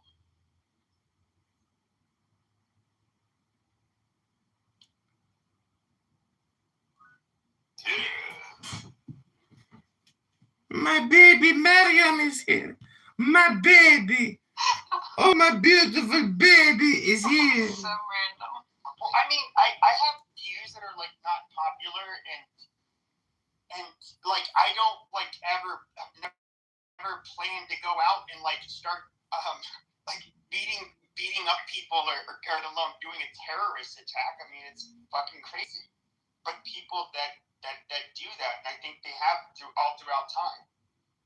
And I think that when people try to, this is kind of, I don't like seeing the right use this whole, what they call stochastic terrorism argument, where even saying not so nice things about will lead people to kill people, and it's just dehumanizing.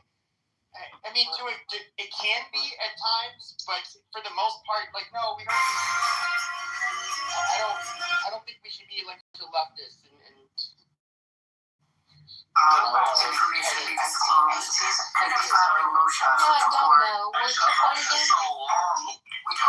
You're saying that it's a problem that rhetoric is propagandized. So in other words, what is the solution? That we end up basically clamping down on the speech that you feel would have led to Donald Trump, somebody trying to execute him? No, to make sure that we provide information that's accurate to the people so they know that Trump is not a pedophile. Okay, so how do you do, but then that means you have to stop he's a pedophile. No, I don't have to stop it. I have to mock it. I have to tell them it's stupid. I have to tell them that they're only seeing part of a story and they're swallowing hook, line, and sinker, and it's a huge problem. But there's people who will turn around and say that you're brainwashed and you're stupid maggot. That's what they turn the over. And they're not going to say somebody incites violence to commit murder.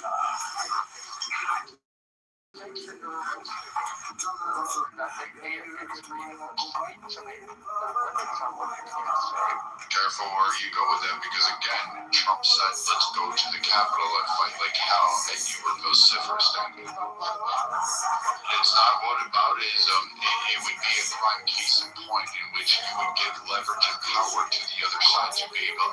Okay, so I didn't finish my point because you interrupted me because you're sensitive and you don't understand Jesus Christ.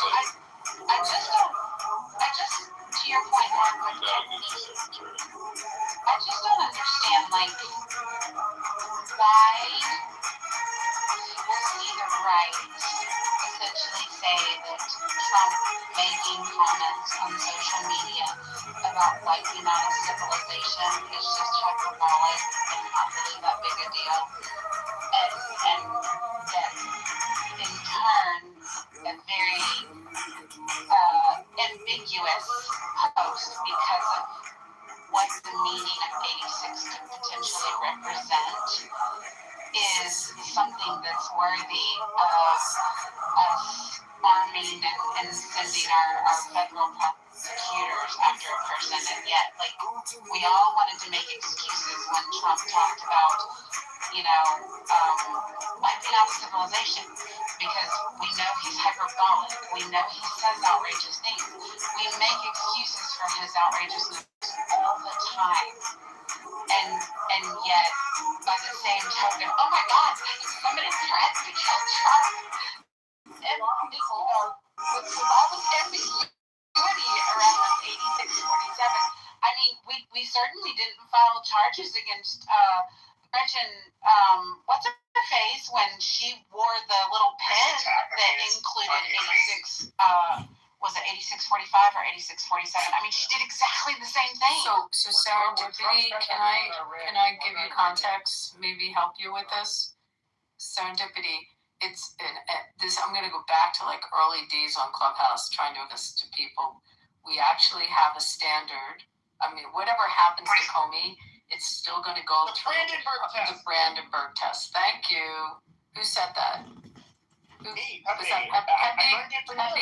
Yes. Okay, so Brandenburg test, two-prong test. The speech must be intended to cause immediate illegal activity, and the speech must be likely to cause immediate illegal activity. Those are the prongs. It has to be intended, and it has to be imminent that it's going to happen, and intended for that to happen. That's our test. Thank you, Pepe. God, why didn't you become a lawyer? You pick up on this. I know you know that. But Abby, the same lesson would be said. Because now, if a Republican in the future says go fight like hell and something happens off of it, they could be held if we allow this to happen. Well, let's talk about, but this test got tested over and over in the courts many times. It actually got loosened more than when Brandenburg happened. And Brandenburg was a Ku Klux Klansman who stood up in front of a bunch of Klansmen. And the question was, did he incite the violence? Did he have the intent to have them go take down the black community? And was there a likelihood they would do it? And the court said no, that it wasn't incitement. So, and again, it became even more and more harder to prove incitement over the years. So in this scenario, it's interesting what you say, serendipity, because ultimately it's going to go back to if his intent was to dog whistle or to get people to react to it, knowing that there's a strong possibility that there would be the reaction, then it's going to be tested under that test. It's our law. I mean, and you guys can Google it. Where's my co-counsel Pepe?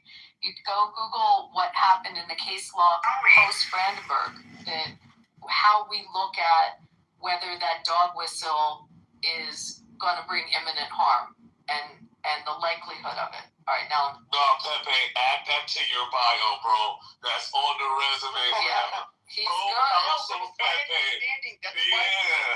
it's my understanding that's why you can use vague threats. Like, for example, kill Whitey, total N-word dad, gas the you-know-who's.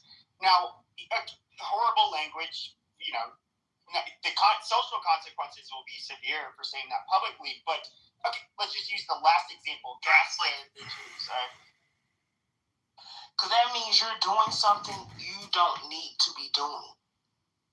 If you're ashamed of who you are and what you're doing, stop doing it. Point blank. You worry about somebody going to tell your business. Sometimes young men, these ain't all the way there. And that's me.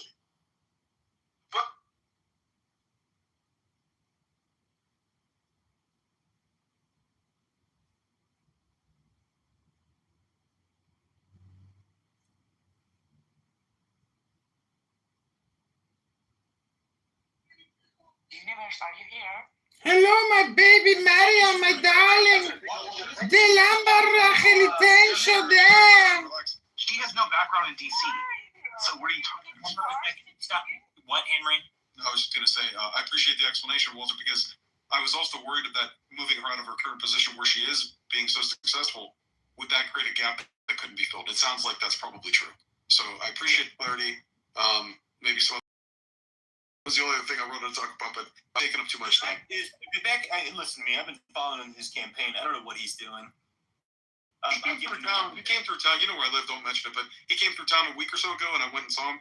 I didn't get a chance to talk to him or get a picture or anything, but I was standing there with one of the local mayors, and we were having a good. It was a nice little time. He came to a local Italian restaurant that's like 80 years old, and it was nice. But we didn't have much time to like talk to him or anything like that. But yeah. I just was curious. I didn't know if you have a sense of the campaign. The problem I have with the Vex campaign is that the Vex campaign is being run by consultants instead of him.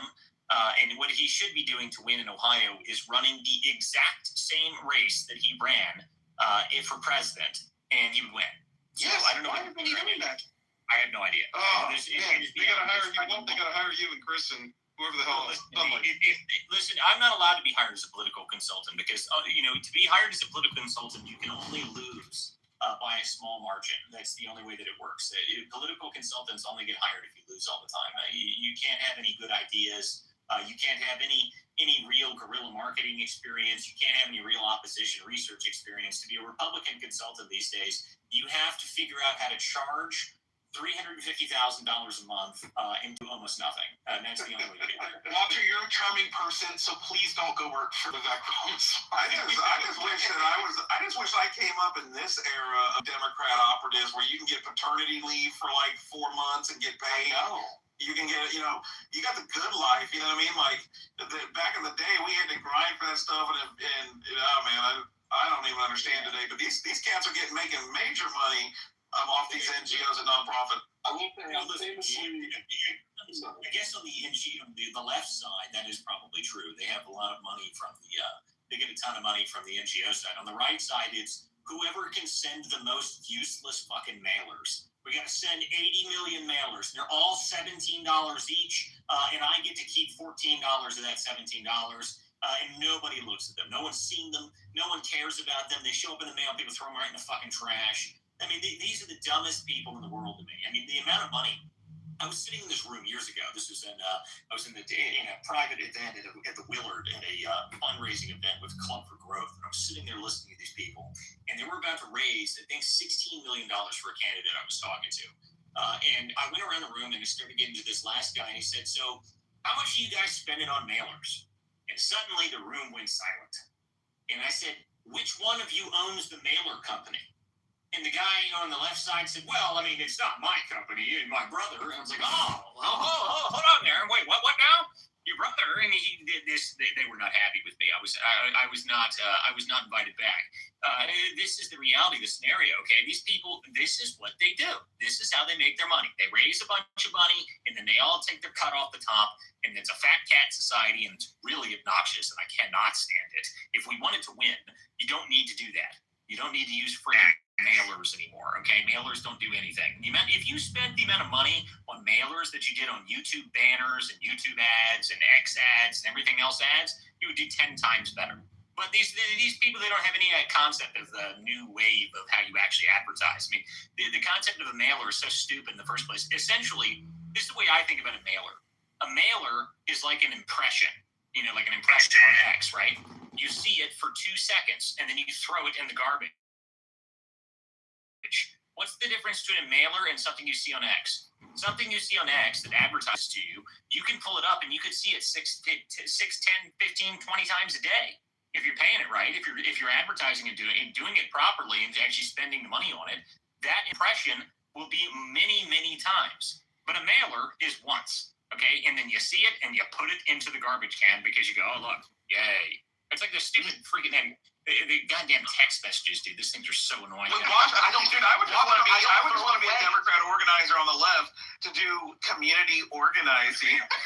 Washington, I don't throw it away. I got so much mail from Winsome Earl Sears, right? And my husband used to be the personal trainer for her like 3 years back, and I kept all the mail. Okay, and when I saw her, I gave her assistant all the mail. I was like, please vote for Winsome Earl Sears. My mom, she got so much to her house, like so much to her rental property, and I was like, here's all the mail. I'm just gonna give all of it to you. Take your mail back. Why Winsome lost? They spent all their fucking money on mailers. That's exactly. Oh my lord, dude. Anybody, listen to me. If there's any politicians in this room or any hopeful politicians, if you ever meet a consultant that tells you, yes, we need to spend $800,000 on mailers this month and this quarter, fire them immediately, okay? Fire them the next day. Fire them the next hour. In fact, the moment it leaves their lips, fire them instantly. That should be the first thing you do. But of course, no one will hire me as a consultant for these types of things. I only like winning. So, unfortunately, I'm not allowed to win. You can't have good ideas as a consultant. Oh, bro, you're out of business on the GOP, though, man. From what I've heard from you, too, bro, these cats are dedicated to not winning. Like, they can't wait to not win. They are absolutely hell-bent on fucking losing. That's right. Well, and part of the reason why is not a majority, but many of these big consultants, they have these franking contracts with people in frank contracts and people in Congress where our taxpayer dollars pay for mailers and all these different things. You talk about Axiom Strategies and some others out there, and so that's just part of what they do, and it's crazy. I don't know, man. If you're not doing IP targeting and other types of geo-targeting and micro-targeting down and getting in front of people, having those all kinds of other creative ways in today's world, you're not doing right. Guerrilla marketing is the only way to win now. And the reason for that is because the attention economy has gotten so competitive that why the hell would I pay any attention to you? Like, really? I mean, seriously, if you're trying to get someone's attention, if you're really trying to get somebody to actually pay attention to what you're doing, what you're saying, you have 7 seconds to get that person's attention. And if you don't get that 7 seconds, they will never care about you ever again. That's just how it is. That's just how it is. So it takes that much effort. Yes, sir. Yeah, I just got one more point I forgot to mention. I added the YouTube link to O'Keefe Media Group, which reveals hidden camera video with Glenn Prager from the DOJ, who handled the first round of Epstein victims on hidden camera video, saying that Jeffrey Epstein was an informant and an asset for the CIA. So that is confirmed. Yeah, I mean, dude, listen to me. If people think this is just like some hunky-dory random thing that, it's just some random dude, guys, you just get out from underneath the rock, okay? It's obviously an intelligence operation. Otherwise, we would have found out a lot more about it. Okay, but I got to go, guys. This was a great show this evening. Thank you, guys, everybody who came to the show tonight. This is the Political Theater on Walter Kerr. Make sure you guys follow all of my speakers up here on stage. Chris, Jared, AB was up here this evening. Henry, Zen, Sunlight, 10th Mount. Make sure you guys follow all these people. These are good people. They got good content. Make sure you guys come back. We will be back on tomorrow night. Well, wait a minute here. I got to go to Michigan tomorrow. Maybe. If I get into the hotel early enough tomorrow, I will be on tomorrow night at 9.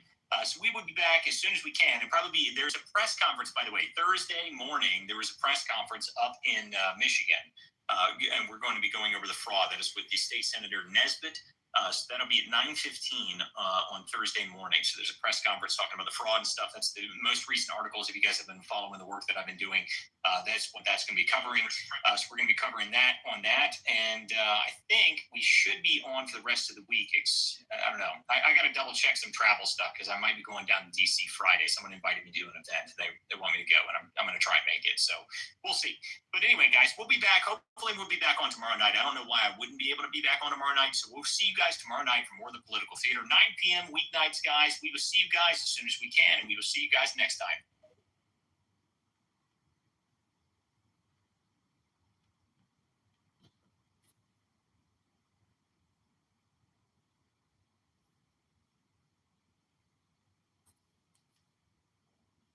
You know, I didn't come. I mean, I had a little bit of experience, but I didn't have a whole lot. But you know, throughout my years being in, I'm pretty well off for myself. Done well, and I'm trying to finish this contract and just, go to the next chapter. But we did kind of hijack this guy's room, though. No, he didn't. Hey, Universe, is that you, John? Yeah. Hello? It looks like you, John. Hello? Hello?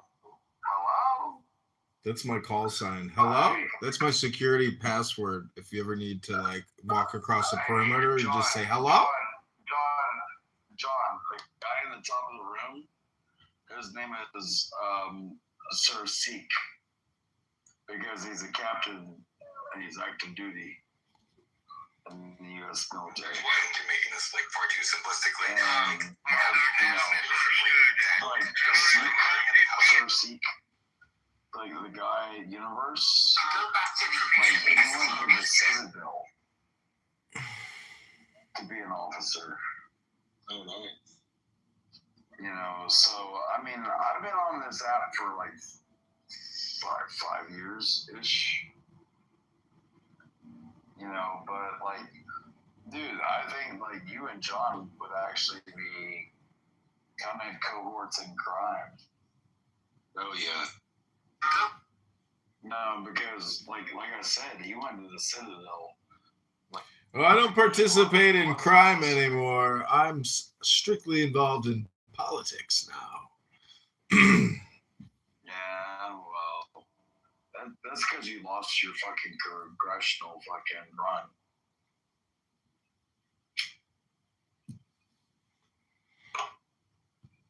So you need ROTC or you need OCS? I did ROTC. No, he went to the Citadel. Oh, okay. Yeah, you do ROTC at the Citadel. Everybody does ROTC. University? Military university, yeah. Yeah, that's John. That's who you're talking to. You want to talk about a commission, you do that. What do you think would happen if a black man ran for To president? see other veterans out here, I'm not there yet. The results would be a landslide, and he would be under it. Slappy, what do you expect to do about unemployment? Same thing I've always done. Go down every Tuesday and sign up. Slappy White, do you think being vice president To be an officer. Why the hell would I pay any attention to? Really? If he's wasn't Comey? Pepe says, I like to accuse other people of committing ad hominem projection, but then when I say that other people are committing ad hominem, is that me committing ad hominem projection against an ad hominem projector? Is it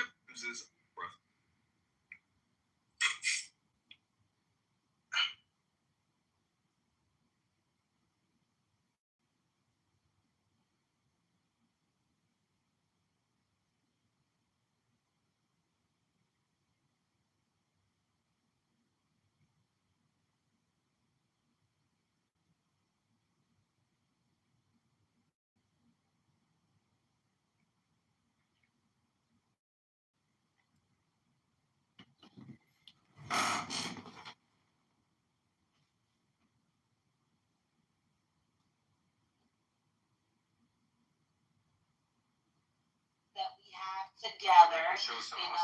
My pussy's damaged. My pussy's damaged. My pussy's damaged. So they all banded together to try to create one big pussy. And they thought it would be strong.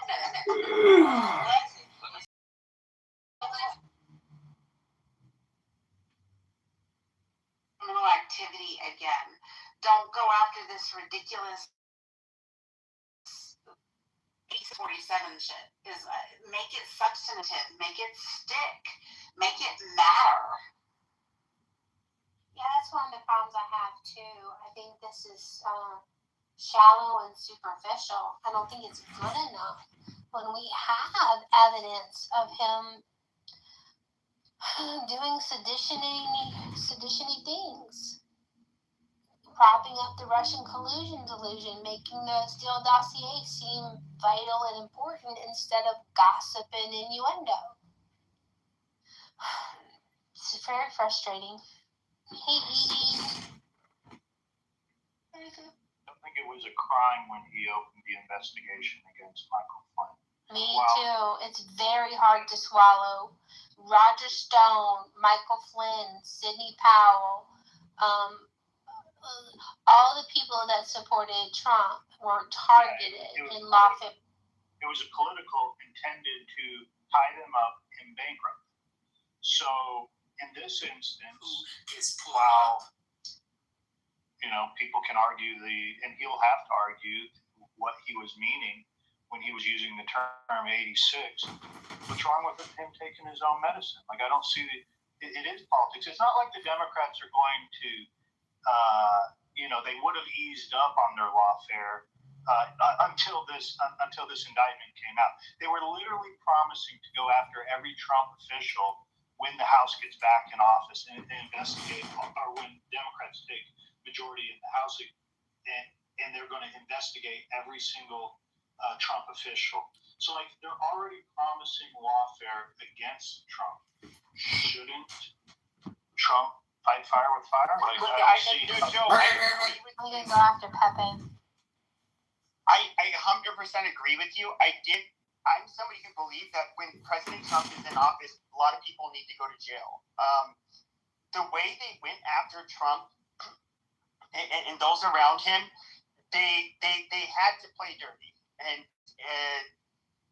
I don't know how else to do it. I personally do not really give a shit about Comey. I'm not the one who brought this up, but we kind of the conversation started before Comey. It was about radicalization of the shooter, but when it comes to the people that were going after Trump, yeah, I do think something drastic needs to happen to them because they will just keep on doing it.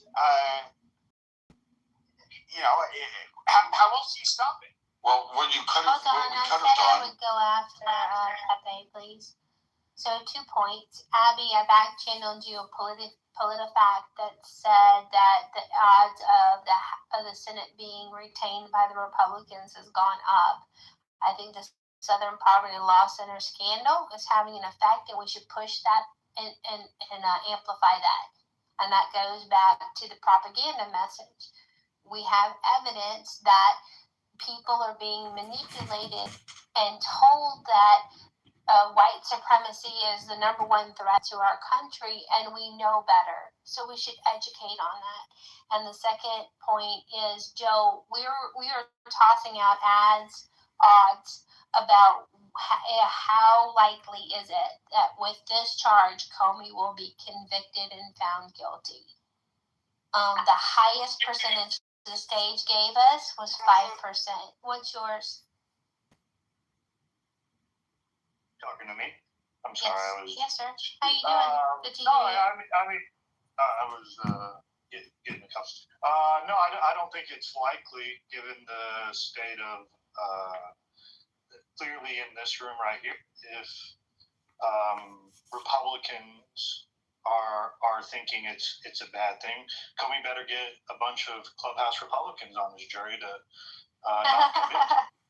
Well, the thing of it is, generally speaking, one of the big things I think is being missed here is from one of the biggest complaints is Trump's first term was he promised in his 2016 election that he was going to lock Hillary up and spend the steady build up. And then after going through 2020, yeah, but I have one more comment and then I'll go on mute after Joe. In the years under Joe Biden, it's actually polling very, very strong with Republicans, according to big data polling. And I can look at where it is now, that many of Trump's MAGA supporters wanted indictments, and they want convictions as well. And maybe they don't have the goods, but there was a lot of rattling of the chains a year ago by supporters saying, where are the convictions? Where are the indictments? Why aren't they going after Trump? And I think it actually hurts Trump's chances more with his base, and it is red meat. This is to get the base up. This is to get the some enthusiasm that Trump's sorely lacking with his Iran war. Okay, and my concern is we should go after people which we have the evidence to indict, convict, and jail them. And if we're going to put up these charges that have little chance of convicting and jailing them, we're wasting our time and our credibility. And I get that MAGA's mad that more people aren't in jail. And also, I don't think this is it. And so I'm frustrated because I want justice too. But this is smacking of vengeance and revenge. This is not on our priority list. Putting James Comey in jail is not our priority. Our best shot at Comey would have been in 2018 and 2017. That would have been under the purview of Sessions, which he was a twit, and the DOJ was flustered. We had illegal wiretapping, misuse of a FISA court, omission and tampering of evidence to fit a narrative to go ahead and get those. That all occurred under Comey. Now, whether you could have pinned that to Comey, that would have been a different thing. But he still violated the Hatch Act. He also interfered with an election process in which that does carry criminal charges under it. So we could have prosecuted him. They didn't do that with Comey. I don't know why. It's a short thing, but Comey could have done. The Flynn debacle, as was mentioned, yes, it should have absolutely been reviewed and probably could have been overwithout the pardon. And we could have probably found out that there was some mishandling of evidence and misalignment of that. The problem is, what are you going to pin her? She survived, big guys. Like, all the evidence that people have, you have to prove that she's criminally liable. I hate to tell you this, but I can't stand that kind. And she is the worst person on this planet in terms of our political system. But they get away with it. Like, they're clean. There's nothing that sticks to them. There's nothing you can really pin on the Clintons. I mean, shit, the guy lied under oath in front of the American people and they re-elected him. The power dynamics there are you have to sometimes say, hey, there's really not much I can go ahead. After that series, Hillary's stock went up. And every man knows it was her and that administration that left me and others to go ahead and die. Like, that's just a simple fact. Quell that shit. Her administration did it. Uma Abedin, Anthony Weiner. You can't tell me that was the first time that they had child pornography on their on their computers. The servers, the destruction of evidence. You had the crimes there, but they exonerated her. They couldn't make it stick. So, I mean, it's not just what you know, it's what you can prove. And you have to look at that through that lens. And if you're going to go down that pathway, we better go. And if we are going to do that, then we better find some fucking damn good prosecutors. We better find some Republican lawyers that can go on there and not just do CNN or Fox News sound bites and sound good on TV, but they have to be fucking dead on. And if we can't do that, then we don't have anybody to blame but ourselves. And Trump made a mistake. Sessions was the worst person to pick. That fucked him up from the beginning.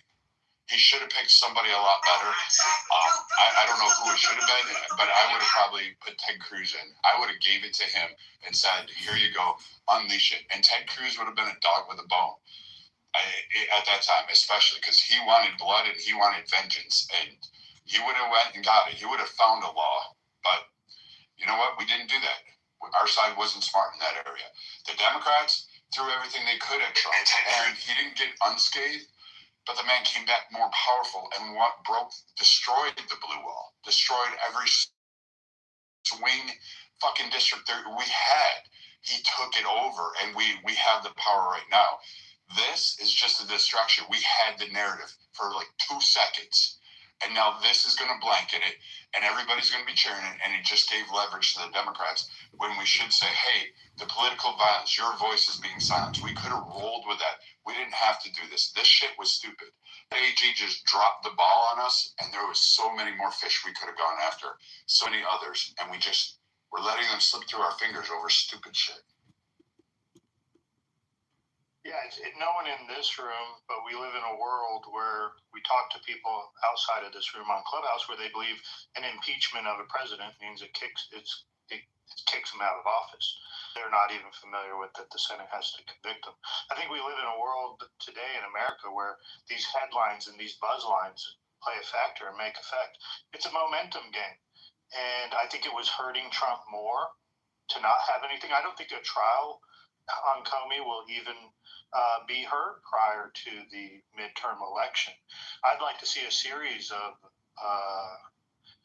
indictments come out over the next 6 months, regardless if they hold any water or not. These people in the DOJ work for us. This is one of the biggest complaints against Bondi, was why was nothing moving forward? Well, some of this stuff was working forward.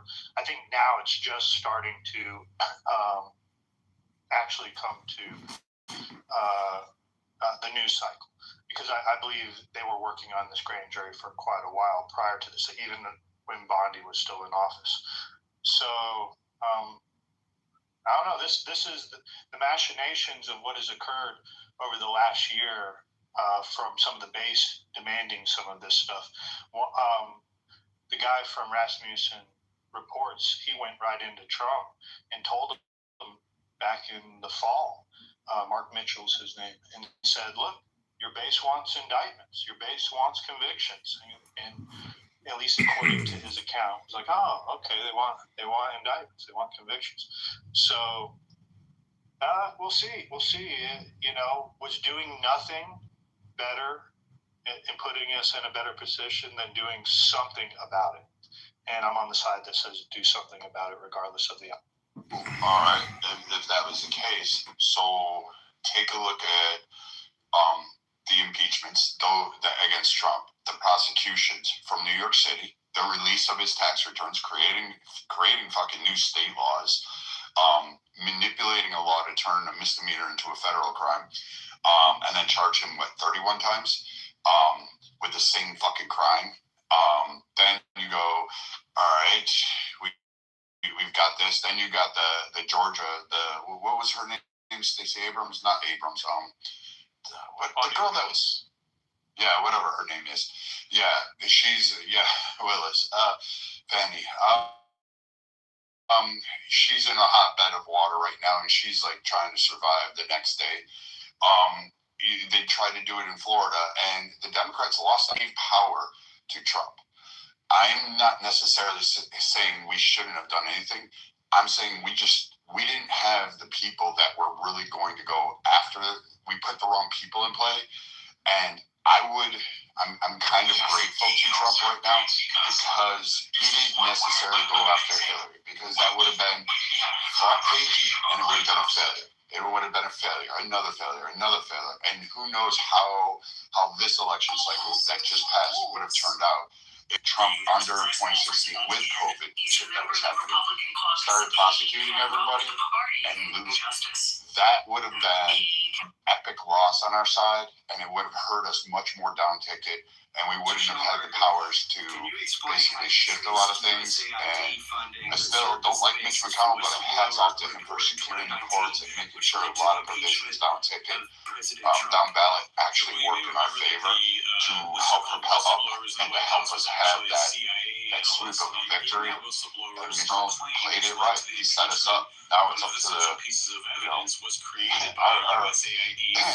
our team to hold on to that. And we're going to hold the Senate, and we have a chance. We're probably not going to win a major majority in the House, but it's still a coin flip. We can still take 3-4 seats over and still have power. And it would be an epic win for Trump to be able to finish out his term, being able to do a lot of the things he promised, and maybe somehow we get a better win and set up the next administration that could be a Republican, whether it's Vance, Rubio, or somebody else.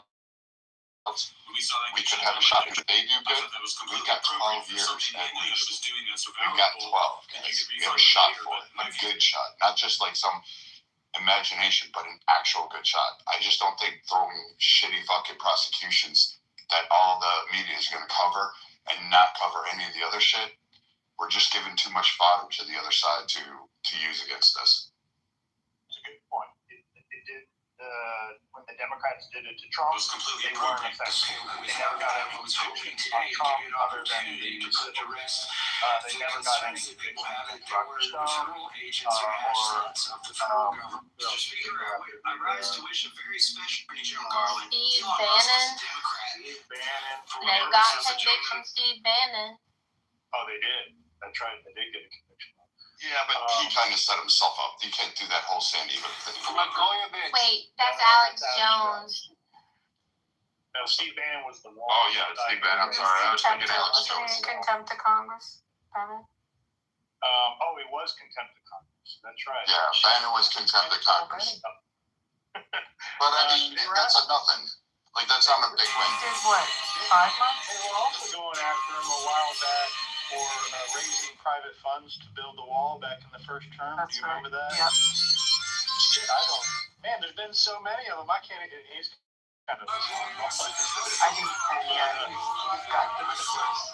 But you're right. I mean, right. It wasn't effective for the Democrats. So why do we think it was effective this time around? And I don't know. That's the quagmire the MAGA base is in. They're demanding revenge, and it didn't work for the Democrats, at least for winning the presidency. So, how effective is it really in the long run, other than costing a shit ton of money and time and effort and pulling people out of the game? Hopefully, maybe going after Comey satisfies the base and not going after a figure like a couple after Obama. That would really rally the base of the left. Because that would be going after Hillary or going after Barack would definitely bring the left some momentum. So That's a fancy piece of wood. But I mean, if we take that point, like again, if Trump succeeds, like let's say he gets the straight, all the IRS thing falls our way, we start, boom, it starts working out great. Okay, done, settled, over with, and he follows through and he managed to hit $21 trillion in investment. Now we won't see that in this term, but we have a shot to see it in the next term. We definitely will start to feel it about the midterm after the next administration. That'll trickle down, and he puts that on there. I mean, can you imagine if it's all under conservatives, it's control, and we can actually fund and start doing things and start targeting issues that we have been complaining about for a long time, that we're going to have an economy that's booming. Under 12 years of stewardship under conservatives, it would take literally 50 years for the Democrats to break that shit. And not that they won't spend us into oblivion, but we really could hold something there, and Trump can walk away with something that will last, I don't know, another 250 years. He'll be able to support this country with those investments. Again, it's a big if he hits 21 trillion, because that's a hard goal. That economic boom for the U.S. will cement us for 150 years. That's a lot of power to give to a guy and then give it to the next administration, hand it off. And the American economy is steamrolling along. We're all doing a lot better, and he's conquered out, a bunch of bullshit. Venezuela's cured, Cuba looks like it'll be cured. Iran's going to be cured. Kim Jong-un is, I don't even know what's going on in North Korea. Nobody does because he's been quiet. The only thing left is Russia and Ukraine. And quite frankly, no one gives a fuck about either of those two countries in reality. It's just a political oppo. We really do. And Europe is finally starting to pay up a little bit more. And he may take Greenland. Who knows? But I mean, fuck, if he does it, hats off to him. He'll be one of the greatest presidents, if not top 3 of all time.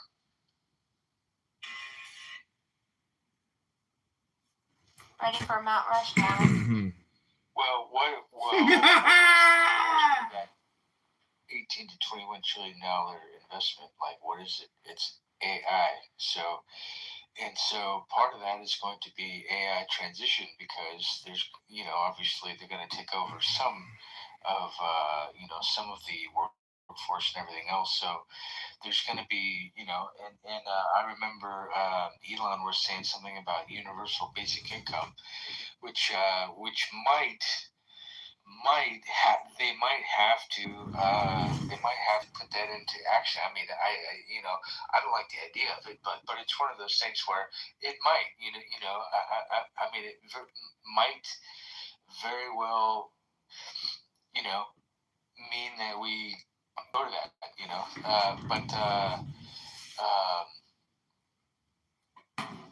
but so it's mainly going to be the AI transition.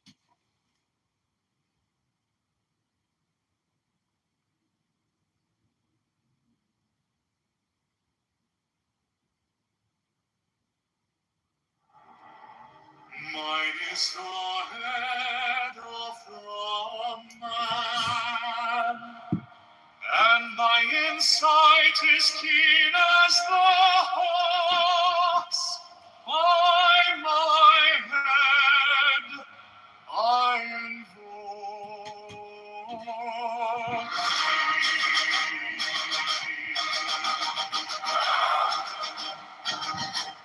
I am the only begotten child of my father and mother. My father is dead. My mother bore me with labor and pain and fear. By my body I invoke thee. About me shine the diamonds of radiance white and pure. By their brightness I invoke thee. Mine is the red triangle, reverse the sign given of unsaving need of thee, O Lord. By the Lamb I invoke thee. Mine is the garment of white, sewn with gold, the flashing of light I wear. By my robe I invoke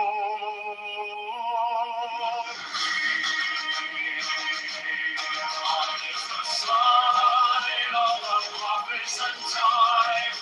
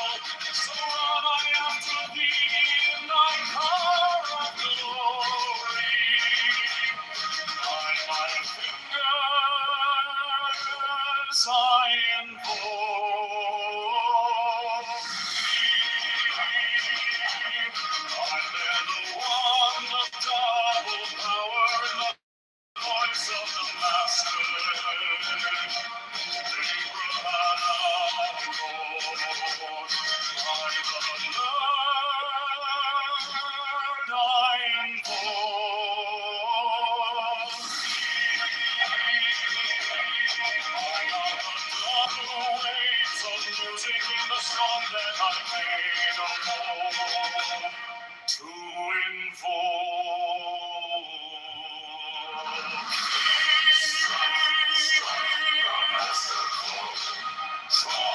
Draw the flaming sword, crown, child, and conquering Lord, Horus, Avenger. By the song I invoke thee. In my hand is thy sword of revenge. Let it strike at thy bidding. By the sword I invoke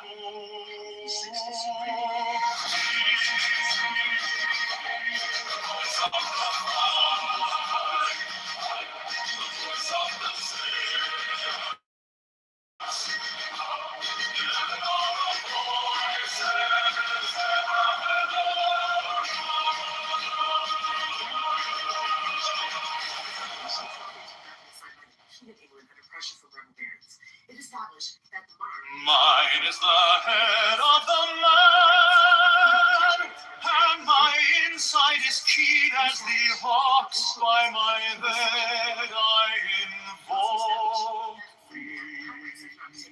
I am the only begotten child of my father and mother. My father is dead.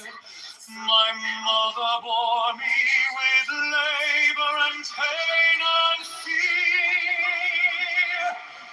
By my body I invoke thee.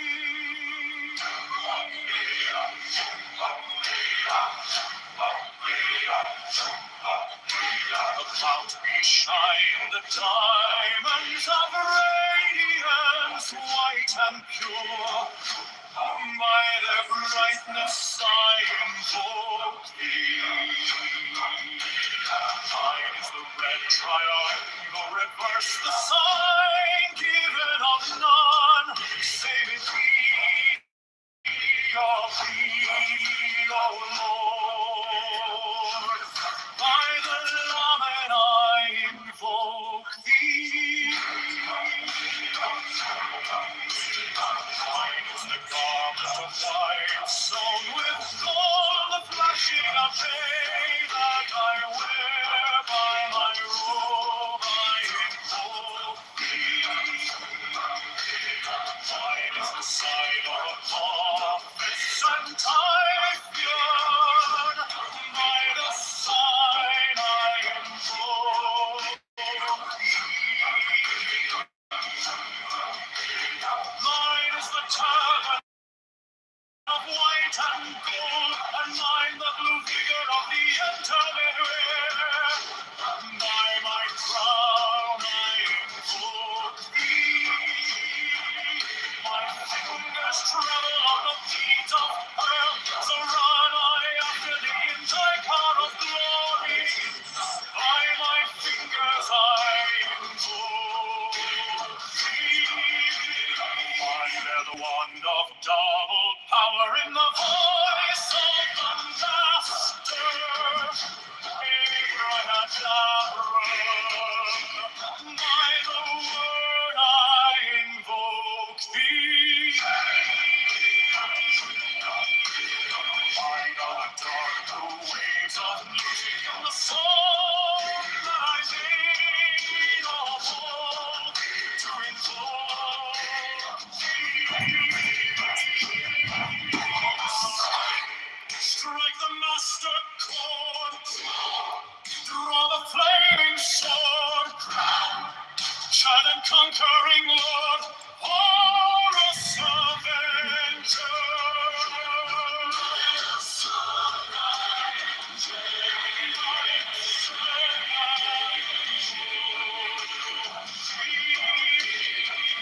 In my hand is thy sword of revenge, let it strike at thy cheek. By the sword I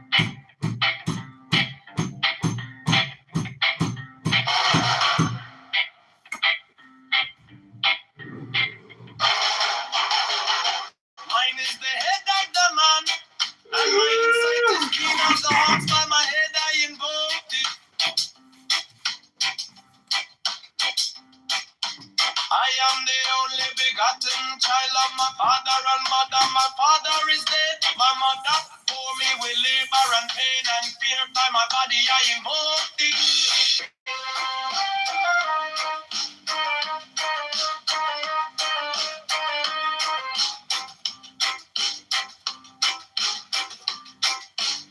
About me shine, the diamonds are radiant, white and pure. By the brightness I invoke thee. Mine is the red triangle reverse, the sign given of none. Save it be of thee, O Lord. By the Lamb and I invoke thee.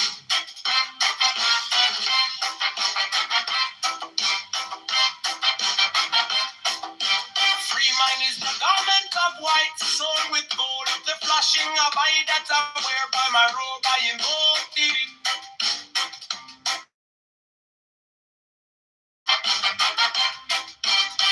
Mine is the sign of Apophis and Typhon. By the sign I invoke thee. For mine is the turban of white and gold, and mine the blue vigor of the intimate. By my crown I invoke thee. My fingers travel on the beads of pearl, so run I after thee in thy car of glory. By my fingers I invoke thee. I hear the wonder, power in the voice of the master. Abrahadabra, by the word I invoke thee. Be mine are the dark blue waves of music in the song that I made about to invoke thee.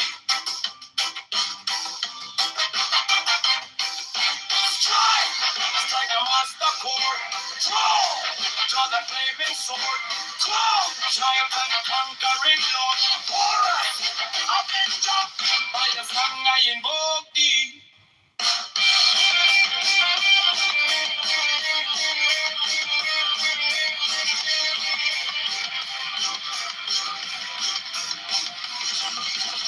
In my hand is my sword of revenge. Let it strike at thy being. By the sword I invoke thee. The voice of the fight, the voice of the 611 of the voices. Every heart of blood.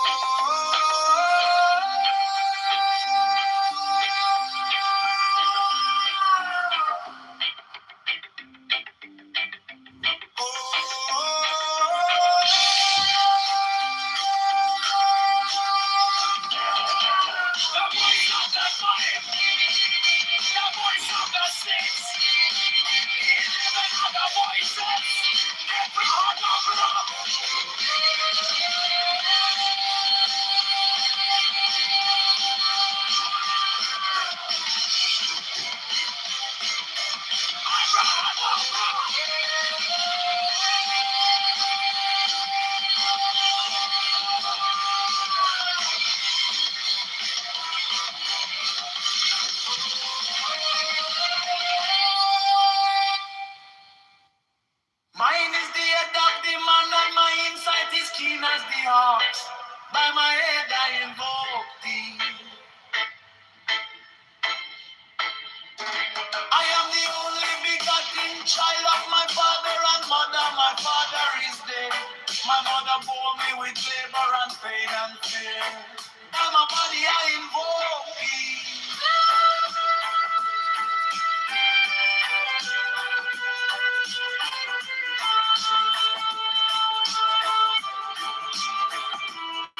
Above me shine the diamonds of radiance, white and pure. By the brightness I invoke thee. Mine is the red triangle reverse, the sign given of none. Save it be, O Lord. By the Lamb and I invoke thee.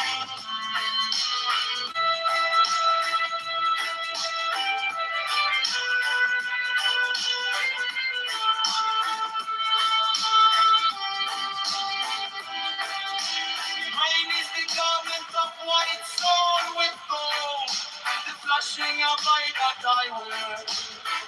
By my robe I invoke thee. Mine is the sign of Apophis and Typhon. By the sign I invoke thee.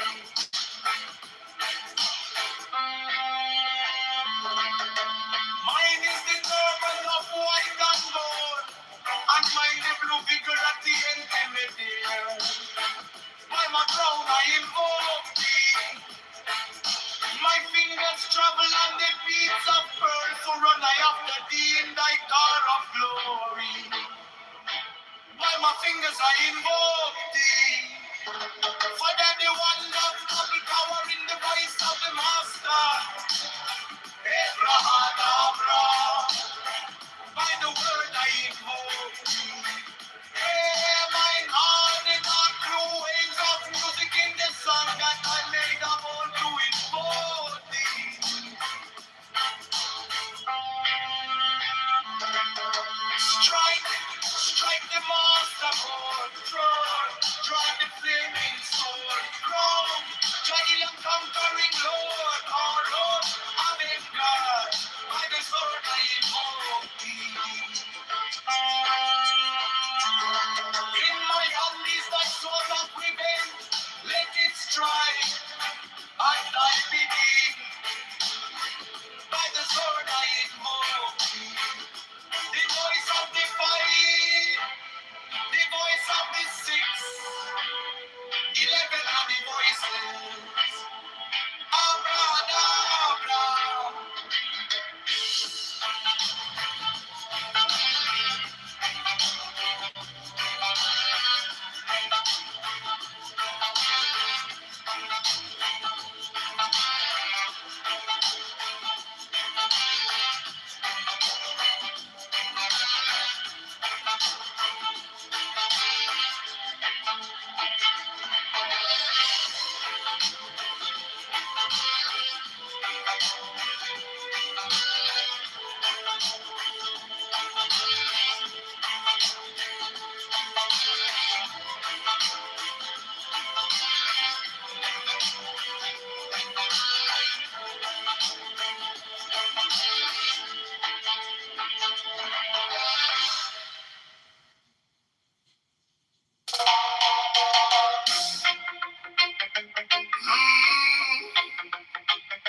Mine is the head of the man, and my insight is keen as the ox. By my head I invoke thee.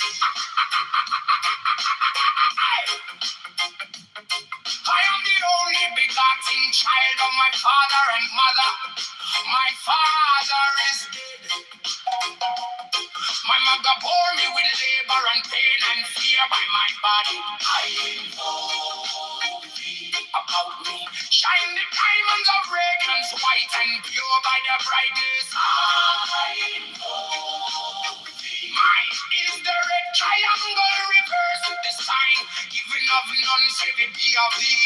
Oh Lord, by the layman, I invoke thee. Mine is the garment of white, sown. Mine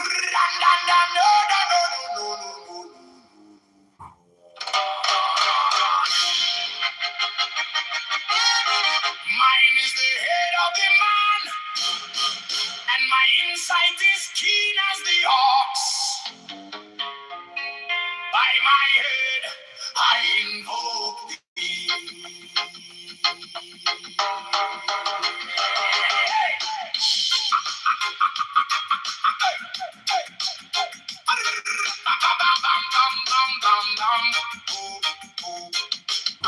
I am the only begotten child of my father and mother. My father is dead. My mother bore me with labor and pain and fear. By my body I invoke thee. About me shine the diamonds of radiance, white and pure. By their brightness I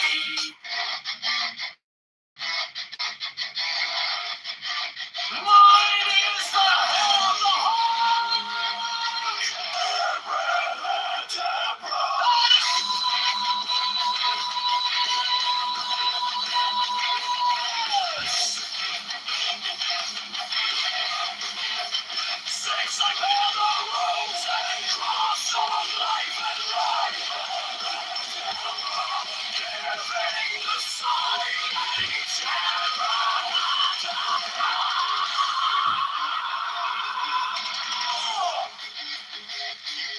Remaining in the sign, the invocation concludes. Therefore I say unto thee, come thou forth and dwell in me, so that every spirit, whether of the firmament, or of the ether, or of the earth, or under the earth, on dry land, or in the ether, of whirling air, or of rushing fire,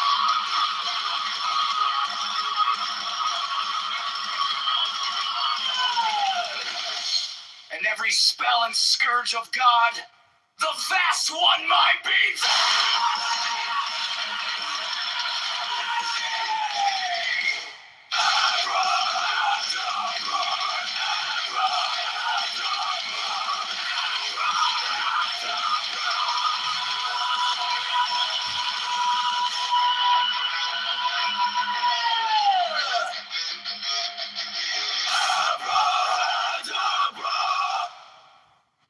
mine is the head of the hawk, Abraham!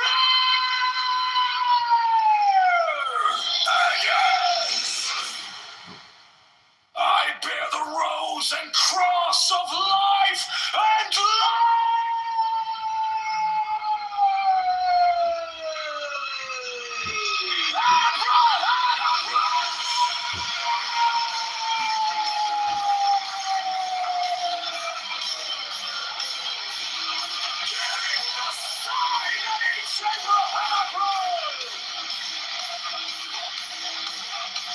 remaining in the sign, the invocation concludes.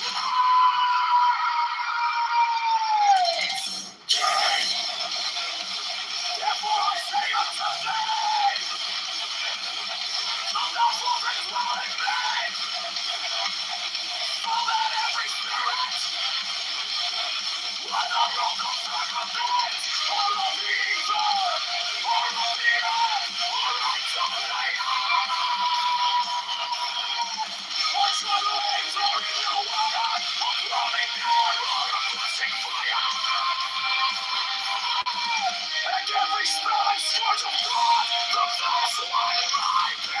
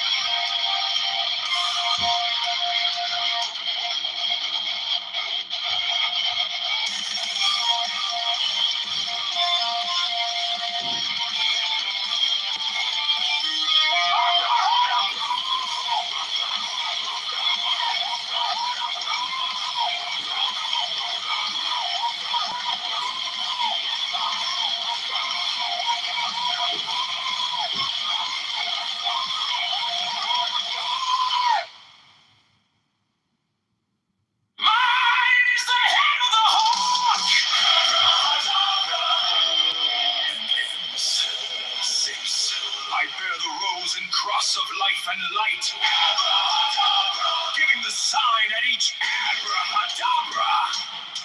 Remaining in the sign, the invocation concludes.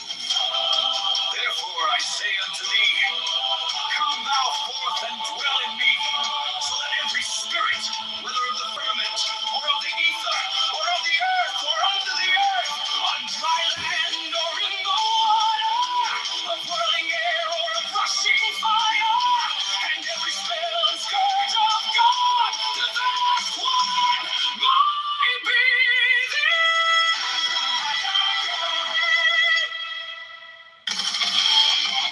mine is the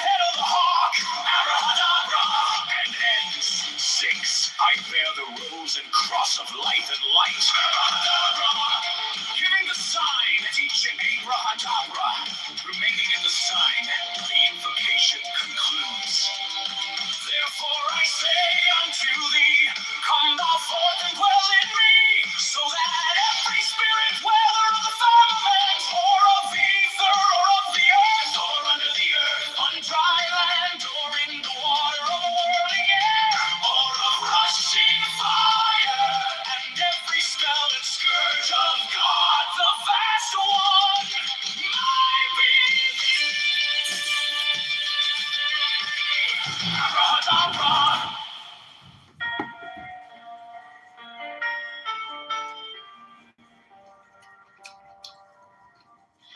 You came like dawn in my hands, soft but stronger than I knew.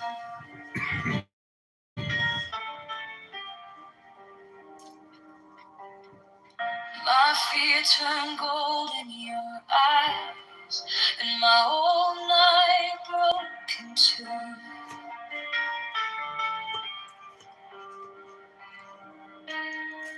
I was lost in the noise, now I'm learning how to stay close to your cry.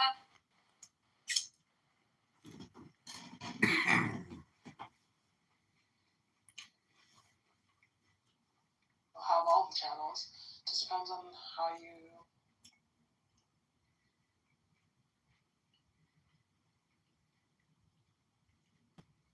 Dan na de quay ken dil ban long quay ko kitem bang de long de costi wala bang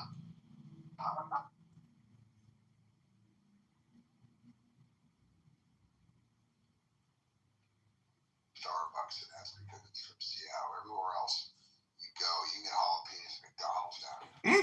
It's kind of wild. Jalapenos aren't even that spicy. That's the No, that's right. That's entry level peppers, and you know, if you send one jar to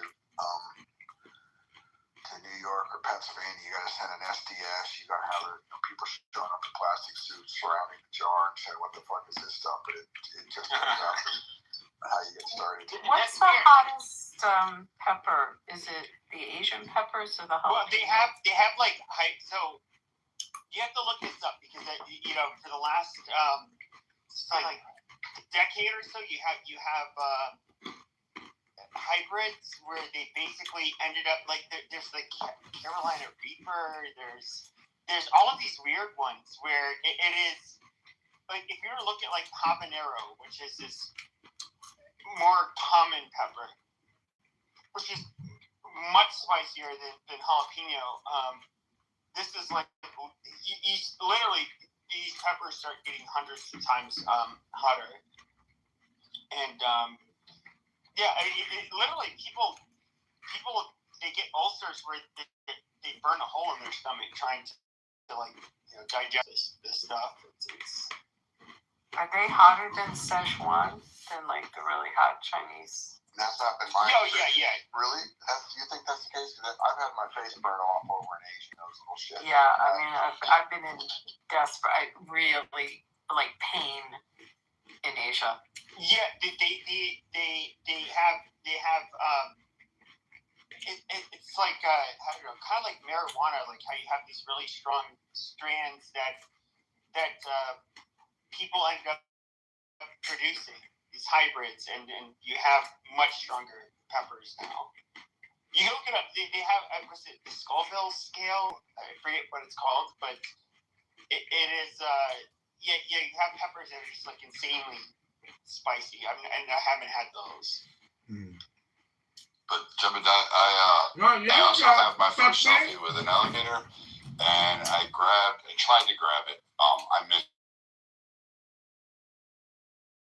him because he went into the brush. My first round, I tried to pull him out, and haven't quite there. I've hiked Capron, You trying to grab a rattlesnake? Oh yeah, rattlesnakes are overrated, man. I mean, it's the copperheads you got to worry about. Rattlesnakes are the big pussies of the reptiles, actually. I mean, if you step on one, you got a problem. But if they see you coming, they're going to run mostly. No, that's true. Like, but like here in Arizona, where they're like pretty common. They're a lot faster. They're a lot faster than like for example the vipers in Asia. Yeah. And they are generally when you get bit, it's because you did not see it and you put your hand near it or your foot went near it. That's basically how it happens. It doesn't. Obviously, nobody wants to get bit by one. I actually just saw one and I was like, oh. I wanted to get him out of the brush so I could see it, so I tried to grab his tail, but there was like this pylon and then there was this rock and some brush and he slid in there and I wasn't going to put my hand too far in and try to grab him.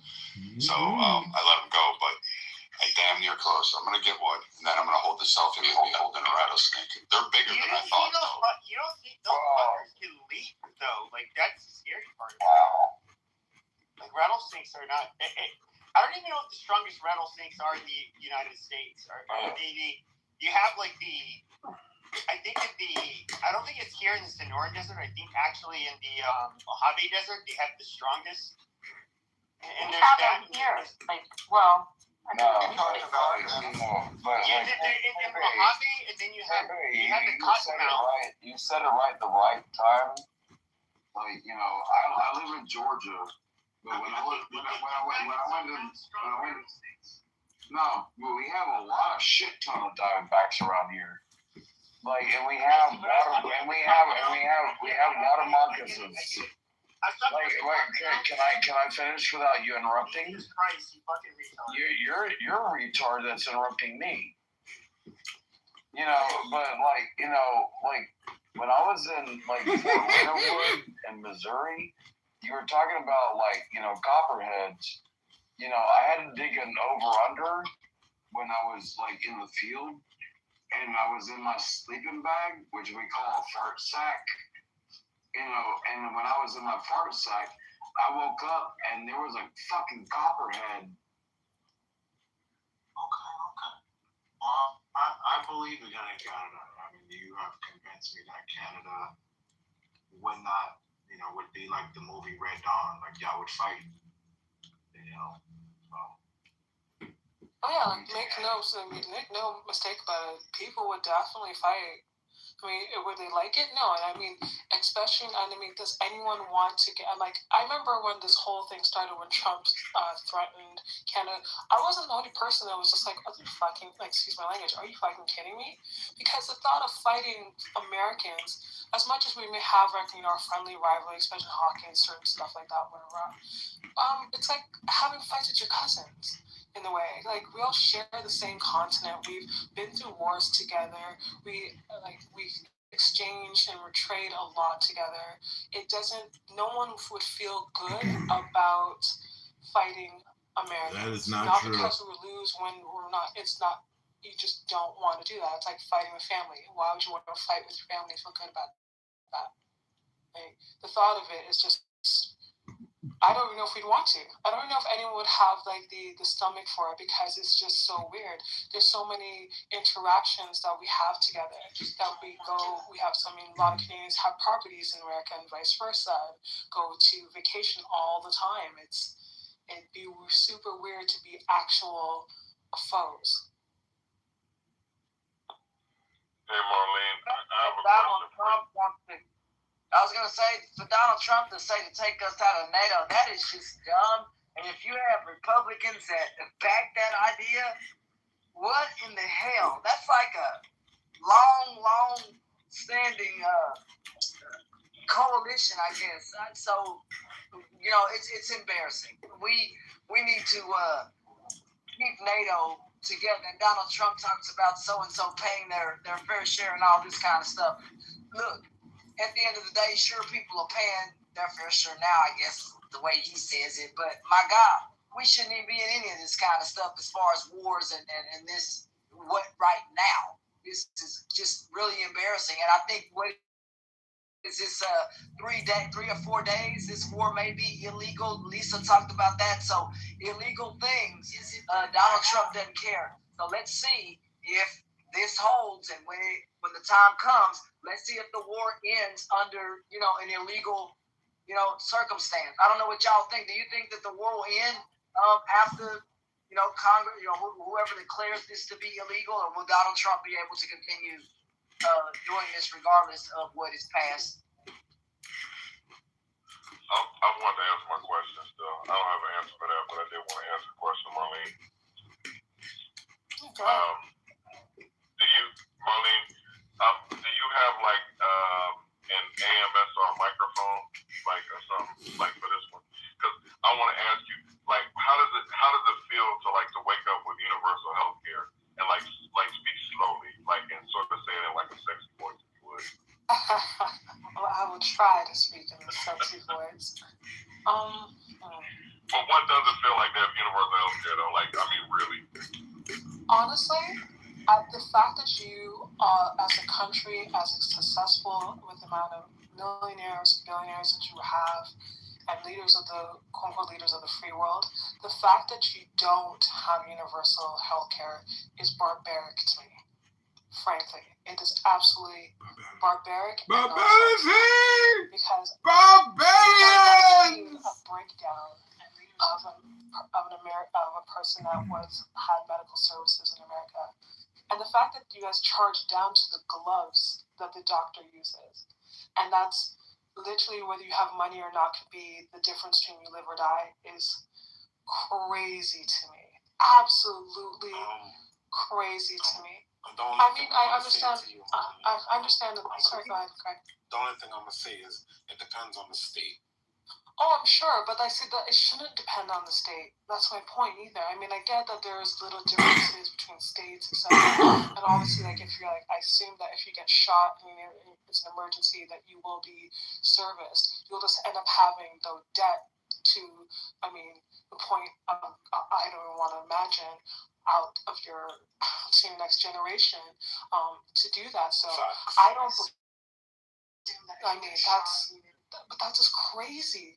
And I wonder sometimes, what do you all pay your taxes for? If it's not to take care of yourselves, what in the world are you paying your taxes to do? Because no one, I mean, sure, let's just be very clear. Canada is not perfect, and especially since this, in the last decade or so, of this adaptation of privatization, which unfortunately came from you all. I mean, we have greedy fucking politicians, mainly on the right. I'll say it straight goods because they're corrupt as fuck. They've taken that idea from privatization and stealing public funds to fund private care. That was an idea taken from America because, again, they're just all corrupt and they get money out of it. It's not because that is the fundamental way. And eventually there's going to be a huge pushback on it because the boomers are now getting old and they're needing care, and we're literally having a crisis right now in our healthcare.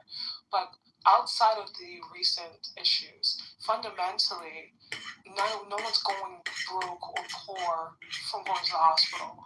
It doesn't matter what you have, that is basically covered. And if you have a good job, you'll even have coverage that covers a lot of that, if not all of it. So the most that we pay for is prescriptions. And even some of that, depending on what your drug plan is, will be covered completely. So there's no one, the only time yes, there can be for certain special things, there could be a wait for a few months. But if you have the money, sure, you can privatize that and go and spend that right away and probably even get reimbursed. But the fact that you all do not have universal health care, and also you have maternity times of 2 weeks, we go a year. Maternity was a year, and there's paternity leave too. So it's that is crazy to me that you all live like that, and you must probably have to choose between, am I going to go to the hospital, the doctor, or going to just suss it out, which is crazy. You should wonder whether or not you're able to go to a doctor to take care of your health, and whether the government that you pay and you vote to put there is going to cover that. Because what other function, other than taking care of the people, by the people, for the people, are they there for?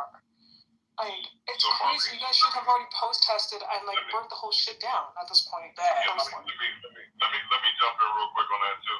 So to the point about, because that's the reason why I asked you, so I really, and you got to it about how it feels to just be able to know you can go to the doctor and you don't have to work. So for us and for a lot of people, these people in these rooms, most everybody in here, if you can be on Clubhouse, you're probably working or you're doing okay or whatever, or you have insurance. There are a lot of people now that have lost their health insurance, these healthcare subsidies that they talk about, and, you have insurance. There are a lot of people now that have lost their health insurance, these healthcare subsidies that they talk about, and, you have insurance. There are a lot of people now that have lost their health insurance, these healthcare subsidies that they talk about, and,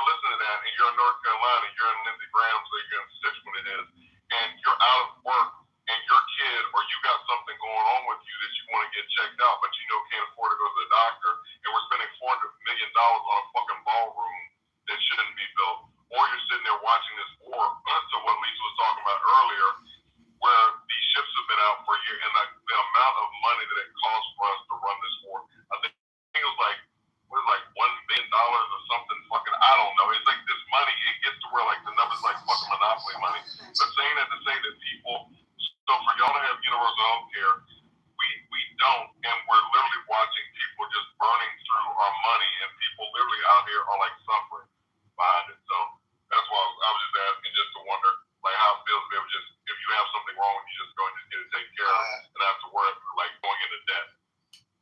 Hey, Michael, just go ahead and do it, brother. Let's move to Canada. We'd be glad to have him. And honestly, I don't know how you guys do it. I have no idea how you Americans have not burned shit down. In fact, I'd burn that damn ballroom down.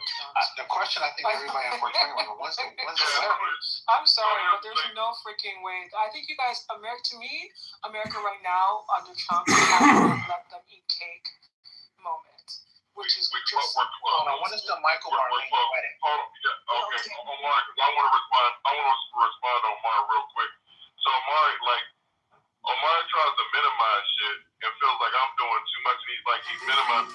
So the shit I'm saying is real shit. So I'm not moving to Canada until I've got family here and we bled and died on this motherfucking soil. So I'm just saying that we need I'm just saying, we need to get our fucking healthcare fixed. So what I want to happen is that there'll be somebody like a Maxwell Funk that's gonna be younger or the people coming up like your kids or whatever, like on my kids, like they're coming up, they're gonna go ahead and push for this shit to get us to where we need to be, because like to Marlene's point, all the taxes we pay in this country are watching our money being squandered for everything, and there are literally people that can't take care of themselves financially, they literally can't medically take care of themselves, and yet Lindsey Graham got on there, and like I said, he's gonna up it $20 million over like what the estimate was, because it's gonna take a little bit more to build. I'm saying go ahead and get that AM radio host. I think what I'm saying, Omar, is that people really die on shit. So if you want to like play around or whatever, that's cool. Just like you did the Trump video where you show like Trump has black friends. If you want to move the narrative like that, that's fine, Omar. But I'm saying people literally are really suffering out here for this shit. All I'm saying, So there's a little brown sugar in joke. Canada, and it's not maple, it's brown. It's not a joke, brother. It's like, but if you want to joke, and that she got free health care. That's fine.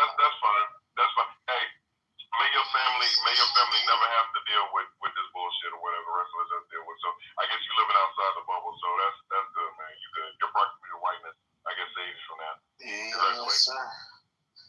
That's right. Your proximity to whiteness saves you. So we don't have that issue. We like Canada. So anyway, I'm sorry, what? Yeah, it just Omar, like I say, just meant like again, people in this country are dying, and I'm just saying, just Omar with this bullshit or whatever, he's just annoying as fuck. But again, I don't know. Like I said, trying to make a serious point, and Omar is just like being like a dickhead or whatever. But it's like it's all good. I mean, I think if all the protests that you guys should have, I'm not saying, and I'm not trying to minimize the importance of the other ones that have been conducted so far, but I honestly think that if there's anything that you guys should be on the streets about nonstop, is the fact that you don't have universal health care. I mean, it's crazy. I mean, a country such as yours, the size of yours, and with the amount of the amount of rich people and the amount of resources, should not be operating like less than a third world country, because that's exactly what it is. I mean, you shouldn't be also worried about putting yourself into generational debt because you got sick. That's not something you did to yourself. Like, if you get cancer, you should not have to worry about whether you can pay for your cancer treatments or your child's treatments and what happens to the kid. That's barbaric, and I just don't understand why that hasn't been the number one. The fact that insurance was a big deal, which is again kind of crazy to me. It says you guys couldn't go quite to universal route. Marlene, check this out. So California tried to do it, and you can look at it a few years ago. It was like billions of dollars. It was so expensive. It wasn't even something that they could do. Of course it's expensive, but I mean, but hold on, so, Michael. Let me. Exactly. I was just about to say that because like we say that, but you find out that you're spending like $2 billion a day on war, and how? I mean, do someone else do the math? You guys have been over war for the last 30 days. Don't tell me you guys don't have the money, because when you guys need the money for bullshit like this, you've got. I mean, America finds it pretty damn quickly and pretty damn easily. I mean, millions of dollars should not be poured into into missiles. And especially, it's not like you're on the front. I say this respectfully, but most of you are not even defending yourselves. You're going out of your own borders to go to involve yourself in some sort of foreign conflict in order to steal some other shit or help some other person like advance. Just it's so stupid. At least take care of your own first. I don't understand. Let's call America first, baby. And we're the greatest, and we love America. You know, I mean, we're number one. But yet you have your brother or sister that can't afford the damn medication. Huh? That is crazy. And you guys you guys recently gave tax breaks to some of the richest people. You can't afford a vaccine. I mean, you're crazy. Private jet. Yet a child who's under the poverty level can't get a fucking free lunch, and that is totally normal in America. Oh my That God! is crazy. The fact that you have to oh yeah, it's fine. So that's crazy. I'm good. That's crazy.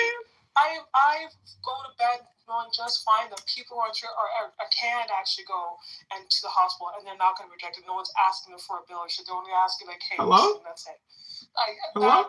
I could not. I couldn't be. So as fine as you American brothers are, there's no way I could live in America at all for so many different reasons. No fucking way. Not without universal health care. I could never do it. I could never do it. How could you do this to yourself? Is usually at the expense of other people, because that's exactly what it is. It's not like people are just making their money and they're doing their thing. No, it's literally at the expense of the general public. When the general public is poor. You guys are even like corporate. Wait till the bills come in on after this war, plus the tax breaks that are being given. She ain't lying. Big beautiful bill. My God. Like, my God. I don't understand how that should be protested. That should be protested on a daily basis. If you guys really want change, that is the number one aim that I would, as a citizen, if I was you, because that's crazy. People are going to get older, people get sick, and people, especially if you don't have any regulations regards to your safety in the workplaces and the quality of food, all that stuff, that makes people sick. And if you cannot, sick people cannot enjoy money. Because you can have money, but if you don't have your health, you have nothing.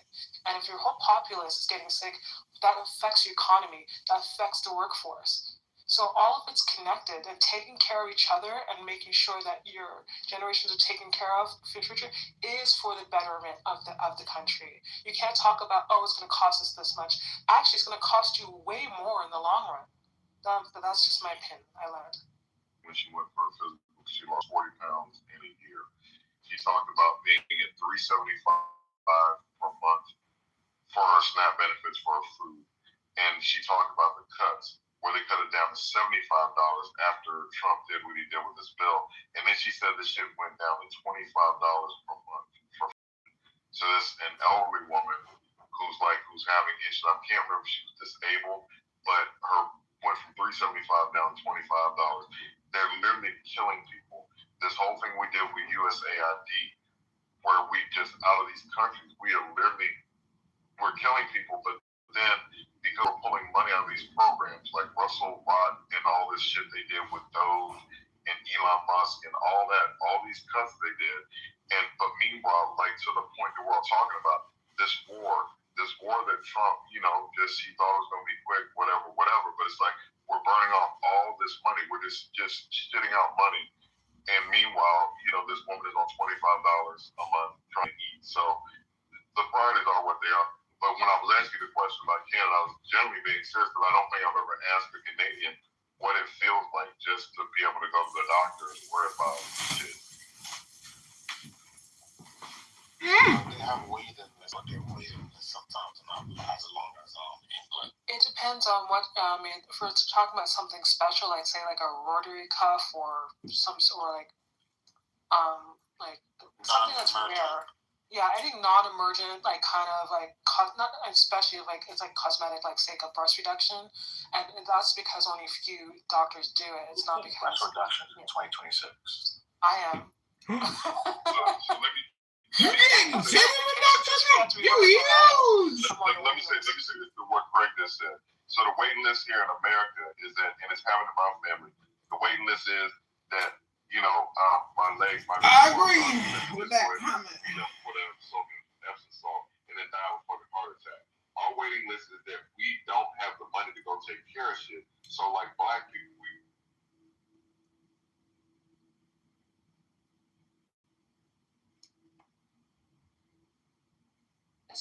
That the people that I have blocked are the only people that I wouldn't want listening to me, right? Or they're the only people that I, would not want listening. So you're welcome. I mean, like, you're welcome to be annoying. I'm not angry anymore.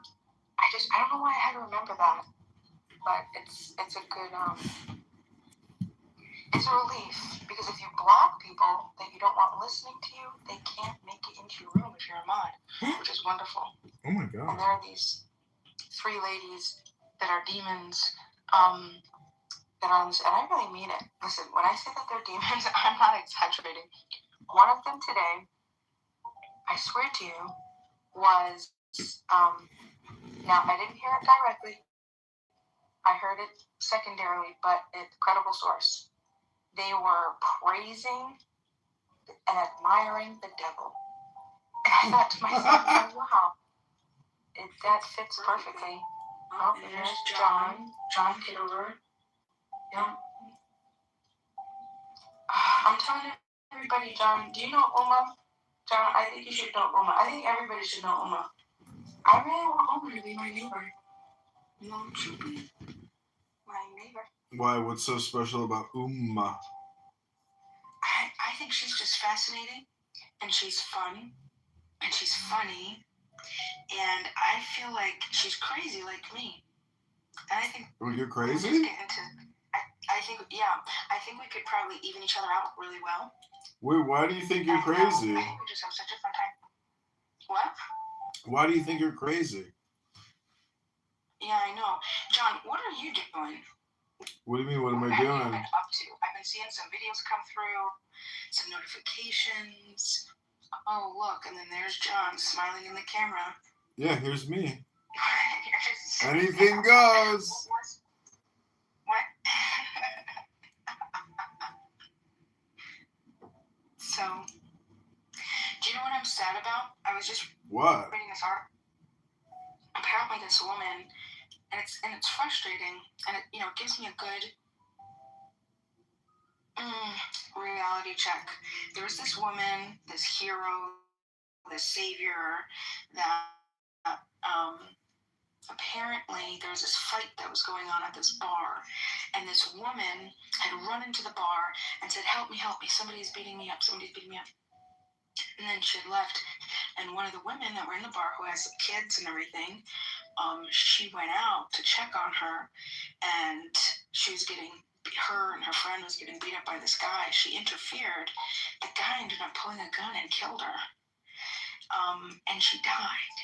And do you know how many times I've gotten involved in broken up fights? So many times. Like that's I mean, so many times. So what you're saying is, in hindsight, you're thinking to yourself, you know what? I shouldn't have even have gotten involved. That's what you're thinking. No, that's not. What I was thinking is that I need to do it much more. What is the word? Intelligently. Like I have to be really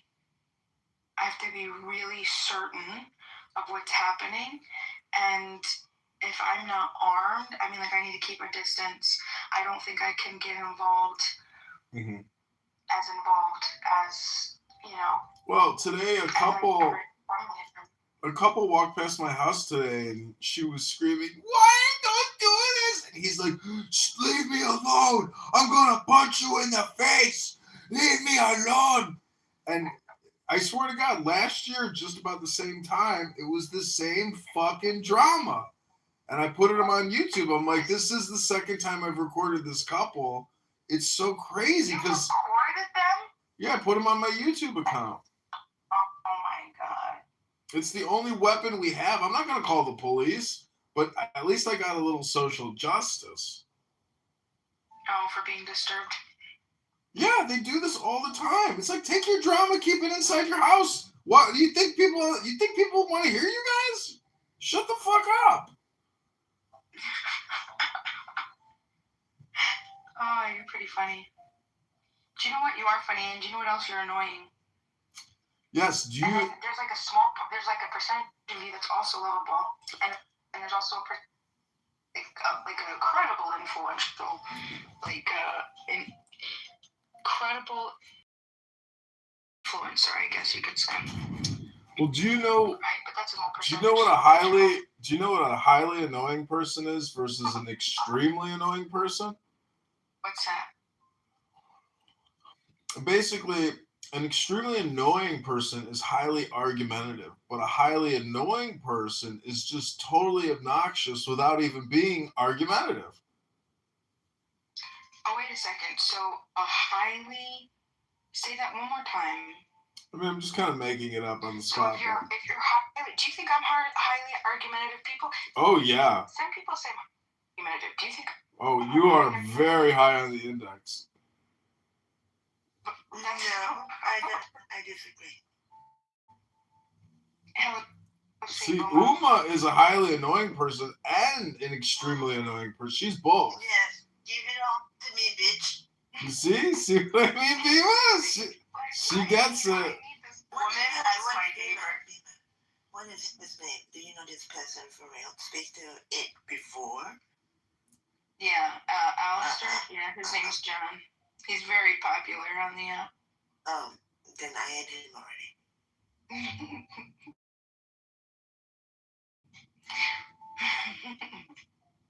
I'm not popular on this app, Bima. FYI, it's a big universe, and you can go into rooms with like hundreds of people. Infinite universe, just not only English. I'm a nobody on this app. Are those begonias in your PTR, Uma? What? What? I don't know. Don't talk to me. I gotta tell you something, Uma. So, a couple days ago, I had gone out. By the way, those flowers are absolutely gorgeous. I had gone out inside, and I was just laying on my grass. And it's so interesting because I could see visibly, standing up, any purple at all on the grass. None. But then as I laid down in the grass, and I put my head on my chin, because I was laying on my stomach, I saw this little teeny purple flower, and it was so small. And then the most sweet thing happened. These ants came, and they were just like, they were so drawn to this little flower, and they were like touching the flower, like walking by, like touching it, like checking on it, like going by. I don't know if they were using it as like a marker to like find their way to and fro or whatever, but it was the cutest little thing. And I thought, wow, look, they love the color purple. I was just telling everybody that I just bought a whole bunch of purple flowers because my property doesn't have enough purple. So I just got a bunch of lavender and it's a purple flowers. But Oma, tell me something. What type of neighbor are you? Would you be my neighbor? The invisible one. We know what type of neighbor John is. John is the type of neighbor that's going to record you and then put you on YouTube. John, you're the worst type of neighbor. I would effing hate you. Well, I'm a good neighbor. I clean up the whole street for everybody. I do all kinds of work for people. I don't ask for any praise or thank. I just do. I don't expect any kind of compliment. I just do because it's the right thing to do. Hello? Put your neighbors. Listen, John. Tell us what type of neighbor you are outside of recording your neighbor and exposing their weak, low spots, so everybody. Yeah, no problem. I'm a good neighbor. I keep the sewer caps clean. I shovel, I brush, I clean, I clean, I clean, I clean, I clean, I clean. Bullshit. I clean all the time. I go around with a bucket and a picker and I pick up all the garbage all over the place that these fucking animals throw all around the street. I clean up. And my mom is so obsessively compulsive. One day she was like, "Come on, let's go clean." My mom walked us like 3 blocks to the main highway, and my mom for 2 hours was cleaning the fucking highway. I was like, what the fuck are you doing? That's actually really sweet. Okay, but I don't know if you do that. I'll send you the pictures. I'll send you the pictures. And you would be amazed at my garden. Because I believe your mother does. No, my work. My cleaning here in Chicago. You know, I have a big garden. You don't know this about me, but every day when everybody is around here talking all day long about everything, I go outside and I work in my garden. And you're going to be amazed at how beautiful it is. And you're not going to believe the flowers, the vegetables I'm growing. I'm becoming self-sustainable. I'll be able to save hundreds of dollars eating my own vegetables and my own... Hello?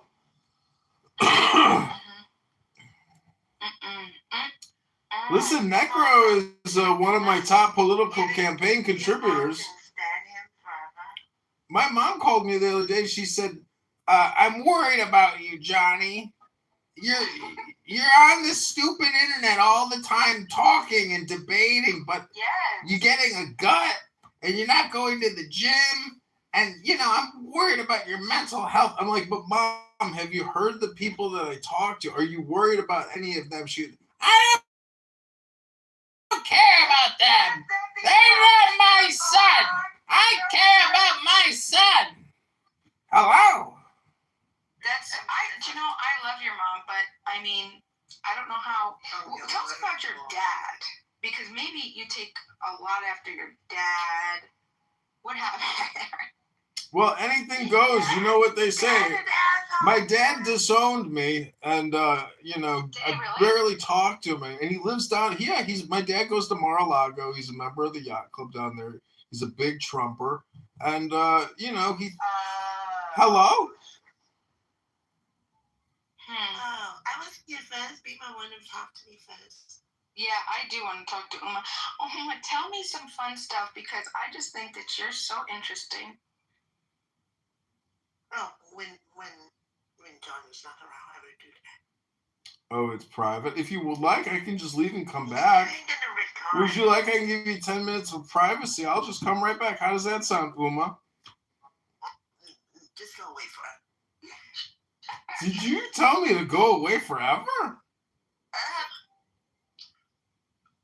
I'm not your mom. Go talk to your mom. Yeah, BMI, did you get my question? A new question? No, it was one I just sent you when we were in Snatched. Oh, I don't think so. Yeah. I'll have to go and check. Basically, for a while, I was the lone dissenter. For a while, as the only person who wasn't a Trump supporter in the room. But I don't know. It's like I mean, it doesn't bother me if anyone supports Trump, but I wish they had better judgment. But in general, I never would think you support Trump at all, or do you? Let me ask you a question. Do you think, because that's a good question, and I'll definitely answer. Could I ask you a question first before I answer? Sure. Or would you like? Okay, thank you. Do you think that it's impractical to take someone that is supposed to be like the president of the United States and then judge them in totality, like a negative or positive versus what the specific policies? Because I mean, and this is my thought, right? Every human being, we can find really shitty things that they do, and then we can find really cool things that they do, and then I don't know. I'm really not sure the answer to this question, but the reason I ask is because there's definitely things that I am happy about that he's done. And there's also things that I'm really unhappy about. And so when I'm asked something like, do you support Trump? It's like, I support people doing good things. And I support people who don't do good things, but I don't know of one human being that I could point to say that they do only good things or only bad things. Like, you know what I'm saying? Yeah, I mean, to me, I have different standards. Like most people see presidents as the lesser of two evils. I think that that's a shitty way to look at the system because, I mean, I didn't vote in 2020. If I give an example, I didn't vote in 2020 because I didn't like how there was the cover-up of Joe Biden with all the rape allegations that were made against him. And I couldn't vote for Trump either specifically. So like to me, it's like I think specifically the idea is specifically like it doesn't matter who this person is. The fact that they could have potentially have committed rape because they are still voting in line with what I want overall specifically, and it essentially allows our leaders to be deplorable characters specifically, which I think is disgusting. So you think we should? May I ask a question? Do you think that like, when you vote for your president in America, and like, do you want him to be your president or do you want him to be your pope? None of the above. Yeah, I want them to be how my he governed. It didn't even occur to, and I'm not saying that this is analogous to Trump's experience, but this is what I can conjure up. It was shocking to him the kinds of things that I had to deal with to navigate that system. So that's all that I can kind of pull from as an example. Even Rothschild was fucked up. At a much more, bigger scale what he's dealt with. It's probably nauseating. That's probably one of the things we don't ever hear him talk about. Because why would he share that, right? Like how ridiculous some of the things he has to deal with and how it presents to us as his entire constituency as well as making decisions without the aid of congressional oversight. And to him, it's like, wow, what an impediment to progress. That's what I imagine goes through his head. It makes sense to me. So I like to know that I haven't changed necessarily, and I don't love Donald Trump, but I increasingly try to empathize with his plight. You know who he could have been describing? Woodrow Wilson. But then again, I don't think that Trump is competent enough to Sorry, no, I was on going to say that Woodrow level. Wilson was much in the same way. Yeah. He took a lot of I pride think in he's his competent And that was because he was an academic, right? And he saw in his administration they had H2O or things like that as that significant. Very differently, just like I think Henry Kissinger probably be on record saying, "Oh man, and we got." I have a question. Well, I was just want to know, like, so would you say, like, overall, as far as Trump, if you say that you think that woman is so, I just want to know from you, yeah, maybe she ran away once the Weasley woman started. Yeah, so I just want to know, like, when you say that you... No, I think it was 27. But so, Abby, let me ask you this: like, who Why on is my age 28? Why is my age important? Who is your no question. I want you to. Oh my gosh, Uma, look at this flower. No, it's Glen It's called the Loveliness Dianthus. This is the funniest looking thing. Like, absolutely. It's so like everything raggedy. about I him. just have to buy It's seeds. from, on a purely statuesque, Lincoln-esque kind of style. His auditory skills, his policies are spot on. He was a popular governor. He managed his state well. I mean, he just hits on all cylinders. I'm just thinking we need smart Republicans to have their voices heard more. Like, I don't hear a lot from the GOP intelligence. And he was a one-term governor, right? Because they only allow one-term governors which there. I think is so interesting. Why he's not in the cabinet now or in some position? I mean, I'm surprised Trump hasn't found a place for him within the government unless he doesn't want it. And I don't know if he would throw his hat in the ring. But if you're asking me who would be the perfect candidate, or even in a VP spot, I mean, I hope he gets activated. Do you think Rubio's brand is? I think Rubio is probably one of the best political animals in the Republican Party, but I think He's little Marco. I think he'd be so much better than Vance or DeSantis. How do you all? But I think this war is going to tarnish him. I think first off, well, Trump fatigue. And the fact that he was Secretary of State in an unpopular war, I think his brand is kind of. I mean, I think maybe 2032 he could reboot, but I think for 2028, I think Rubio is he's just damaged goods right now. Scott, we had Vance campaigning for Orban, so it's like there's some egg on the. Yeah, Vance belonged nowhere near that shit. I don't know why the president sent him. It was dumb.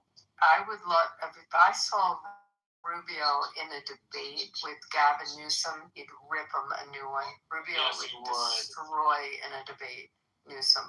I mean, it couldn't even come close. Well, I mean, Kamala taught us, right, was that I don't think it's nothing to win statewide office in California. I think it's an accomplishment. It does not make you a viable national candidate.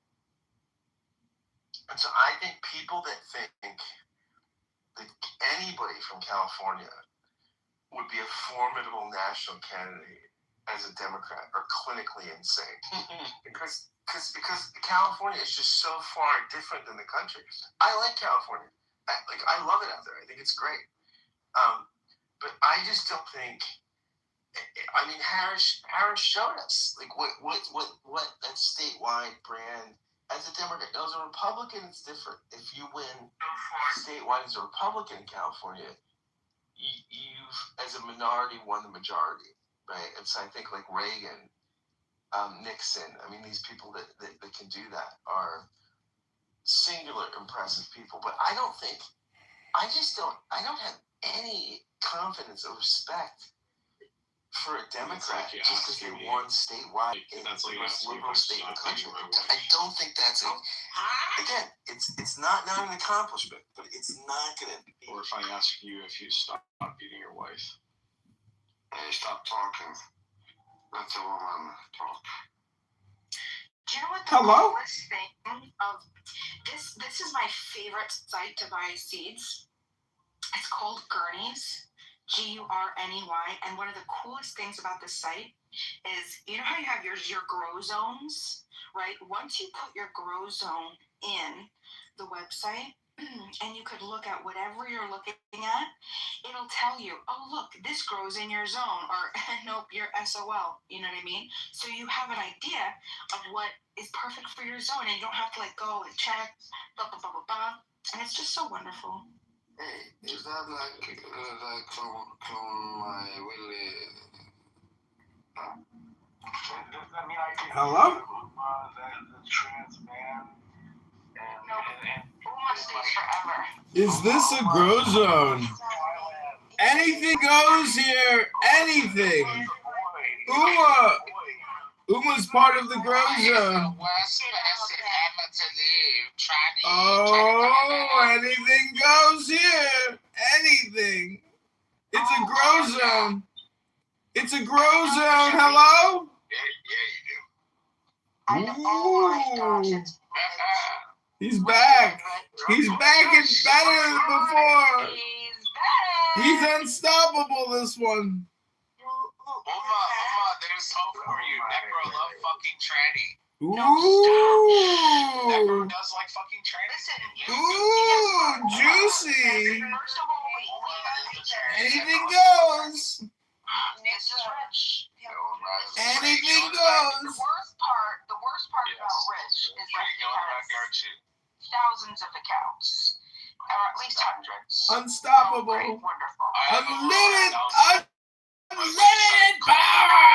www.tip-number.com.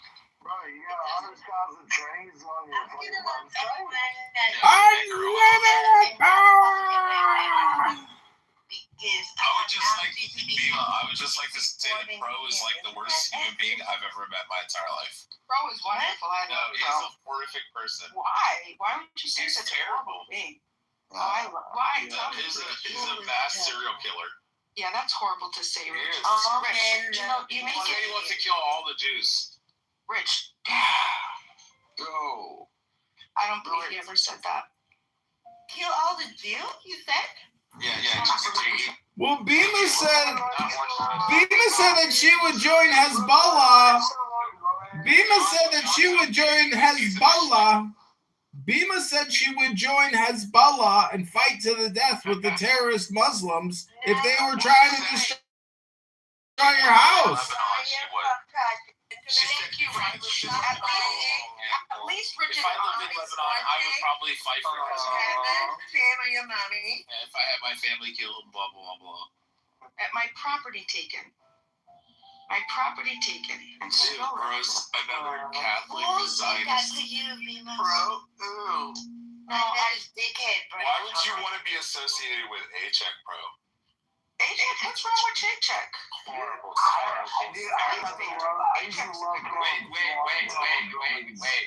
Wait. Yes, that's what A-Check does. He's adorable. He's a great character. And Beeman, thank you for saying Steiny's like the second worst person I've ever met on here. Uma's my favorite. Uma is my favorite. I want Uma to be my neighbor. You want Tranny next door?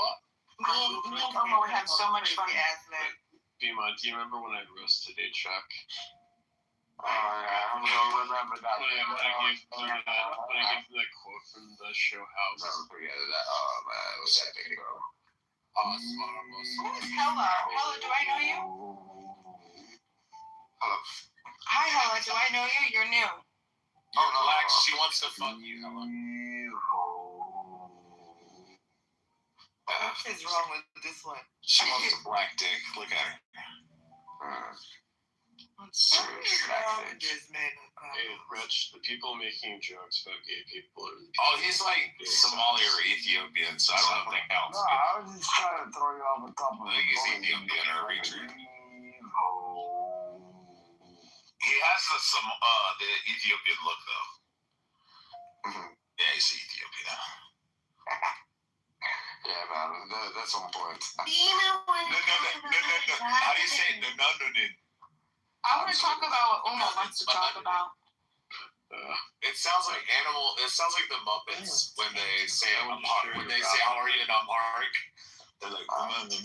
I was gonna say that banana.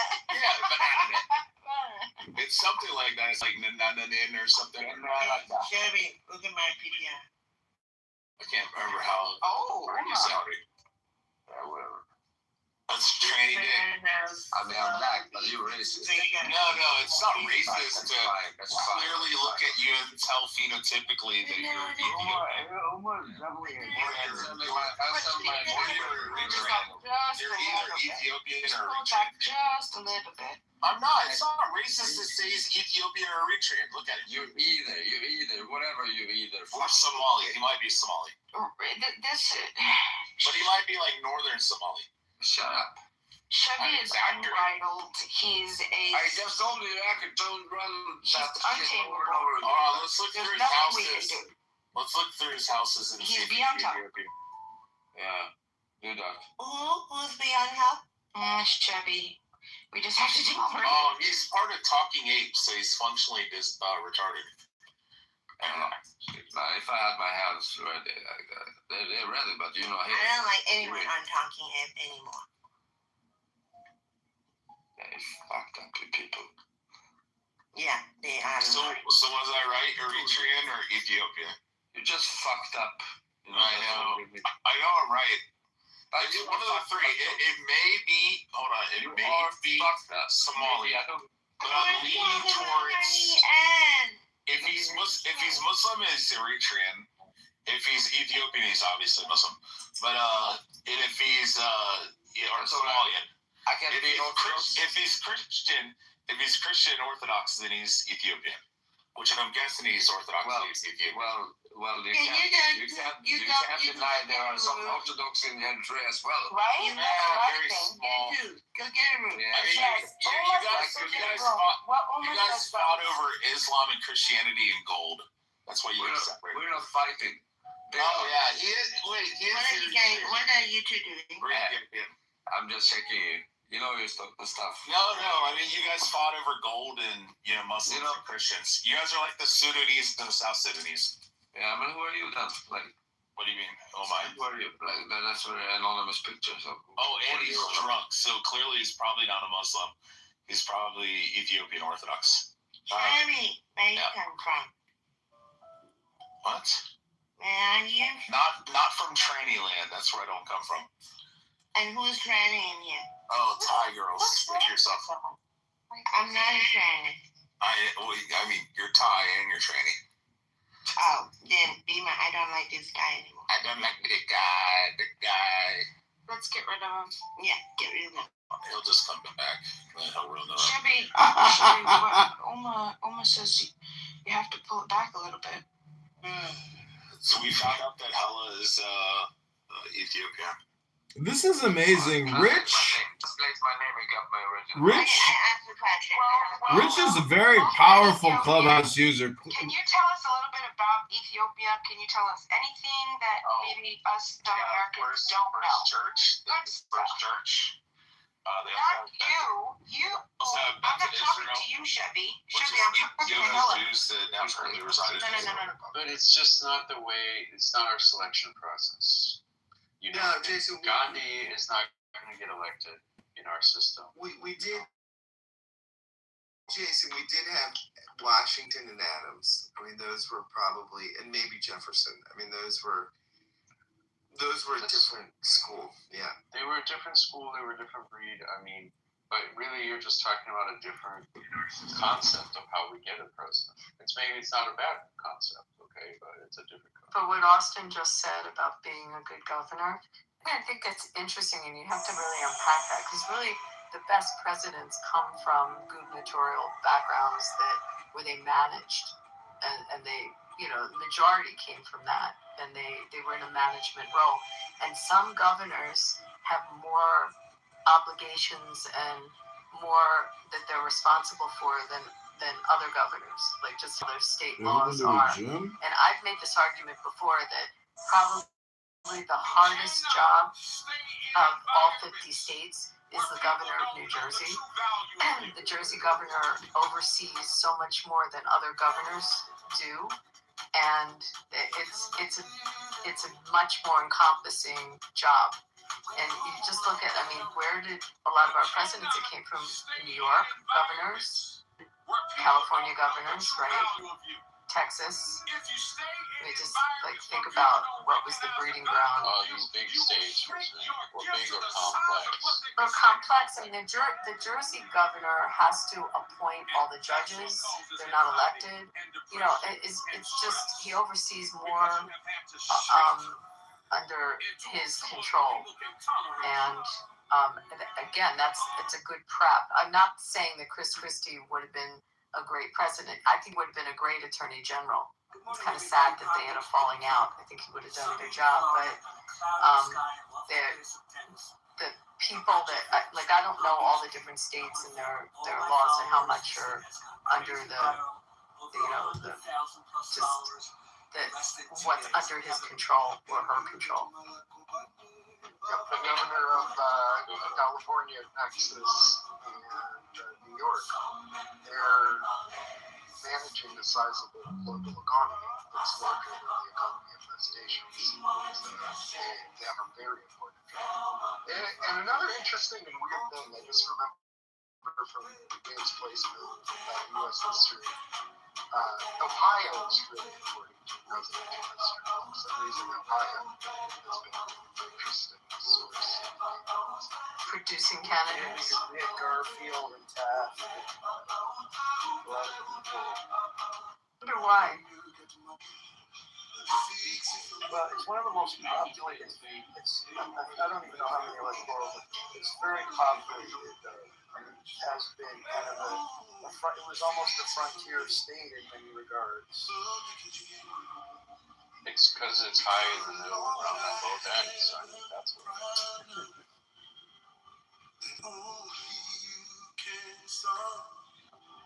I mean, we're talking about some interesting stuff here. I love this theme of like, well, how do we even get a good president? Because I think about, people talk about Trump supporters, but I spent a lot of time with a lot of people who support Trump. And people are like, oh, they're unpersuadable, whatever. Many of us are very dissatisfied with things that Trump does. We just don't have a better alternative. That's really what it is. He's like the least bad option. I think about just look at the Democrats in Virginia. They took over Virginia, and what they do, they immediately start taking everyone's guns. Okay? This matters to Republicans. I wouldn't hate Democrats so much if I didn't see stuff like that. But, that state is being ruined, okay, in real time. And so many of my fellow Americans are going to have to flee that state, which is not America anymore, and go live somewhere else. And it's just shameful. That she's destroying the Klan and the Jews will not replace us. I'm sure that's the only imagine that kind of where it's destroying this. Isn't that the Southern Poverty Law Center anyway? Yeah, I was gonna say. Yeah. The Southern Poverty Law Center fund this thing to $2 million. Yeah. I hate to break it to you, Austin, but nobody's going to have guns there when the Democrats are through. It's not the bad people that take the guns from. It's good people. What if you don't understand what it means to be an American then. You don't understand the founder's vision. You don't understand the founder's vision for security and balance of power in this country. It's not that people you disagree with.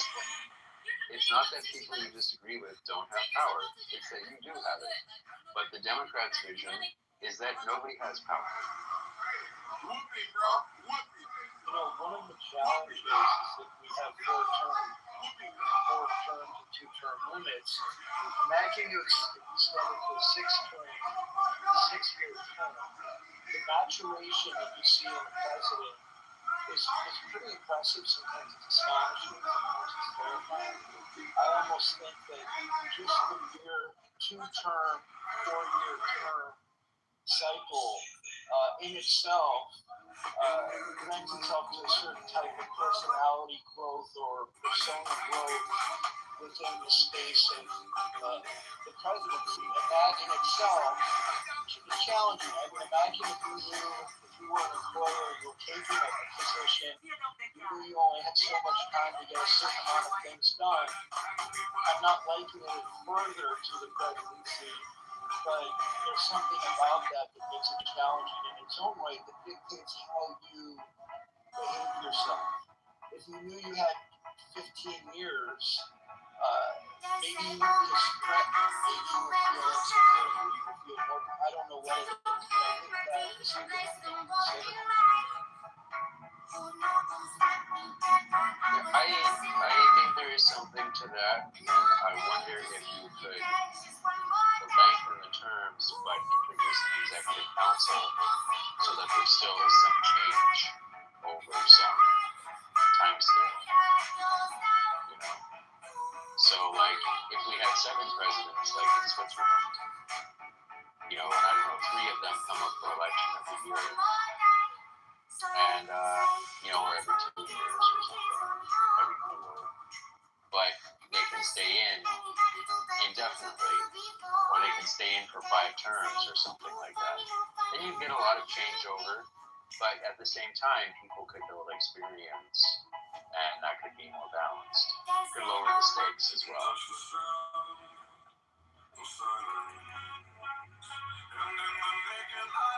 I mean, I've been so insecure in jobs where I have like a 3-month probation period or something like that. I mean, that in itself is enough to make the insecure employee act in certain ways, right? I mean, I just, again, I'm not going to empathize with a particular individual, but the office itself, to be under the scrutiny of government, of public office, in this day and age of social media and TV, and broadcasting, it was just like, I wouldn't be able to leave the house because it's way too much for me. So, but some people can handle it. I'm quite frankly amazed at any of the presidents who handle it.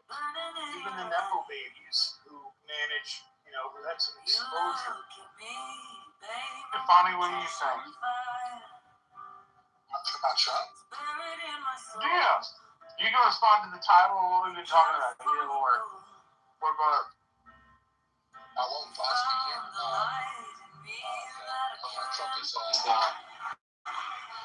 crazy man, but he's the right president. He's already transferred for 50 years. He's the right president at this stage. I can imagine how long be a president at this stage. I think look at what he's doing to he has rap message from DC, bringing beauty back into the country because for public service, it seems like politicians are about to use Trump for almost everywhere. It's the nation's capital, but I just feel like bringing back culture, bringing back values, is something that's very important. Bringing back beauty is something that's very important, and which I'm looking forward to. And he's doing a lot of things, on the economy, he's leading a lot of deregulation. That's good generally. But of course, there's a lot of pushback. That's expected. But he's the right president at this time, and the system is working. I mean, if he got everything he wanted, maybe he wouldn't be the right president. But I think he's challenging the system, and the system is responding as it should. It gives me confidence in the American experiments. Sure. So he's dressed as a system problem. So he doesn't like it, but he's doing a good job.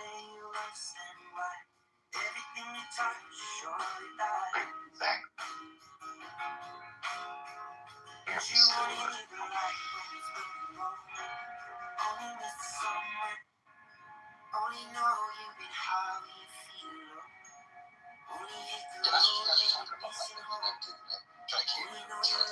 Yeah, largely.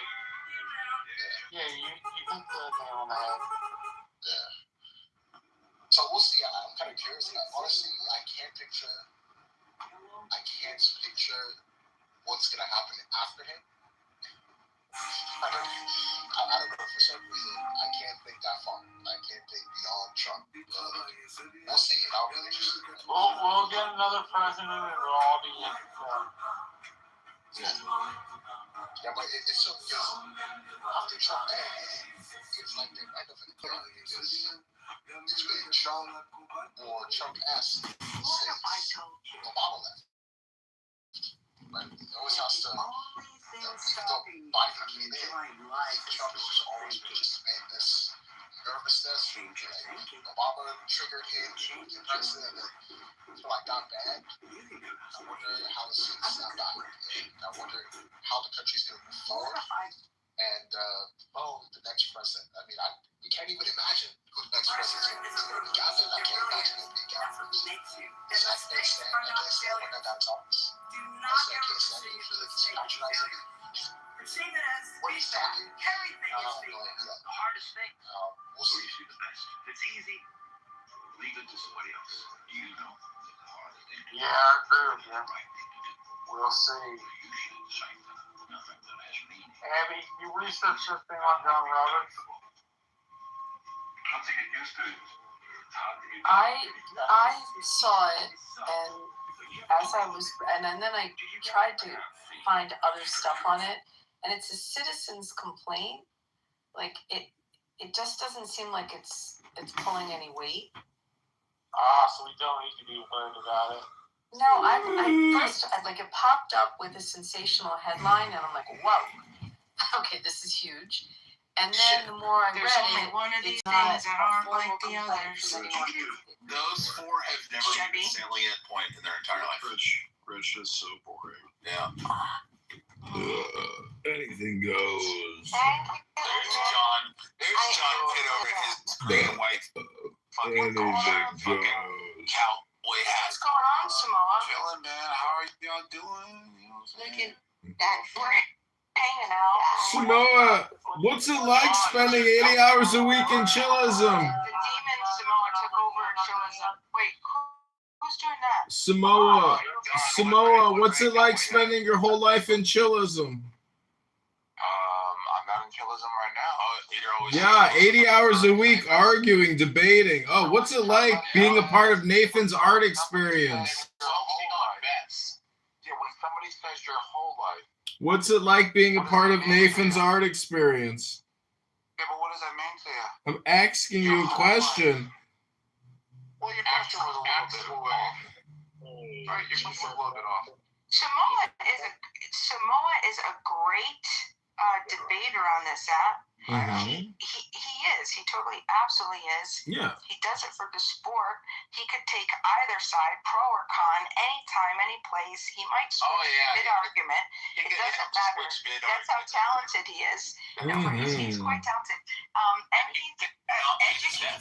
So he's, well, why would you pay a debt if you want him? Yeah, right. And, Hey, the crazy part, Bima, is that he's the only one that still thinks that when everybody else has already understood it. No. If you go into chillism right now and ask if you owe anybody money, everybody will say, of course you fucking No. Not everybody. Yeah. No, you're wrong. Samoa, You're absolutely wrong. I'm a reason you're $50 short, right? Oh, yes, you are, bro. Yes, you are, bro. We were gonna make a bet with Joe, and Samoa, that girl jumped in. Oh, go ahead. You still haven't told me, like, damn it, Necro. Yeah, bro. I was like, stop. What are you doing? I would have split the bag with you. Yeah. I'm still waiting for you to say damn it, Necro. Damn it, Necro. Thank you. You're helping me catch on now. There you go, man. so what is this? This whole what did you hear about Fauci aide being charged with covering up or concealing COVID records? Did you hear about this? This is old news. Oh no. Oh, is it? No, he got pardoned for 10 years back. Oh, did he? Mm-hmm. Oh wow. So he's not getting executed? That is old news. Thank you, Uma. No? Yeah. No. Yeah, fuck America. Uma, not all of us. Uma, take it easy. Uma, please. There's a lot of Americans in here that don't appreciate your potty mouth, Uma. Uma, you are an extremely annoying person. A highly annoying person. Oh my gosh, John.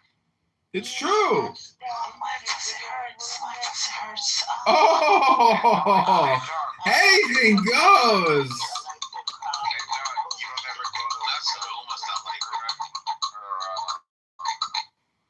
Lisa's 420, like you don't ever go to those spots, John? Yeah, I record all those rooms. What are you talking about? You're an asshole, Anthony. Well, you don't ever hear me in there?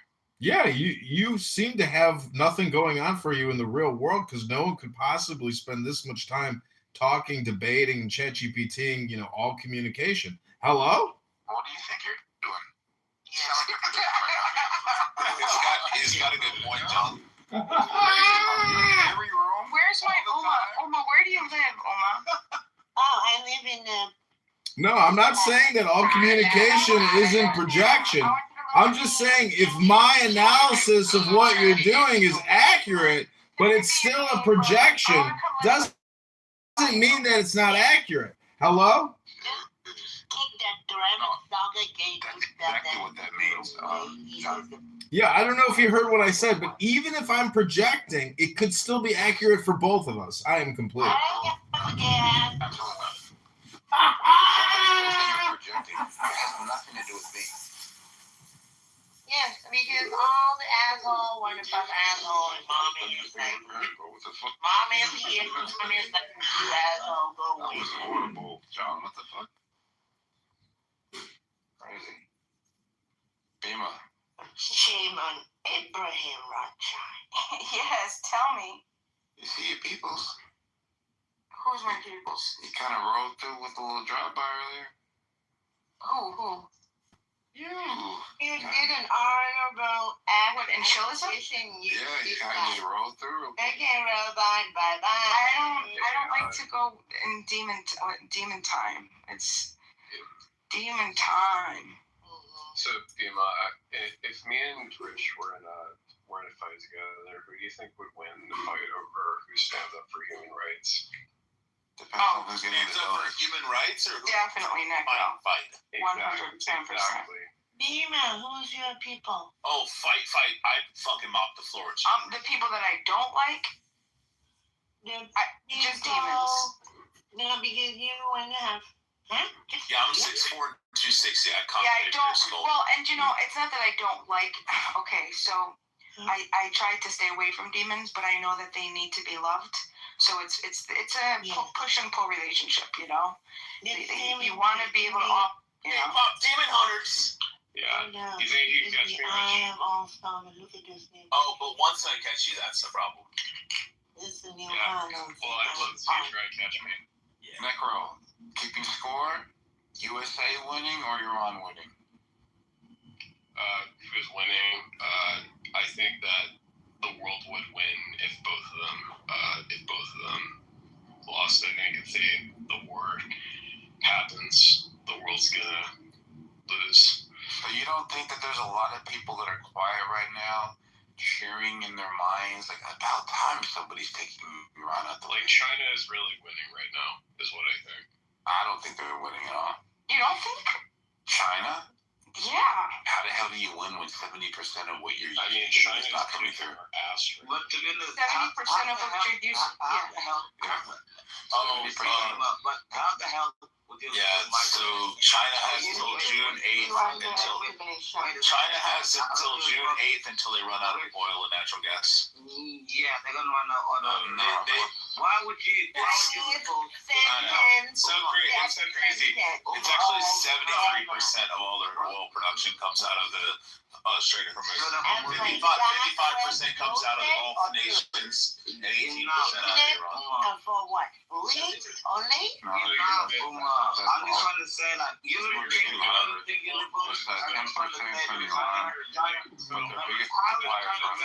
that mean that see how men can They are talk after with one They can't, Omar. They just can't. They can't handle themselves. Does that mean, Rich, that you're admitting that the Iraq War is about oil? Or is the Iran War?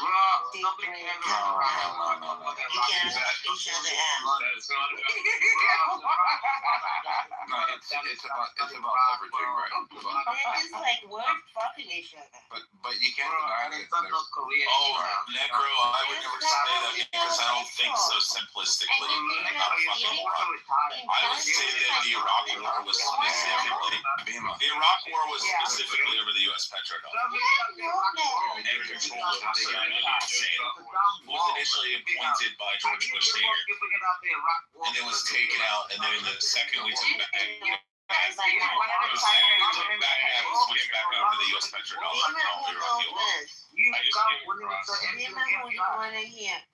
I'm not saying like Let's hear from A-Check first. Okay, be a man. Oh, let's not hear any salient points ever.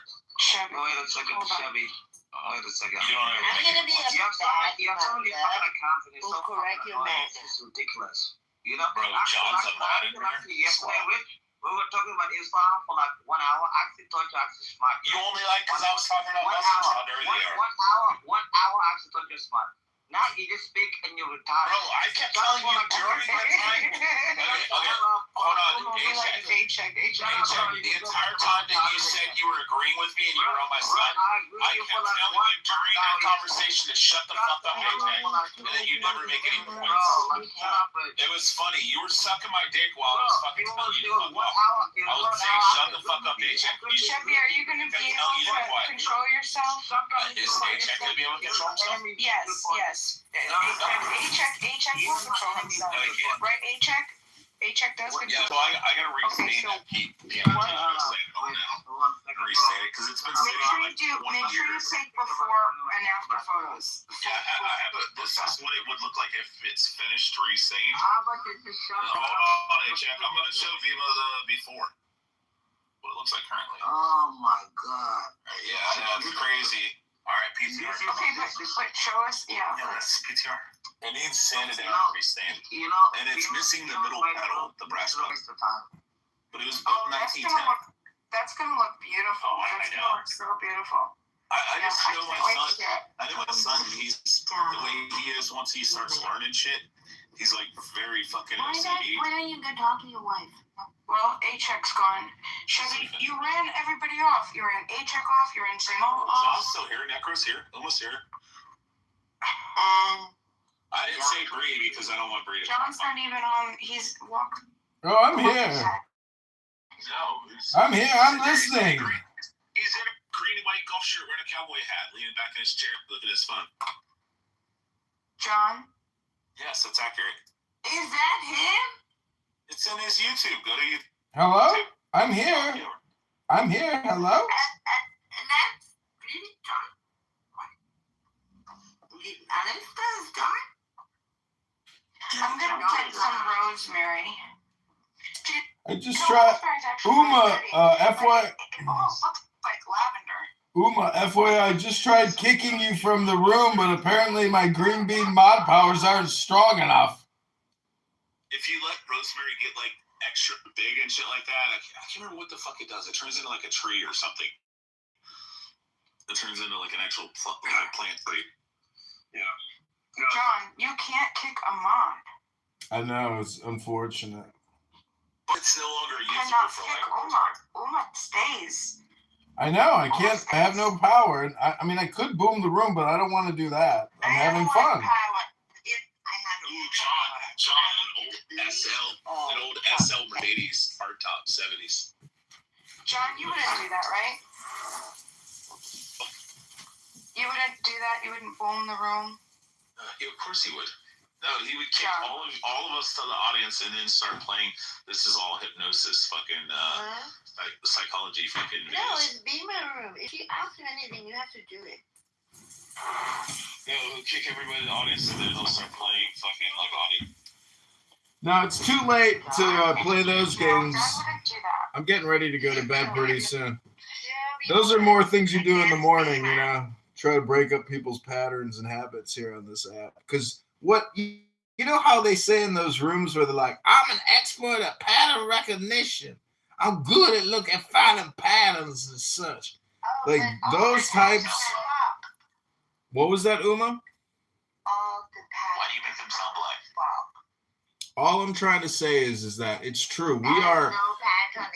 We are actually more of a pattern and an action pattern than anything else. Like being a, you know, I unfortunately, after 5 going on 6 years of observational studies, it turns out that people haven't learned anything in over 5 years. They're just as stupid as when they started. Hello? John, is that Joe Biden in your fucking John Kitover Instagram case?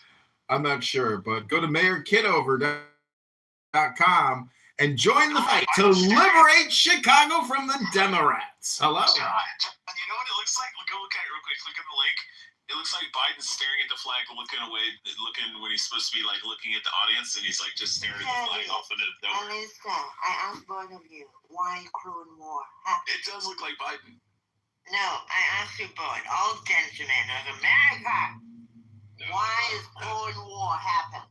How about gentlemen of Thailand? When will you go? A gentleman of Thailand down there being an ass and stalking me already in my name. You know what he said on his name? Uma, you're dead. What I don't understand is how can Stinny even tolerate this app? Like part of this app is to actually be annoying and to talk. But how could you spend so much time just listening to these horrible people on this app? That's what I don't understand. What kind of a sick person who likes to inflict harm on themselves actually listens to the people on this app? Because people on this app are horribly annoying. Highly annoying people. Like Uma here.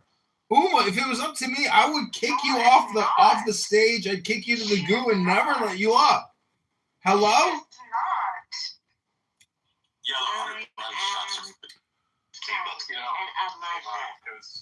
Uma, you're like part of the immigration crisis in this country. Hello? I got my Odin sword and I will shove it in your ass. Oh, Uma's getting triggered. Oh, poor Uma's getting a little triggered. That's okay. You're a highly annoying person. This is what I don't understand is why there are some types of lavender that are more like expensive. Hear that fat girl laugh? You hear that fat girl laugh? Like if it's lavender, hello, like hello. What's the difference between lavender and sensational lavender? Like this is really two different. It's all lavender, Bima. Lavender. Yeah, but lavender. This is phenomenal lavender, and apparently this is $16.99. Yeah, BB, please. Please open a room. BB, take care. Where is BB? Just left. Dan's gonna go tell BB to open a room. Bima, I want to know though. Will you be my? You could go, Chevy. You could go. Bima, I got a question for you, Bima. No, I don't do that. Oh my gosh, that's your boyfriend? Oh my god. Bima, I got a question for you. Bima, I got a question for you. Can you hear me? Hello?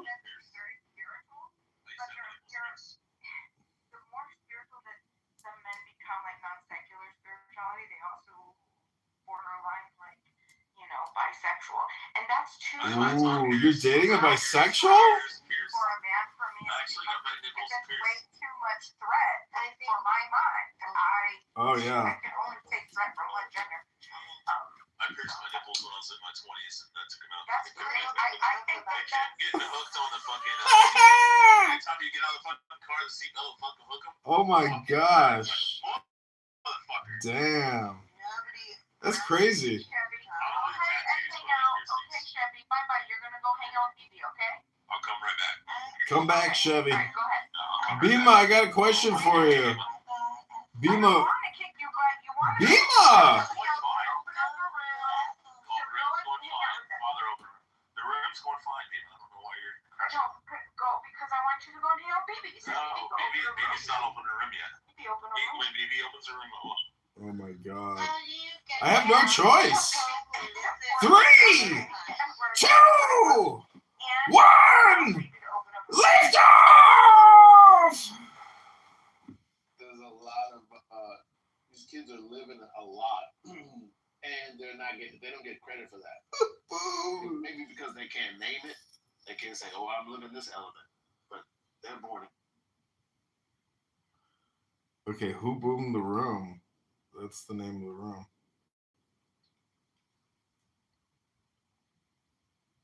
Did you do that? That was me.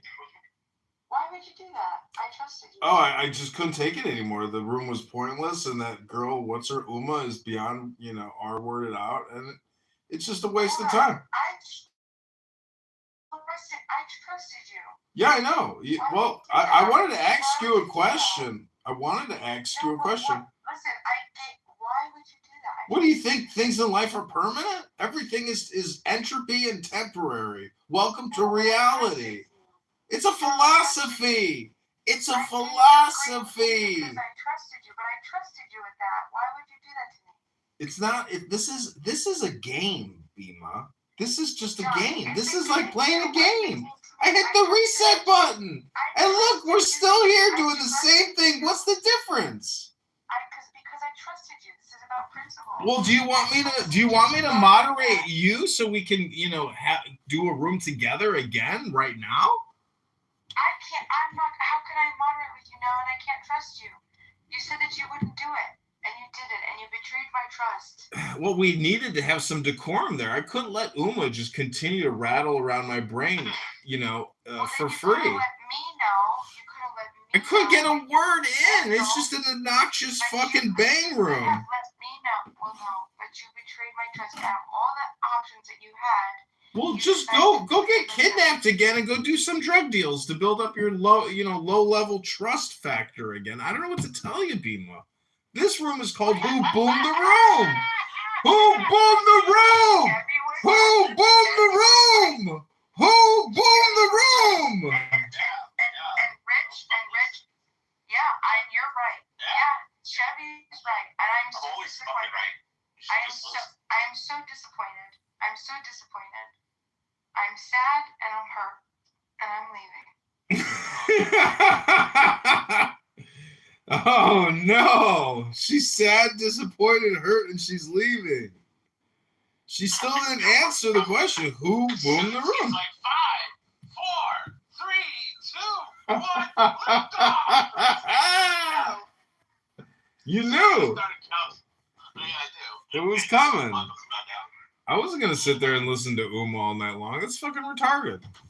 Oh my, Chinese.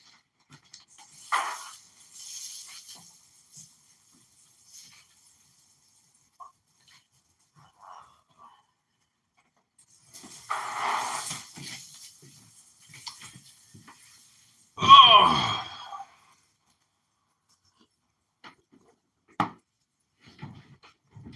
Who boomed the room? That shit. Now.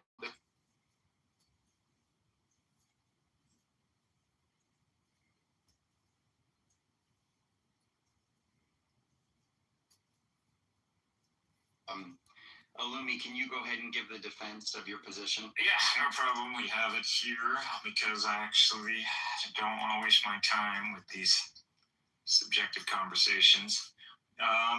So we're going to do... These people are insufferable. We're going to do a quick L. So, calling it rape. Pasted onto a 7th century wartime legal system. Islam didn't invent slavery or war captives. It restricted, regulated, and humanized a universal practice and explicitly forbade harming captive women. Learn the law before moralizing the past. Slightly expanded, wartime Sabaya, universal reality in all pre-modern civilizations. Islam did not introduce it. It regulated it, rights, protections, no coercion outside of lawful framework, push towards manumission, which is a big deal. Usually people in America don't know what manumission means. Core text critics ignore. Quran 24:33, do not compel your slave girls to prostitution. That alone destroys the idea of open coercion culture. Context, every major civilization at the time, Byzantines, Romans, Persians, Europeans, Africans, all had slavery. War captives, sexual rights over captives. Islam restricted it legally, freeing slaves constantly. Closed most avenues into slavery except war. What's he doing? Real framing. This isn't Islam versus modern morality. It's 7th century regulated system versus everyone else's unregulated brutality. Cold closed. What do you mean what he's doing? You haven't heard of ChatGPT psychosis? This is ChatGPT psychosis! Not comparing, it's called research. That's what it is. You're not comparing Islam to its historical peers. You're comparing it to 2024. That's not analysis. That's moral cosplay. I want Deepak to respond. I just want to inform everybody the definition of manumission. It's when you put a dwarf in the end of a cannon. Go ahead, Deepak. I see. I mean, I don't know what I'm supposed to respond to. There was some gibberish he read out from somewhere that had nothing to do with Gibberish? I was pretty sure that was high-level English. I mean, high level, barely any kind of sentence structure there, but like sure. That was literally an AI. Are you saying you can articulate better than an AI? I highly doubt it. Like, which AI was it? Can you actually link to it? Because like ChatGPT Pro, $200 a month that gives me everything. Your money back then. I don't need my money back. You make your argument. Let's just stop talking shit. Let's stop talking shit, you Punjabi loser. Let's freaking get to the point of it. You got a point? You got some deduction? You got some deduction. Alumi, can you put a link AI thing to where we can all hop in the room? I want you to show Deepak how this real world immersion thing. You tried to take MJ's. No, listen, Deepak. Again, you give me an atheism. Let me pack one. The structure thing is only like, a vaccine for comment. Okay, go ahead. I mean, no, but I'm an atheist Punjabi loser, but he's not an atheist. This is nothing to do with anything, right? Like the whole like sort of field rape, wartime rape thing was a comment about how like Illumi, what was he before? Cynic Mikhail, right? Was like. We're talking about the past, your memory, I highly doubt is well. You know, or are we talking about a specific topic and you want to present the truth about it? Yeah, the topic is you, and the truth about you is that in the past. You're saying you're saying I had a different perspective from the Orthodox Islamic framework in the past? No idea what perspective you have. If you have no idea, why do you want to continue to articulate something in the past? Okay, so you want to make fun of me, so this isn't in good faith. So if I fucking pull my dick out and put it in your mouth right now, that's valid, because it's like Texas rules, PvP. You decided to go into PvP with me. I really like that part, so I'm going to use that. I'm going to use that from now on. PvP. It's manifesting. Look at this guy manifesting, because he's literally telling me, I want to talk shit to you, and I'm supposed to let this Deepak, why shit stain? Deepak, hold on. Deepak, why didn't you want to go good faith conversation with him? He was. You know Austin would shoot you, right? Because he'd probably think you're Mexican. I wonder why I wouldn't want to have a good faith conversation with someone who calls me a Punjabi loser. I'm sure there was a reason. What? You get over it. You wish you were a Punjabi. Come on, let's be honest. You wish you were a Punjabi. We all know you ain't no Punjabi. Did you call him that? I say Punjabi loser. Dude, a Punjabi for an Indian is a compliment. That's what that was. Okay. Well, look. I mean, which group is better than the Punjabis? They're the white people of India. More sure that it's something horrible, right? I mean, like, well, there was the funny thing about you. The funny thing about you is that, like, you know, you are pro-Palestine, like, in the conflict, which we like. What are we doing? What are we doing, man? Come on, man. Also the case that, like, I mean, I'm human. Talking about Palestine now? Be careful, bro. You're on the red line now. I mean, look, it'll just look at some point. Don't violate the perimeter of the Ummah, Deepak.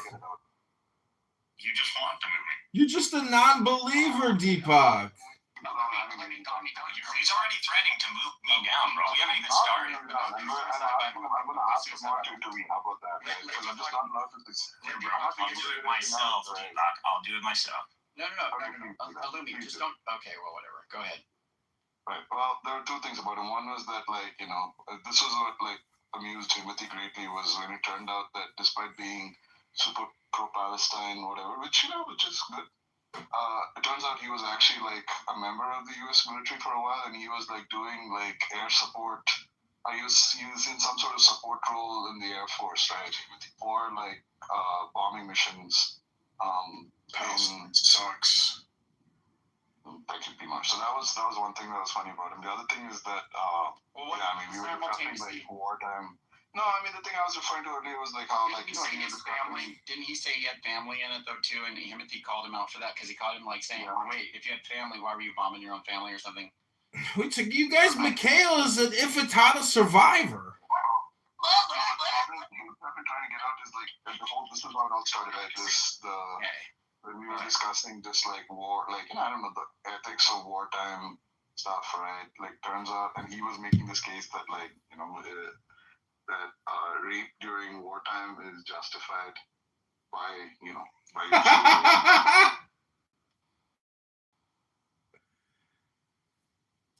This is his song. My wonderful. I love the new title. Thank you. You honor me. Is it a projection? Oh, Dallas, you again. He boomed the room, Uma. We trusted him and he boomed the room. Are you leaving him? Can you stand it? Can you stand he boomed the room? So disappointing. So this is a song. This is a quick song. I hope you could make out the lyrics. Okay, here we go.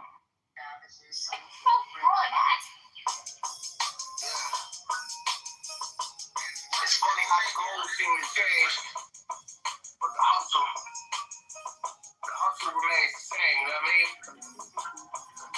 Listen to the lyrics. Like I said, Nicole. Can you hear them? Are you a different animal? Yes. And Are you the different animal and the same beast? Especially in the hard work, focus and gang, we all got 24 hours. How you living your day? Are you working off a plan or just floating in space? If you could watch your life over, what would you say? Did you really go and get it like no one who ever did it? Or did you half-ass it with excuses for your actions? How many heartbeats you got left before casket? If tomorrow was the end, is today's good last one? That's just a few honorary questions you should ask yourself. I pray that give you motivation to go craft yourself. Make improvement for physical and spiritual health. I pray you smile through it all. Come through it like God. Miracles every minute. We heroes and we invented. I dare you to zero in and be careful with every minute while living life with no limits. No fear into written in it. We cheers because we be willing shit tears for happy endings. It's against this journey. Take a laying on the journey. Must evolve like the planet do. And be a star at the planet do. Then get your goddamn hustle. And go home till you go home. This that Mamba mentality. We gon' make everyday legacy. And I dare you to go and get it. Isn't it so good? I love him. That is Cess the Fifth. That is Cess the Fifth, Mamba mentality. He is incredible, and I'm just so proud of him. I just love it. Yeah. It's interesting though. It's like I don't have a lot of poetry that I've made in a while because a lot of it I did, I got like all my energy out during like the Obama years. So wasn't it just so good? Yes. Yeah. Why do you like it so much though? Because it really captures what is it called? I don't want to use the same word. Oh my goodness. One of my favorites is Mr. Edward. Hello, Mr. Edward. And Raya. Hi, Raya. Hi, everybody else. Mr. Edwards, what an incredible, encouraging, uplifting, positive man. The best that I've ever found on Clubhouse. If I could choose one person to listen to every single day, it would be him. Nobody else. Nobody else. Mr. Edwards right down there. Yeah, Mr. Edwards down here. Edward Lynn. Mr. Edward. Love to come up, Mr. Edward. Oh, I'd listen to him every day. He's so encouraging. What does he talk about?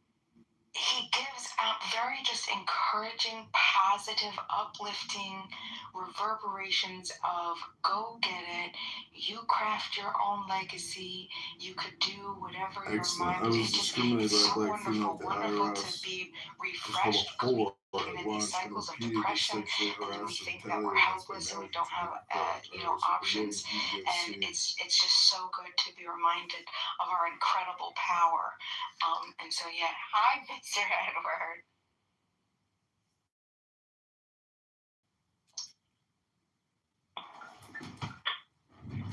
I gotta say, Mr. Edward, I kind of find you a little annoying because you're like a broken record, Dr. Edward.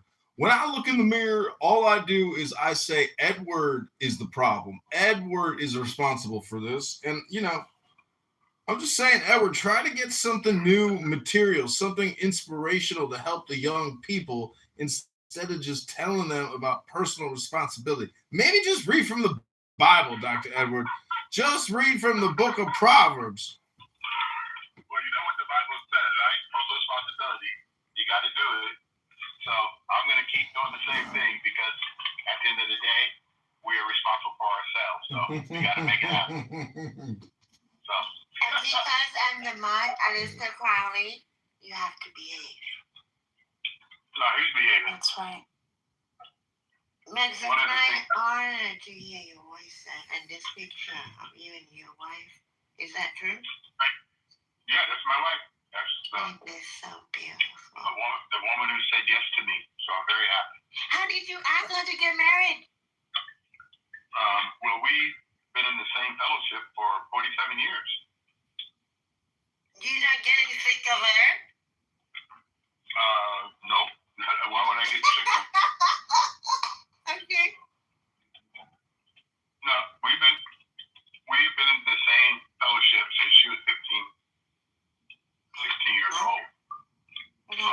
country now. Wow.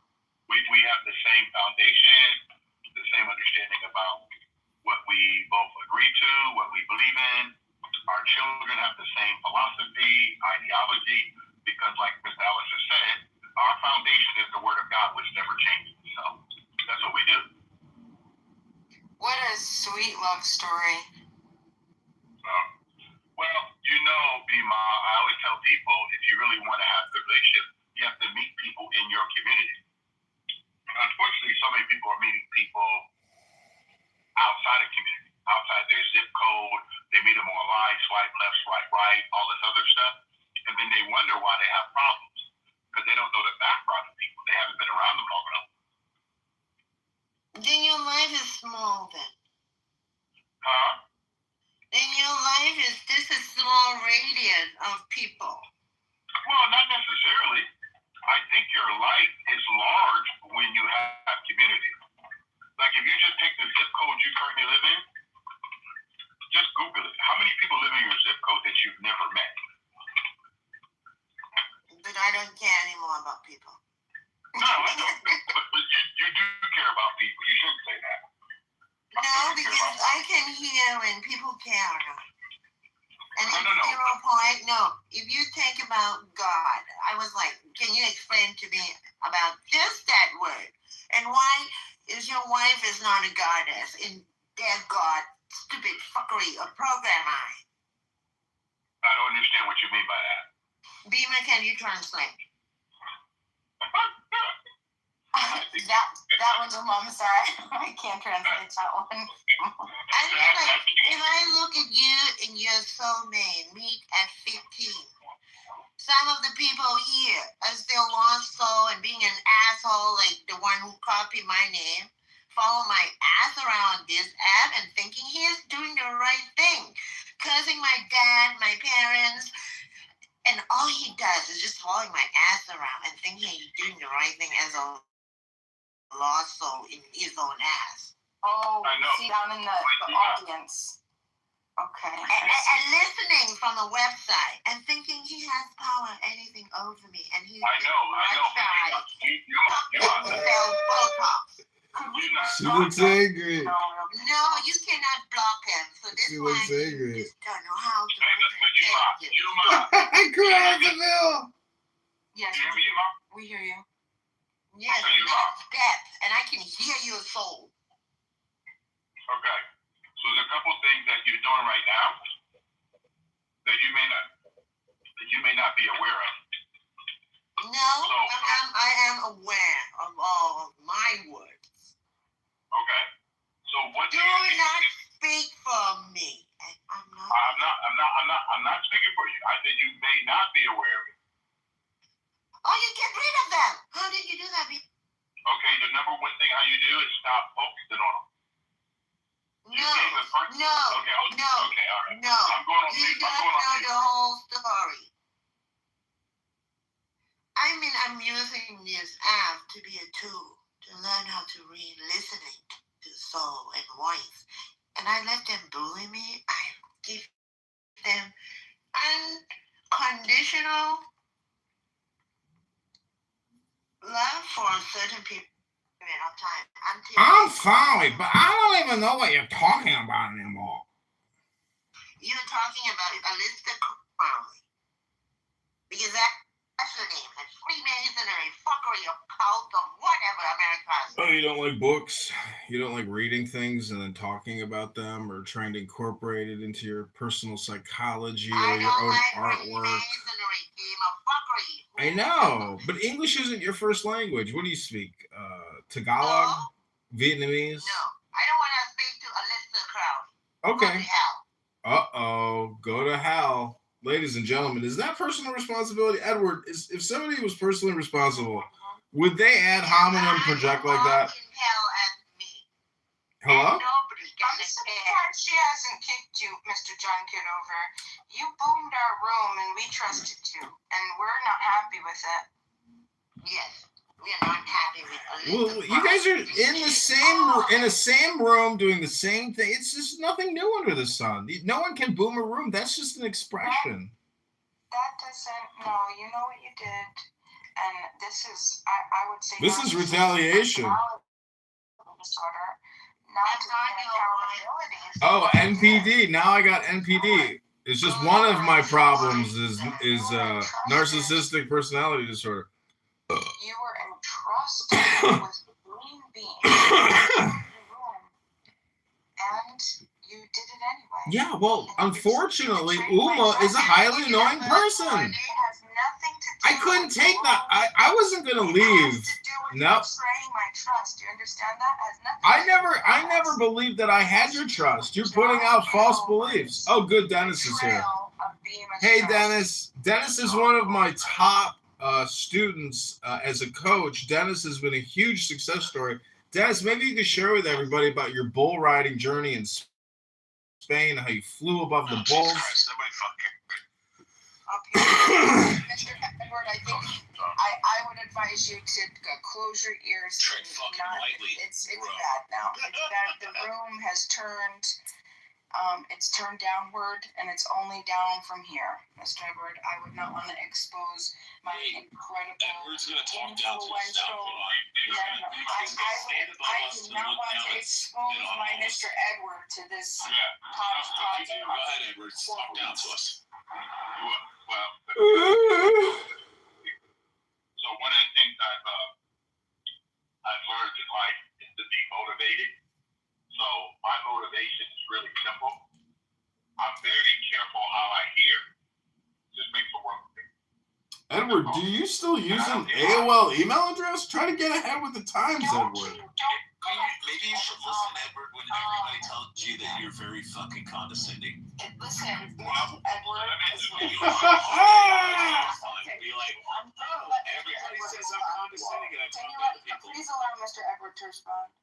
No, it's okay. Because he's black. Okay, so do you think Holy that's shit. appropriate because you say I'm condescending, right?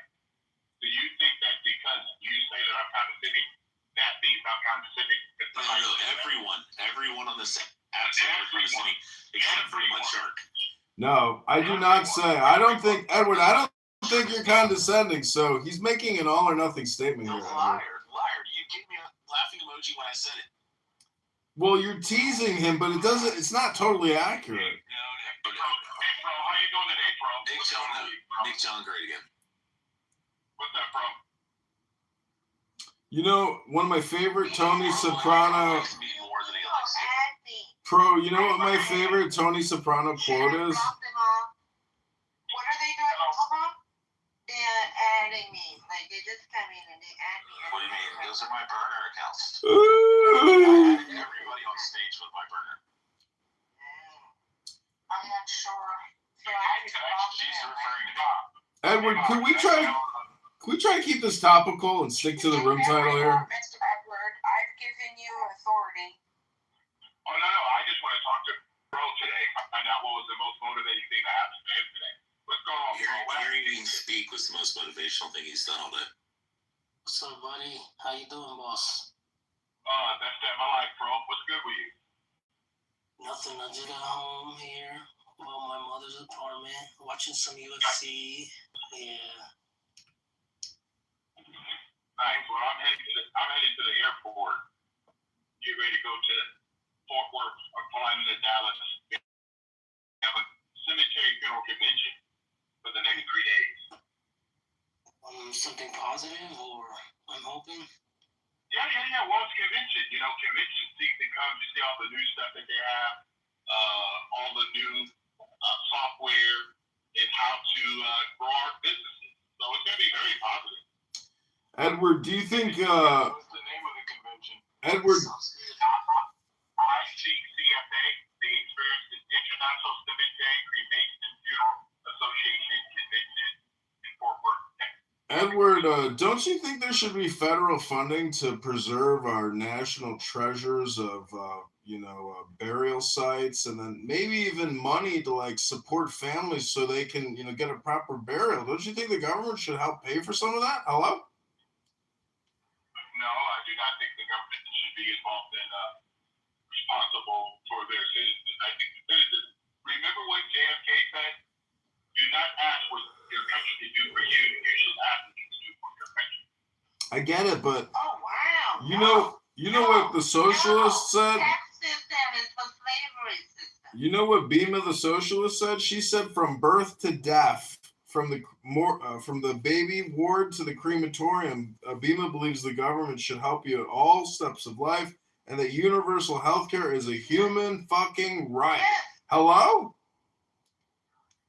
Yeah, this should be free. Everything on this planet should be free. Yeah, everything should be free. I mean, I should be able to just. Okay,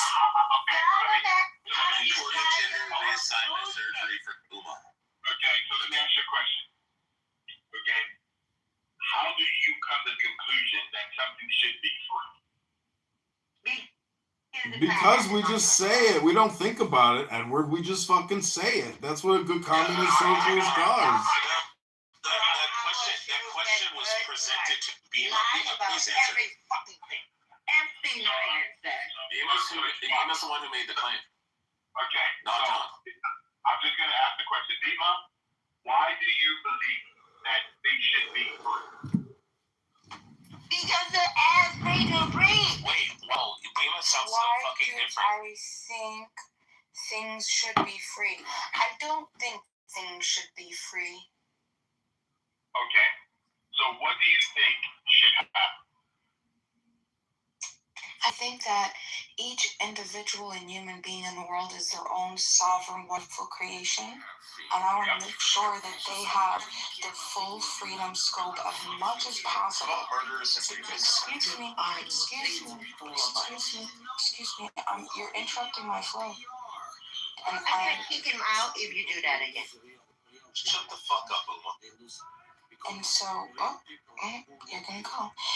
And so I believe that he left. Great, thank you. No, I kick so good. And so I believe that each human being should have full authority to the maximum capacity of freedom, as long as they're not interfering with the next person's personal property, which would be starting with their person and the extension of which would be their personal property.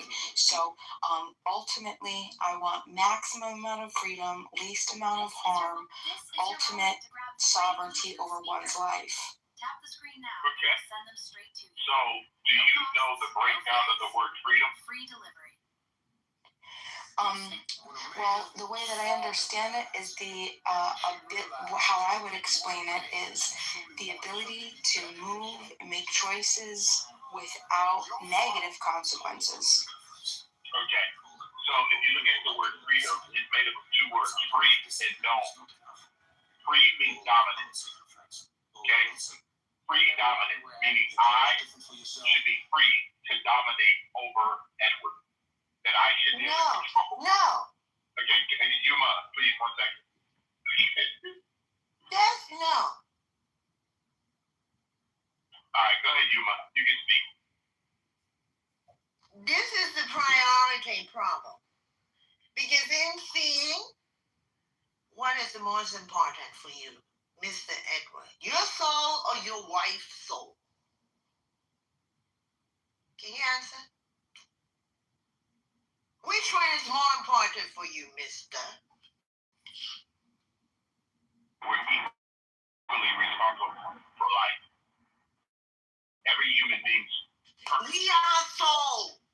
We are Christian or we are celestial. Or what are you doing, sir?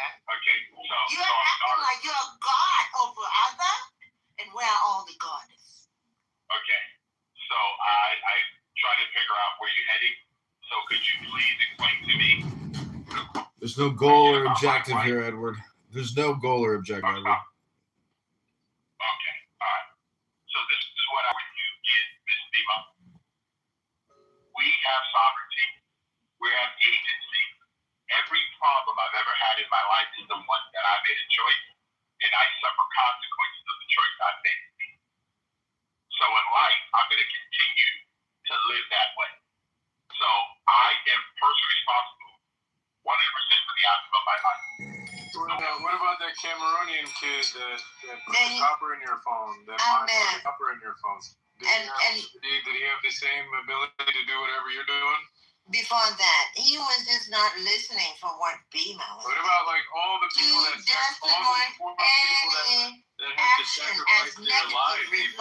Yeah. For you to just, for the woman. Edward, I recently bought a. From a grocery store. What about those people? Edward, I recently bought a new iPhone. People don't think about those people, do they? They don't. You can go ask your wife and ask her the same questions. Edward. And I would say, oh, woman, we just take the pan and the blame for Edward, I recently bought a new iPhone, and unfortunately, there was actually a Chinaman's finger in the box. Was it my personal responsibility, or was it the Chinaman's responsibility who manufactured the phone for me, or was it me, the buyer? Edward, do tell. How do we, what's the silver lining in personal responsibility in exchange? Like, hey, if you just pull yourself up by the bootstrap, you'll just exactly. You can really do it too. Everybody can do it. That's what I wrote back to Apple. I said, unfortunately, I found a Chinese finger in my Apple iPhone 19 box, but I'm writing back a letter to say, accidents happen, and this young man can pull himself up by the bootstrap. And if he does, should we tell him the truth? At your expense, I'm blessed. Could you say that? Could you tell him the truth? At your expense, I get to do all these fun. Yeah, I get to sit on Clubhouse all day and just conference call while he has to assemble, phones all day.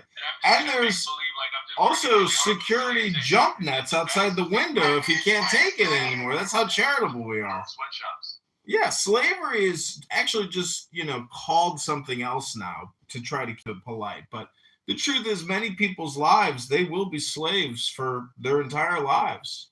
How does that make you feel, Bima? Hello? I'm still reeling from the violation of personal trust that I afforded you and you broke. This isn't a consensual contractual agreement. That was a non-consensual implicit contractual agreement. And unfortunately, you arranged it. You set it up. You Solomon tested yourself. I trusted you and you said I asked you. Mm-hmm. You said you would. So just for that alone, I'm going to punish you. Ooh, you're going to spank me, Uma? Ooh. Yes.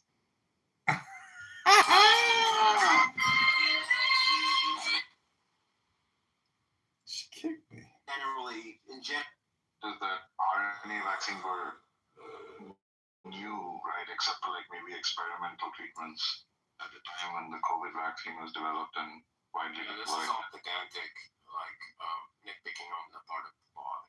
He obviously knows what I'm talking about. It's not nitpicking. You're presenting it like there were only two kinds of vaccines, and I'm saying there are 5 or 6. I'm not disputing that mRNA vaccines were new. Yes, it is nitpicking because you're focusing on technicalities and missing the point. I'm not focusing on technicalities. I'm just correcting the wrong thing you said. Shut up. I'm not trying to argue. Wait, I'm sorry. Is there anybody here that took the COVID-19 vaccine that has sour grapes and buyer's remorse? Hello? So, if I can just finish. Hey, go ahead. Right. So the idea is we have all these proven ways of making vaccines that have been used for decades. And yet, now, along comes COVID and people have to use a completely novel technology that has never been tested in humans.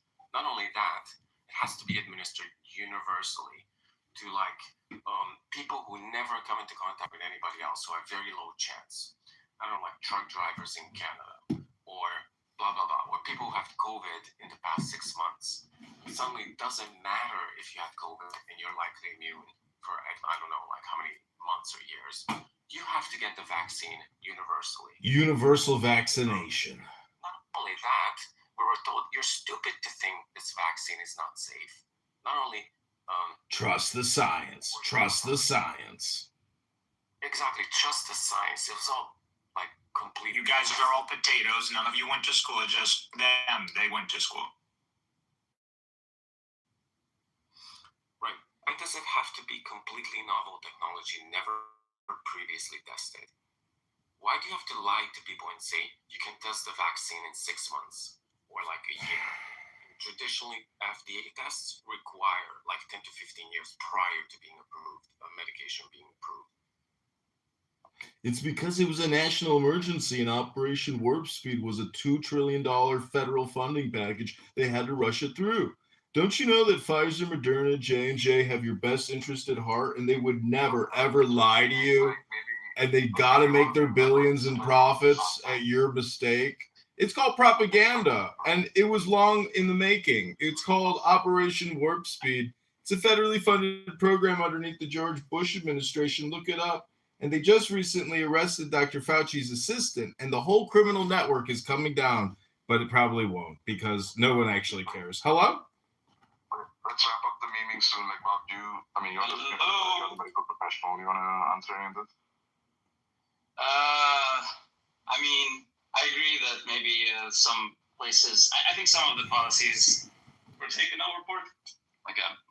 I'm not sure to which extent it needed to be. I don't think it wasn't forced here on anyone. So maybe it was in the U.S. Maybe some groups said that. As far as I know, there wasn't any vaccine mandate. Like you weren't forced to take it unless you were like in the military or work for healthcare or something like that. Right. We're not discussing Sweden. Like Sweden had a completely different policy. We're discussing most of the West. In the most of the West, you were forced to take the vaccine. You can't travel. You can't go to school.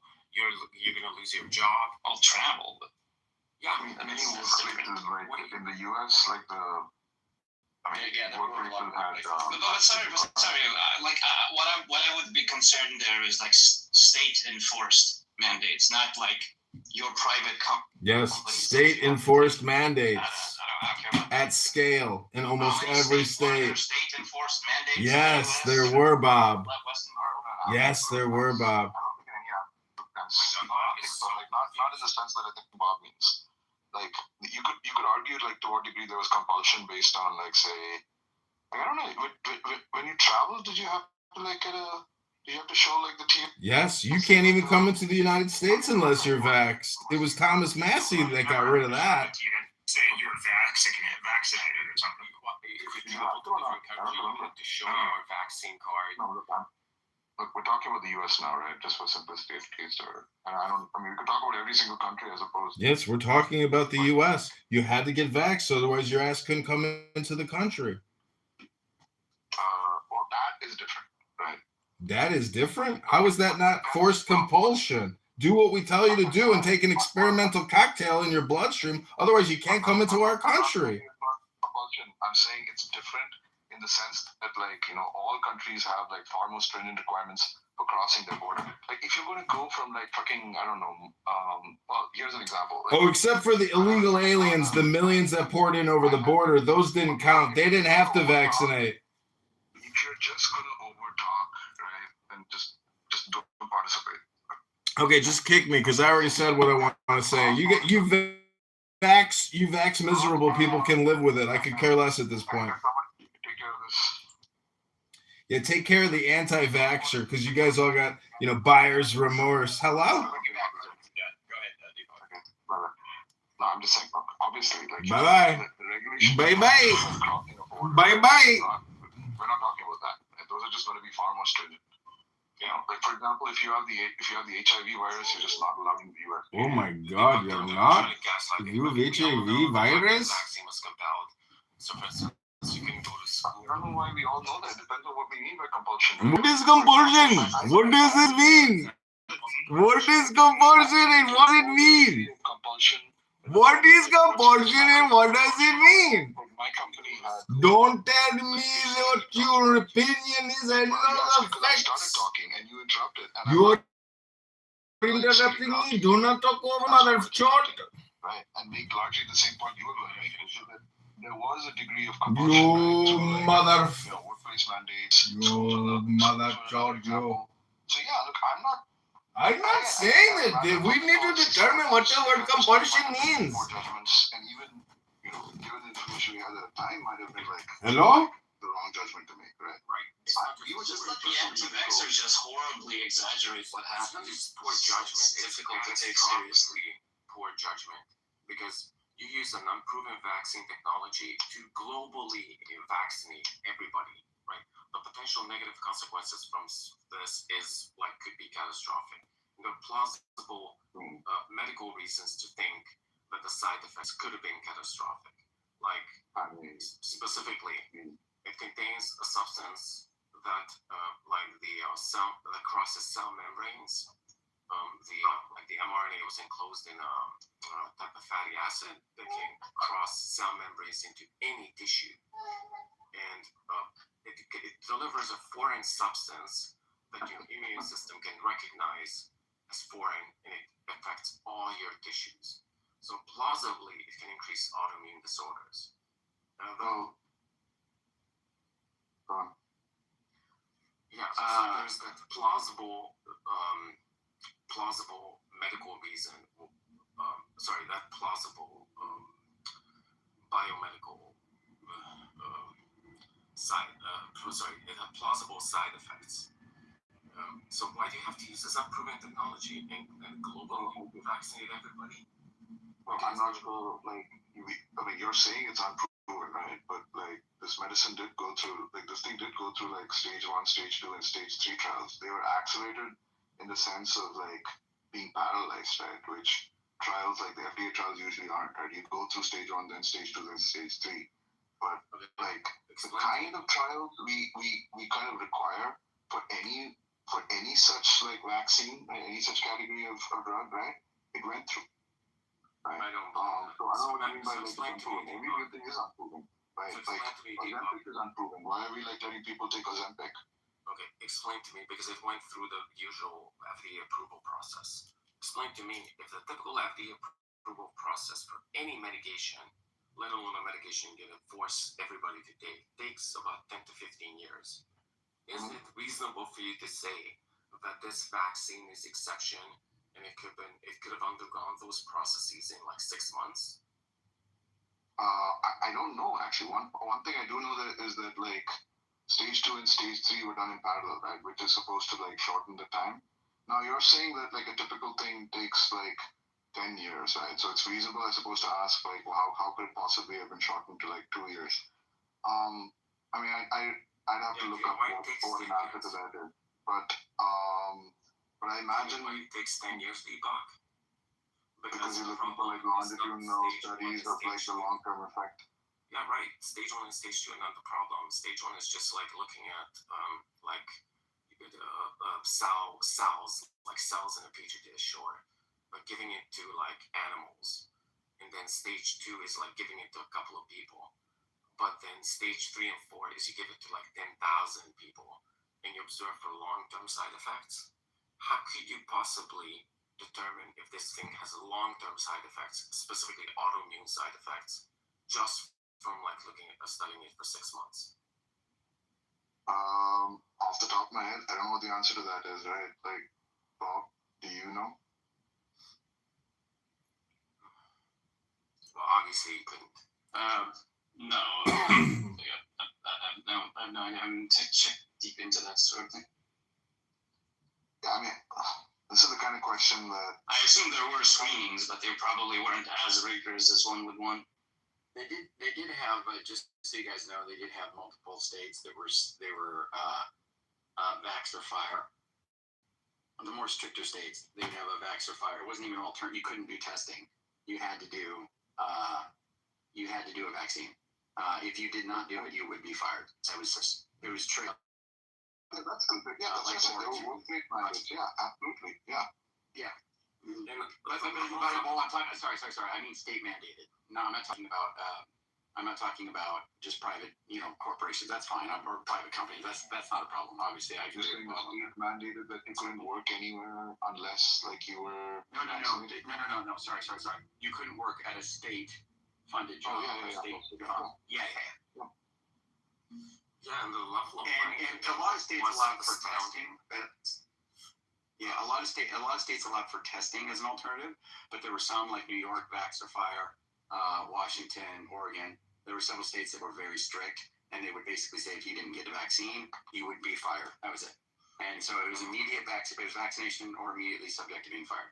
Yeah, exactly. And I think the most astounding thing about this is that the level of mind control was I've never seen anything like that from the beginning to end. So I was working on I'm not going to tell you where, but I came in with a mask, and they told me to take the mask. This is what at the beginning of the COVID epidemic.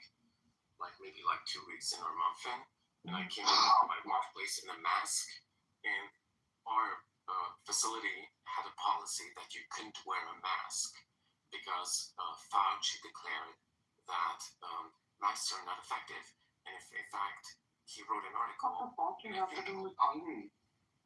Why is it? What? Look, are you just like living in like this bubble of U.S. right wing media that like?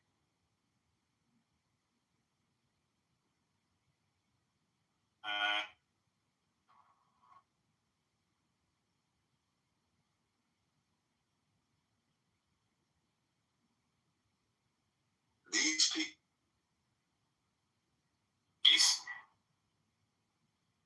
Masks are getting a decreased transmission, but my facility boss told me I have to take off the mask. I can't wear a mask because like there was this policy that just like a random policy that you can't wear a mask because I think Fauci wrote an article in New York Times. I don't know where he wrote it. That masks are not effective. That it's like magic. It's like akin to magical thinking. Blah blah blah. Suddenly, that distancing needs to be maintained. Distancing is the priority, not the map. Yeah, anyway, suddenly a month later, everybody has to wear a mask. Doesn't matter where you go, blah, blah, blah. And you have to be stupid for thinking that that you don't wear a mask. You have to be crazy for not wearing a mask. Then suddenly, you have to, it obviously came from a lab. And then they told you, no, you're just stupid, you're crazy. You think it came from a lab? You're obviously crazy conspiracy theorists. And it turns out that the US government, at least like I think the CIA, thought all along that it actually came from a lab. And then suddenly with the vaccines, oh, well, you have to be crazy for thinking it's not a safe vaccine. Like blah, blah, blah. It just goes on and on and on and on. So, like it's pure gaslighting. It's like impossible to have these conversations when all Agamemnon wants to do is its polemics. Like, these are just like widely exaggerated points. Yeah, I can't take it seriously. So what is exaggerated about it? I mean, like the masks. Nobody. First of all, nobody was vindicated about lab leak thing. Maybe some part of the CIA thought it was a lab leak, but the vast majority of the scientific consensus didn't lean that way, and still Trump. So I don't know what that's about. All the exaggerations about like, oh yeah, everyone has to wear a mask from 1 month to another. When was that?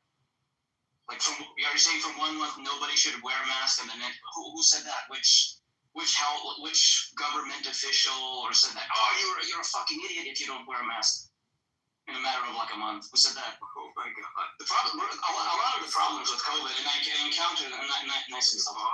A lot of the time, now you're just filibustering. You just hate to do when someone does it to you. You're not a serious person.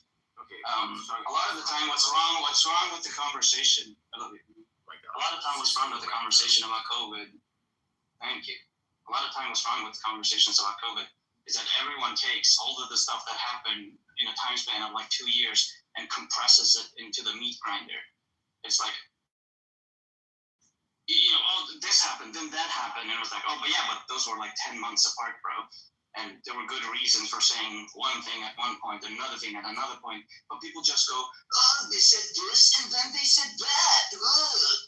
No, we understand that you're trying to figure it out. Are you done with your epic monologue, Bob, and can other people epic monologue? That was way shorter than any of the monologues you've just had.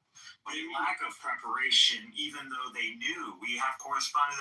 Epstein was talking about this. Epstein. And that these stages that we didn't have a mock, we weren't prepared. That is where I believe someone can contest. And someone can which healthcare official said from 1 month to the next? Official said that, but you're not letting people speak. No, but which government body, which scientists, which doctors even remotely hinted at that?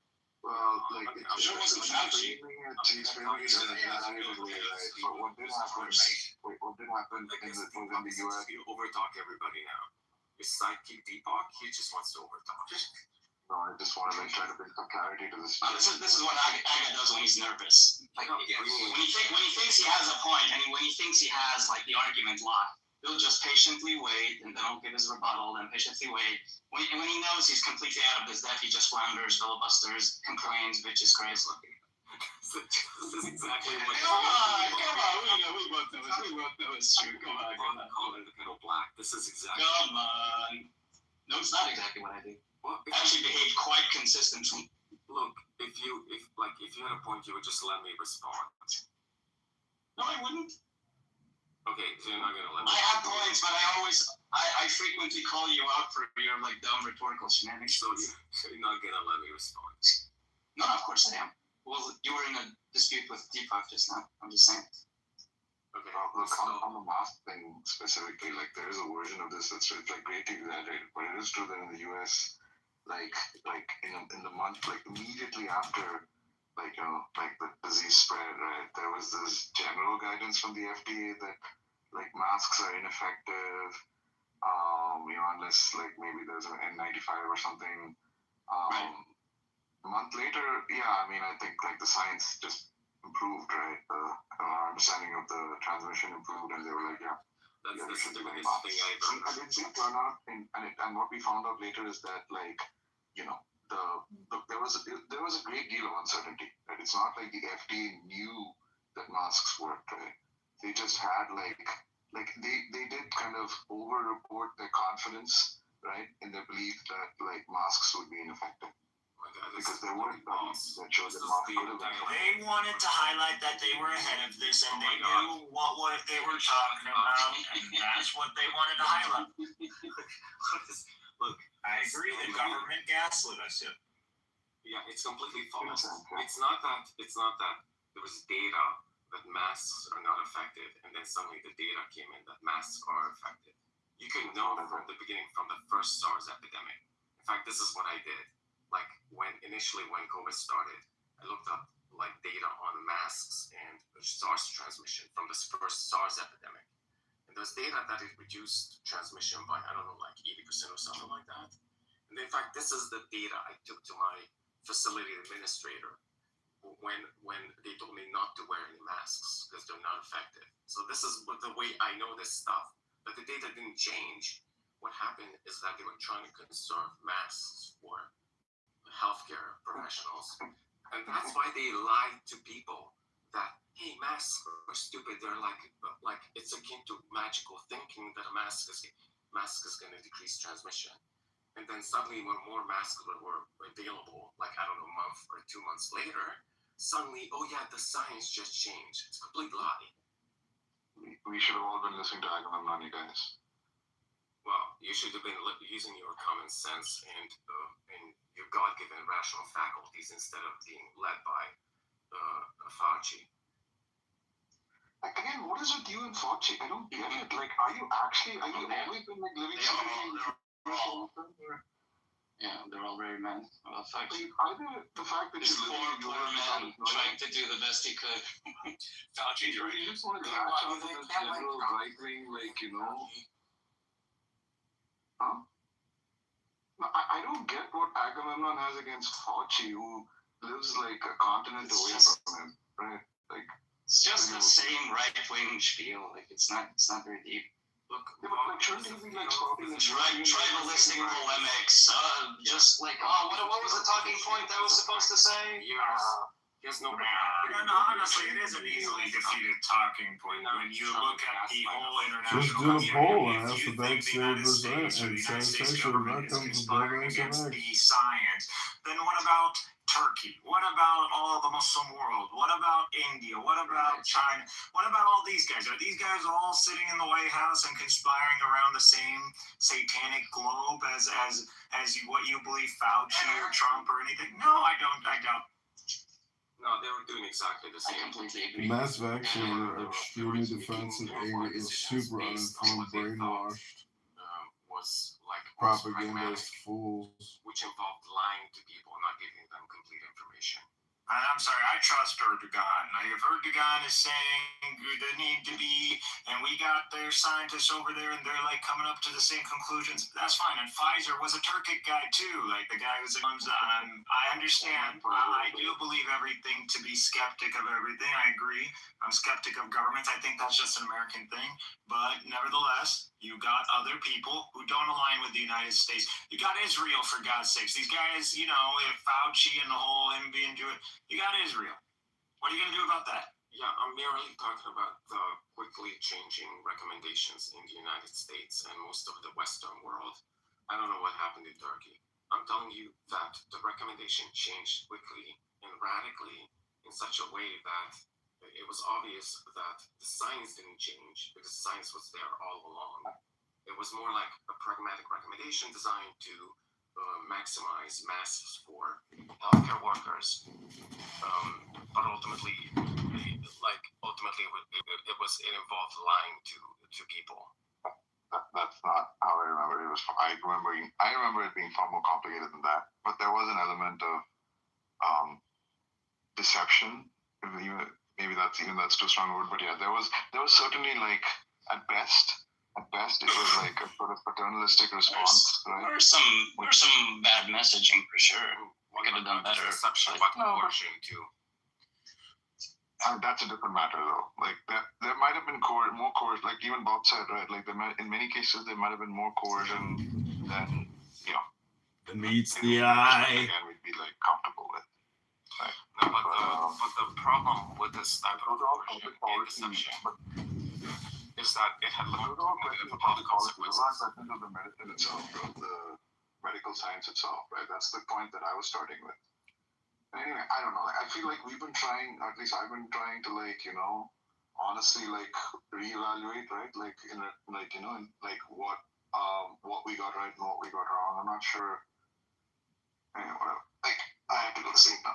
I think you're doing overall maybe a good job, but you're underestimating the negative consequences, the pernicious negative consequences of deception and coercion. Specifically, when you lie to people, then first of all, their trust in the medical community obviously is going to go down. Second, these policies had such negative long-term health consequences that a lot of people with cancer or heart attacks simply didn't come to the hospital. They failed to get cancer screenings. And so it wasn't simply that people died during the COVID epidemic, but rather the negative health consequences are long-term. People were neglected. Yeah, people were neglected and died. So, for instance, there were dying patients in the facility that I worked in, where the staff didn't allow family to go in, and they just inflated like plastic gloves for the dying patient to hold. Just horrible stuff. And by the way, that patient didn't have COVID. They just didn't allow any family members to go into the hospital.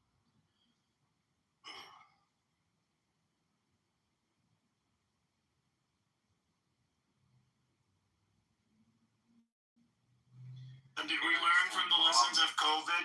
Is there funding meant for these emergency epidemics? Nope.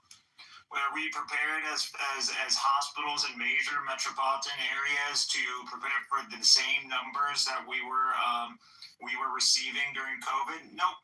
Are nurses being backed up and medical professionals are being backed up, and their opinion is put front and center on how things should take about change? Is there a committee of nurses or doctors that we got together just to analyze and assess and provide recommendations, and we went by their recommendations? No, we didn't do this. See, we got Trump and we got into the political debacle, and we let all the people whose opinions, all those soldiers, all those medical staff that literally were on the front lines, and no one took their consideration, and we still don't take their consideration into regard. And so when we repeat this problem again, and I believe this will happen again, we'll see where the American people are at. But unfortunately, after COVID, we didn't hit the streets, we didn't force accountability, and not only that, but we reelected Trump. It just seems like people don't really care about the. What does Trump have to do with any of this? Holy Trump base. Seriously. Trump is the source of misinformation. He was a strong source of misinformation, contradicting the expert. Like, listen, Trump, you're not an expert. If you can provide me an expert that holds to your views, I'm down to listen. But you don't got no experts. You're leading to confusing masses. And then we got people running around, and you're dismantling the whole system that we have to prevent this disease from spread, regardless of whether you hold to the legitimacy of these strategies or these implementations. It doesn't matter. You know, I'm just saying. When did you become so based? Well, it's been based, but you can just always ignore it because I'm a Muslim. I know. I'm sorry. I shouldn't do that. Extremely based takes, though. This is my country. I'm an American, and I believe that in the prosperity of this nation. Obviously, we have problems, and we need to really address those problems instead of gaslighting each other into ignoring the crux of the matter. Yeah, I'm waiting for Agamemnon to defend the RFK pick. The RFK pick. I think picking RFK has certain positive, like from the perspective that there's not enough resources for public health. And so, for instance, there's a massive obesity epidemic in the U.S. And there's a massive, and like the roots of the obesity epidemic is like never directly, right? At least RFK is going to have positive effects on that. Yeah, we started blaming fat people. Let's ignore all the negative effects. Yeah, we started blaming fat people. We're saying the death toll has to do with people who vape, who do weed, who are fat, or lazy millennials that are sitting at home. That's what we started blaming. Oh, he doesn't believe it. What are you getting with that from? It was an interview he did. I don't remember if it was Joe Rogan. A while back, a few years ago. I'm sure you can find it. Yeah, I typically just lie. You're right. Yeah, typically what happens is I make a claim and then someone easily finds and debunks it, right?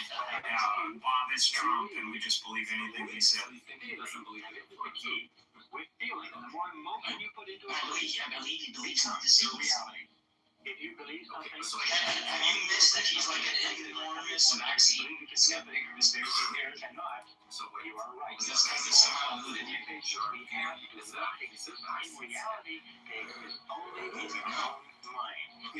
Just saying that's one part of the puzzle. It seems like you don't know much about it, so maybe you go read it. Maybe you go read it, and I don't do your homework. Okay, like I do every time. Typical Bob. It's not like if you just Google right now RFK and then you go into his Wikipedia page, there's like an extensive, really long list of stuff you could read. I have to sit and do it for you. Extravagant claim and like let's go. Okay. Honestly, Agamemnon.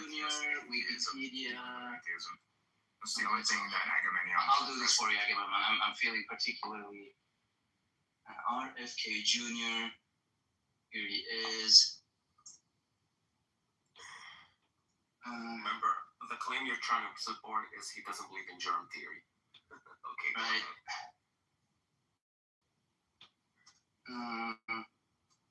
Here says epidemiologist Tara Smith suggests that Kennedy's book even flirts outright with germ theory denial, quoting from a portion in which Kennedy contrasted germ theory of disease with terrain theory, and another one in which he writes that Louis Pasteur is said to have recanted germ theory on his deathbed.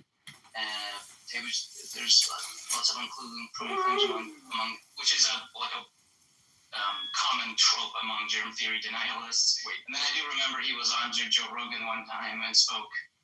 He has this.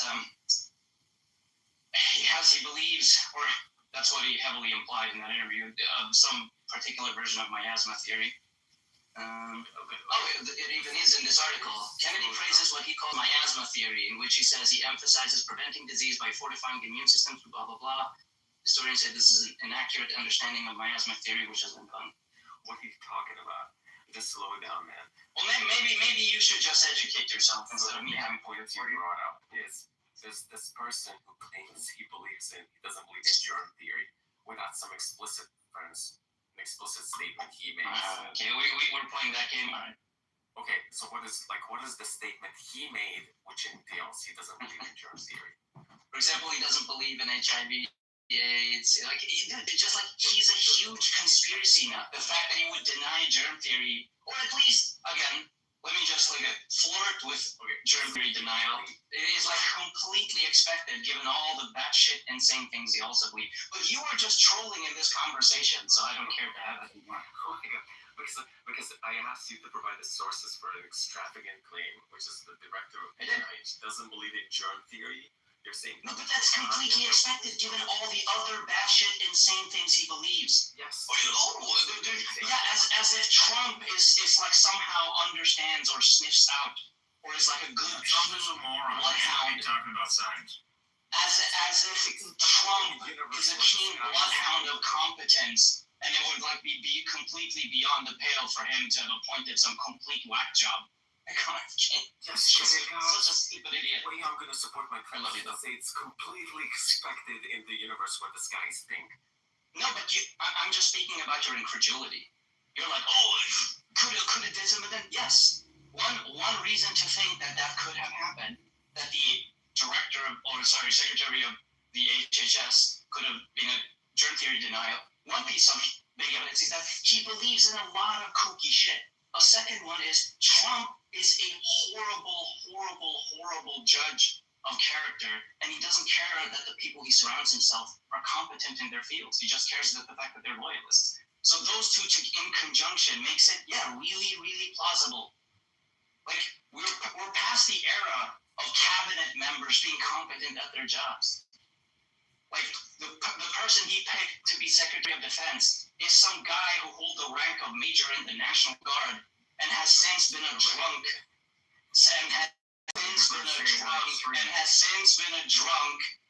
And a Fox News host. Yeah. Who expects Trump to appoint actually competent people? And an extremist who has a tattoo on his arm that literally says idolater. That's right. Your monologues are going longer. Now you're just doing the rhetoric. Look, I'll take the concession. Just fact check what you said. Okay, you said okay. Denies AIDS or HIV. He's got a very autistic. Yeah, I never claimed he explicitly said I'm a germ theory denial. He's being reported to question whether HIV causes AIDS. So to fact check your extravagant claims. The claims about the Secretary of War. The claims about the Secretary of War. That's where you're fact. No, I think he's fact checking the first thing. Checking whether because he's got if I said that he's a germ theory denial, that means that unless he himself explicitly said I deny germ theory, then no such thing as implying. They don't imply all the time. Yeah, exactly. Never brought up. First of all, it's a huge leap to go from HIV denial to germ theory denial, because a lot of people deny that AIDS is caused by HIV, but they're not. Yeah, a lot of complete nutbags.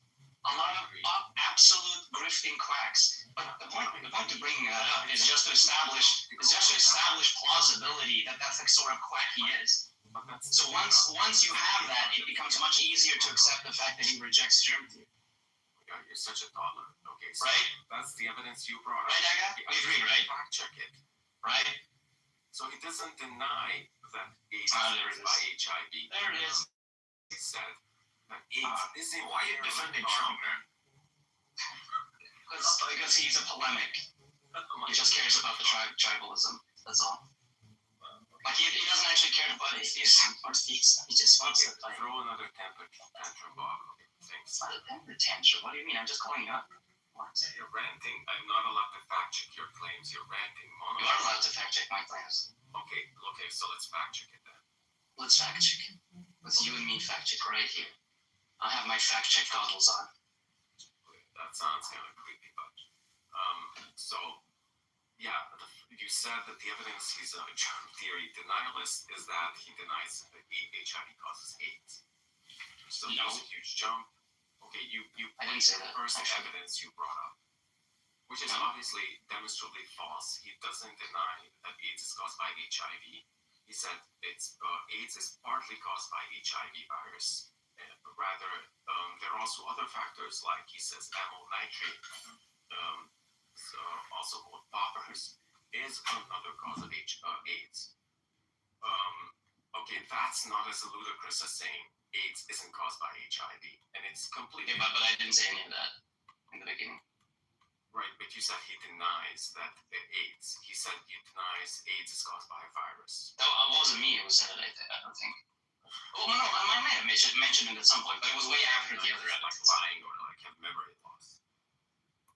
No, I'm just saying that's not what I started off with. Like, that wasn't the first, second, or third piece of evidence. So yeah, I gave you. Give the strongest piece of evidence is a germ theory denialist. Well, for example, he's talked a lot about terrain theory, if you know what that is, which is like a germ theory denialist alternative.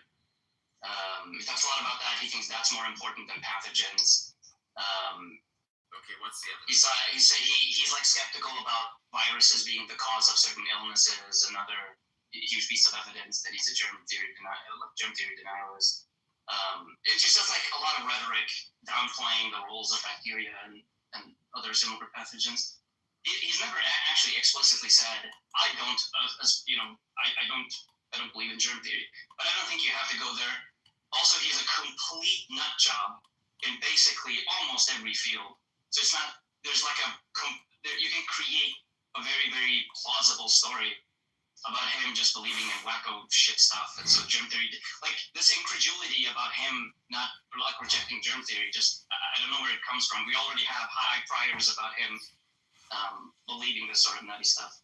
Then you have these various pieces of evidence that heavily imply that he denies germ theory. Okay, just like so you said the strongest piece of evidence. That's where I'm placing my bets.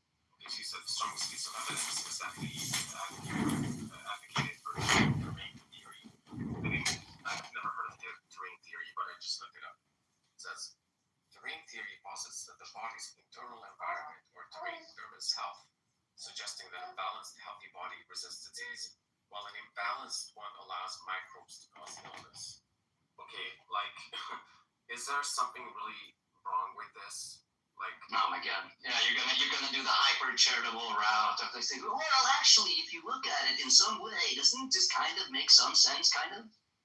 I don't know. I'm not interested in this. Like terrain theory is a very well-established trope of germ theory denialism. We just want to make, well, if we look at it from this angle and squint, does it kind of make sense though? I'm not interested in that. This is all like this obvious thing. It's not like you think Trump is a moron. You think RFK is a quack. Like I don't know why we're having this conversation. It's not incompatible with germ theory. From what I read here, it's not incompatible. Okay. Like look, it just says if you have a balance like this. Talk to Cynic Mikhail. I like when you troll other people. Hey Bob, I gotta tell you, Bob, you're a horrible person to talk to. You don't even know how to have a conversation. You say nothing intelligent. You're highly brainwashed, completely programmed. You're just a fucking highly annoying person, an extremely annoying person. So the Swedish government. Bitch Bob! I hope he kicks me. There you have it, ladies and Bitch. You have a big brainwash, did you, Brad? I just found a book, a very interesting book. Robert F. K. Wrote. It's the book. In the book, Kennedy promotes HIV and AIDS denialism and misinformation about Fauci's role during the HIV epidemic and COVID-19 pandemic in the United States. The book's called The Real Anthony Fauci. And it's him denying HIV/AIDS. Jesus Christ. Why the same thing? I didn't remove that. He just left. But it's like if you call out his trolling, he just becomes impatient and leaves sometimes. He'll be back. I don't know why he does that. Dude, I love when he trolls other people. I just get like, dude, like we know each other, right? It's like I know who you are, you know who I am. Why are you and I doing this? Why are we doing it? Like, I don't know. Yeah. Nostalgia. Well, I do think it's like my opinion sometimes.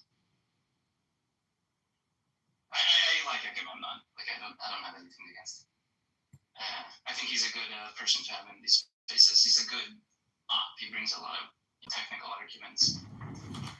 But like when he does this like polemic trolling. Polemic trolling. What is you mean like when he talks to you and asks you questions, tries to have conversation, it is polemic trolling. What makes it polemicism? What is polemicism? Time for me to